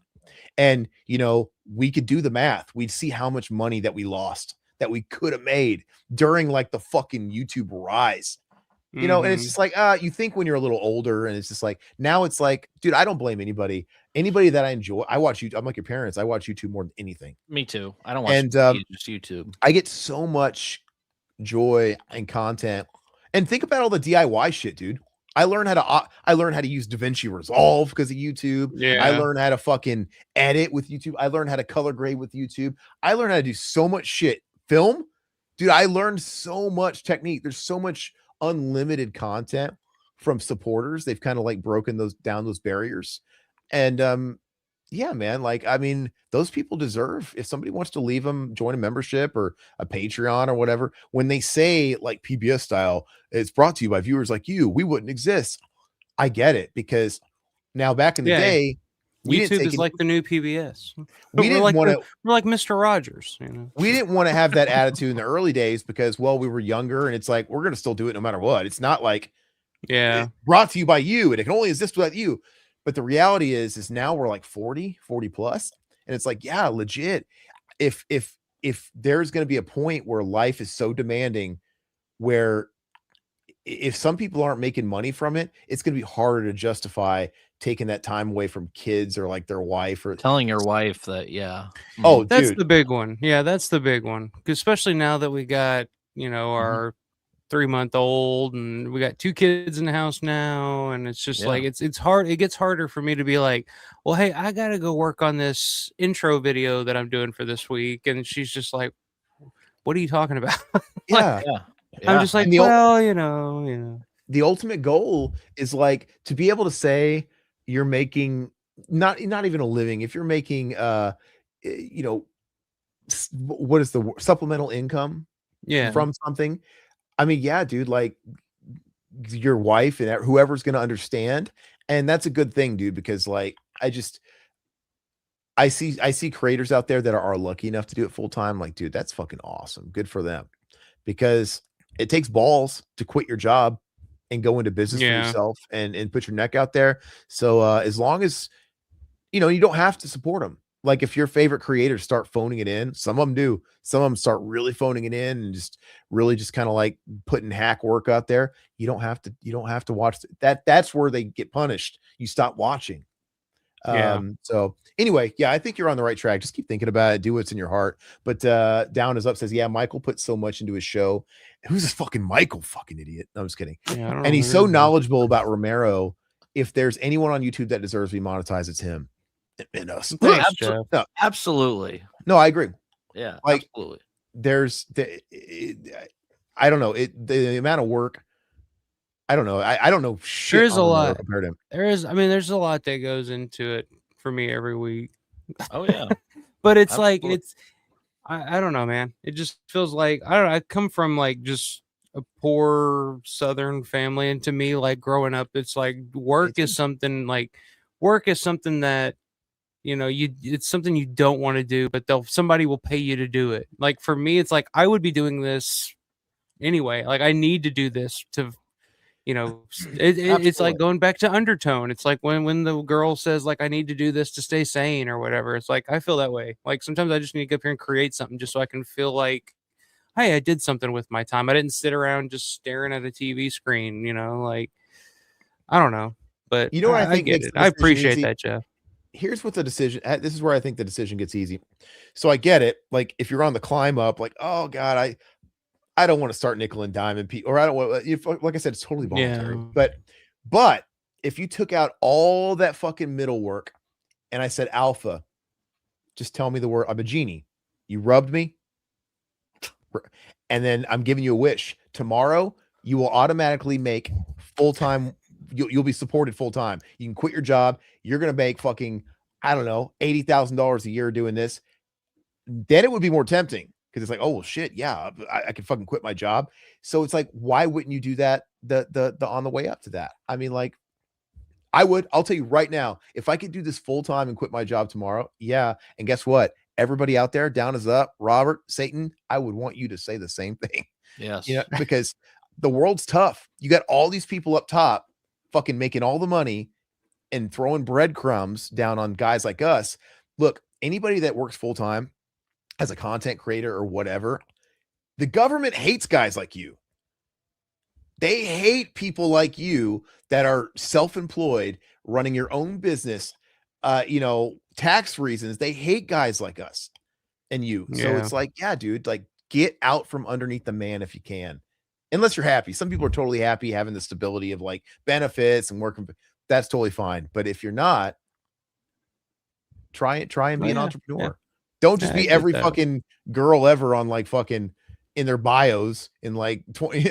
I remember that was like a thing. It's like you'd read like some girl's bios or some person's bios on like MySpace or like maybe Facebook, whatever, a little later. Everybody was an entrepreneur.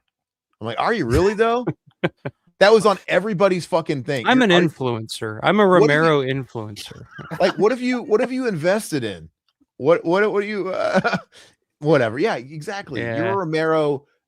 What is the word? Like Historian. Yeah, that is right. All right. Enough glazing his ass. Thanks. Thanks, guys. But anyway, what do we got here? Fright Gallery. We got some cool pencil work, art, yeah, painting, art. Yeah, it's cool. Look at that candle ghoul. That's kind of neat. That is cool. All right. Not cool enough for me to hang on here longer than a second. Let's move on. Devils in the details. Oh, there's the fucking basket case, dude. It's Blyle, dude. I think this is the end of the issue pretty much. So I really think pretty much the last article. Oh, yeah. So what is this? Devils in the details. So we got Blyle. Dumpster diving to horrors. There's the house. There's fucking James Woods, dude. The Fly. Oh, yeah. Yeah. I love that. You know what's funny is we've never done a basket case commentary. That'd be good. I don't think we've ever done basket case, have we? We do all three of them. I love basket case. Yeah. Especially, is it Frankenhooker or is it Brain Damage where basket case and his brother, they make an appearance on like the subway. He's wearing a fucking wig because he didn't have the right hair at the time. Which one does he make a cameo in? I don't even remember. That's a good question. I just recently watched both of those movies. I'm just gonna go out and limb and say it's Brain Damage, but he's on that. He's sitting on the subway and he's got the basket, and it's just like, I don't know. I'm not the biggest fan of Frankenhooker. It's okay, but like, I think Brain Damage is fantastic. It is. I love basket case, and I think Henenlotter. If only I liked Frankenhooker as much, it would be like this unholy trinity of like awesomeness. But I think Frankenhooker is a little bit. But yeah, dude, I love basket case. We should do it. What? How do you not like Frankenhooker? It's okay. I just I don't know. It's just there's super crack. It's super crack and exploding horrors. What's there not to like? It's okay. What is this article Exploding even about? Prostitutes. A dumpster dive into horror's odds and curious. No matter when, I can't read that. No matter when great expanse of time you may be reading these words, I can promise you that all things Amityville are buzzing around in the red room between my ears with the power of 1,001 housewives. You are free to judge. In fact, I encourage that the movies are serviceable. Oh, the movies are serviceable at best, and books decidedly less so. And all of it is predicated on a bunch of schemers and con artists trying to capitalize on a very real tragedy. Yeah, of course, that part I know. Yeah. And I'm bewitched by all of it. So again, please judge away.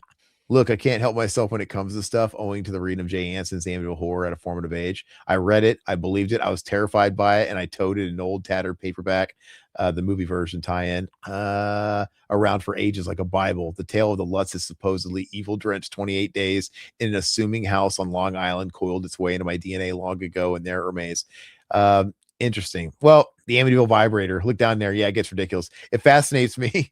It fascinates me in an occasionally wondrous, occasionally sad kind of way that there is a through line from Ronald DeFeo Jr. brutally slaughtering his family in real life to a movie called Amityville Vibrator. Yeah, I don't know. I kind of like this timeline. I'm glad we live in this world.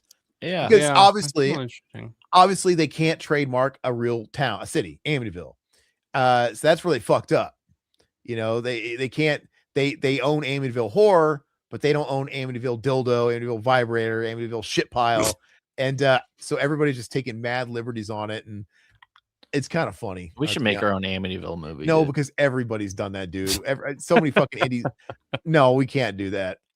What would ours be? We should have a whole stream dedicated to help us create our Amityville movie. What would it be? Amityville Micro Penis. There you go. The Amityville Micro. There you go. Yeah. The Amityville podcast. We watched that. There you go. We basically watched that this week. What do we got here? Audio Drone, just out new drops. Let's kind of skim this. In the House of Heartbeats. I don't know who that. Divination of Dreams. Dressel More, the others. Sugar. I never heard any of these. Gray Malkin. Metallica. I'm just kidding. In the Mouth of Madness. Is that the Carpenter score? Let's go down. Yeah. Is that on vinyl? No, is it on vinyl? Yeah, TerrorVision delivers the real deal with this double LP released in the '94 collaboration. I have to get that. I don't have In the Mouth of Madness. I have a great movie. I have just about all of the Carpenter vinyls, which, by the way, video incoming. I'm working hard to do like a vinyl video. We got to stay away from music, but our thread is like I'm going to talk about movie scores, man. Yeah. So hopefully, what's your favorite Carpenter score? Out of everything you ever did, look. I'm gonna put Halloween aside because Halloween's kind of tainted, but it's arguably so iconic. It's like The Exorcist, Tubular Bells. They play it at haunted houses. It's just like it's like it's a theme of the actual holiday now. So honestly, it's the fucking greatest. But I'm not going to talk about that. I love Escape from New York. I love that theme. It's so cool. Dun, dun, dun, dun. Yeah. It's so cool, dude. So I'm gonna go with that. And the thing comes in. Yeah, that's good shit. I love it. How about you, Todd?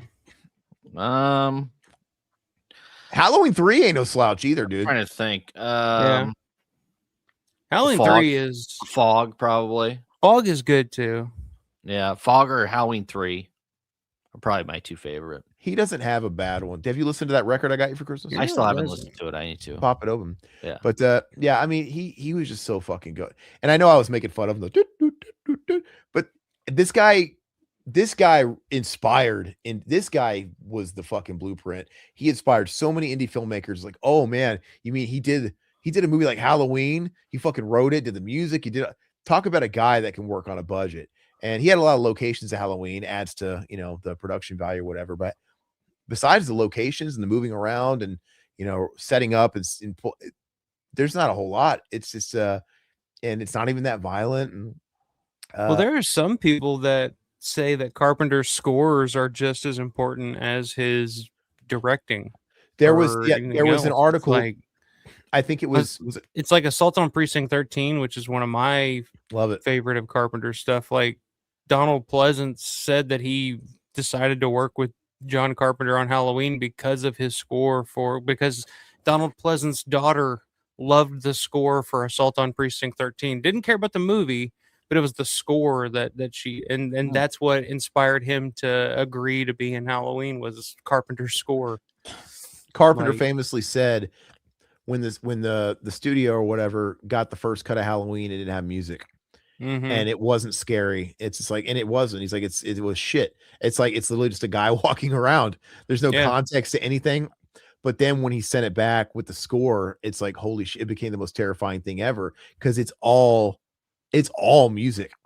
Yeah, I love it. Like literally, you have a guy walking, but the threat when it's the bump bump bump bump bump bump bump bump, and then when he's watching.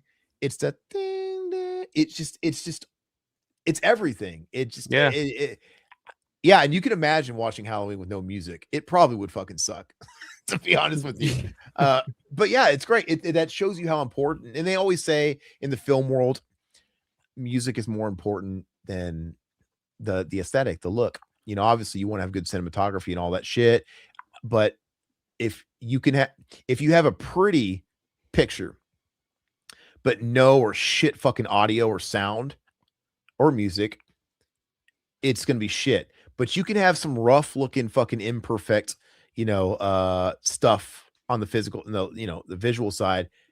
But if the music's good, it can carry it. In the sound design's king, dude. This movie we watched this week would have been nothing without the sound design. They owe that guy quite the cheeseburger. Yeah. Or gal. I don't know who did it. Or gal. Podcast and Beyond. I think we're almost done here, right? Woodbine, it's an audio drama. All vampires and monsters. Is this like vampire smut, dude? My wife listens to smut. I think so. Yeah. She does all the time, dude. She listens to smut. She just listens to. She went from like keeping it to herself, and she'd be like around the house doing chores and like listening to it on her like cans. And I would just know when something was juicy because she'd be like washing dishes. Ooh. But now she's like started. They're gonna say she just starts moaning for no reason. You're just like, what's going on? Oh, she's listening to her shit over there. All right. But now she's like caring less, and she's just like letting it play while she's like doing chores. And I'll hear like, he stroked my cock, and they're like, oh, what the fuck are you listening to? Like, oh, he spurt like a geyser. It was good. And the voice actors crack me up, dude. But they're terrible. Anyway, yeah, guy. Oh, the Crow soundtrack, dude. Who was listening to that? That's hell yeah. God, who was listening to that? Was that Jeff? Yeah, Crow score earlier. It was so sad when Brandon died. I actually met James O'Barr, the creator and writer of The Crow. I've never loved The Crow, but I've always that's one of those movies I want to love. I've always wanted to love. On paper, it's right up my alley. And there's something missing with The Crow. And I love Brandon Lee. He only did a few movies, and I love all of them except his biggest one. Give me some rapid fire. I fuck with that shit. Showdown Little Tokyo, greatest dialogue ever put to cinema. You have the biggest dick I've ever seen on a man. Thanks. I love it. And it's so funny. Can I tell you a Crow story? I saw an interview. Todd's like, we got to wrap it up. Yeah. Really quick. There was an interview with last show. There was an interview with Ernie Hudson, and somebody was asking about working with Brandon Lee, and he was like, "Yeah, it's like when we were filming, I remember him telling me the story that God, he had just got done doing Showdown Little Tokyo, the movie, and he was talking about how embarrassing it was, and he was telling me about this line he had to deliver about complimenting Dolph Lundgren's penis." And I'm like, I thought it was awesome that he brought that up because I've always loved the fucking dialogue in it. Like, what? Like, did Dolph write this himself? But anyway, and it's got the famous Tia Carrere line, "I could hear you coming," when he's fucking her in the little Japanese bathtub. Anyway. Okay, so when sure so the final poll. So I had a poll going on. What is your take on Undertow? Kind of wrapping things up. Interesting. 28% of people said they loved it. 17% said it was mid. 6% said they didn't like it, and then 50% said they haven't seen it. So it's polarizing, and I got a sense from that when you look at like Letterboxd and stuff like that. It's kind of all over the map. Look, and there's some people that love it. There's some people that's all they want is to get caught in the feels, and for some people the surface level stuff works. I just want to look. I'm a writer at heart, dude. That's my favorite thing in the world. I think that's where it starts and ends. And if I could only do one thing, it would be writing. Like and so that's key. I just want a little bit more people that are writers, and I'm not excited about Paranormal Activity because, the writing isn't great in those movies. It's a little bit more about the spectacle and stuff. So, but anyway, that was fun. I'm assuming that was the last page. Todd's like, I got to go. But no, I don't blame him, dude. We've been going on forever. But anyway, again, follow Alpha Romero's channel. We're going to be doing this every 2 weeks with him. Next issue, again, we're going to go retro. We're going to keep trying to go retro. Yeah. And the next one we're going to do, I don't know what issue it's called, but it's the issue covering Rob Zombie's Halloween. So back when that came out, what was that? 04, 05, 06? I don't even remember. 07. Oh, 07. You're right. Yeah. I can't wait to talk about that one. Yeah. That one's going to have Rob Zombie interviews, probably some BTS shit. I can't wait because talk about a controversial film. And I could talk. Todd's gonna hate me because we're gonna talk for 10 hours on Rob Zombie. Oh yeah. Go watch Alpha Show tomorrow. He's got a show coming up as well. So yeah, I got a show coming up. It's Sunday night. Now it's technically tomorrow. Okay. But yeah, Sunday night I'll have Mike Ankus on the show for a Talking Romero. He was of course a zombie in Day of the Dead. Awesome. He was one of the zombies that rips Tasso's head off. In this scene where Tasso gets his head ripped. So he was a zombie in Day of the Dead. He was on the set for 8 days while they were shooting. So I'm going to be interesting to hear some stories and stuff from that. And he's also a filmmaker. And he just last year released a documentary called Chasing Zombies about Romero fandom. And then he is starting production in June on a film called Zombie Redemption, which was going to star Laurie Cardill, John Amplis, Mark Tierno, Jeannie Jeffries, Bob Michelucci, bunch of Romero regulars. So looking forward to talking to him. He's a pretty interesting dude. I talked to him at a Living Dead weekend, and he's one of those guys you can stop and talk to. You stop at his table and you just end up talking to him for 45 minutes, and it's just like it just flies by because he's just got a lot to say, and he's just interesting dude. So looking forward to that. Check it out on Sunday night. When you brought up when you said Zombie Redemption, I got the instant visual of like a movie about a zombie getting baptized in the River Jordan. Like it may be that. I don't know. I'm going to ask him what it's about. I don't know anything about it, but Sunday. So on that topic, cool topic. Look forward to the next one in Alpha. Reminder, every 2 weeks. First of all, we go live every Friday, 10 p.m. Central Time, every Wednesday, 8 p.m. Central Time, and you got it mixed up. 9 p.m. is on Friday now. You changed it. Yeah, that's right.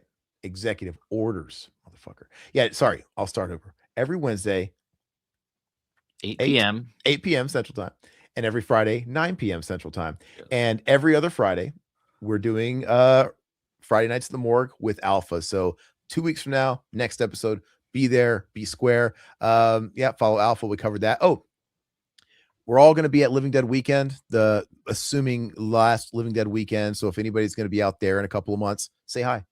We'll Jeff hang out. Be there. Jeff will be there. Looking forward to finally meeting Jeff. He's awesome.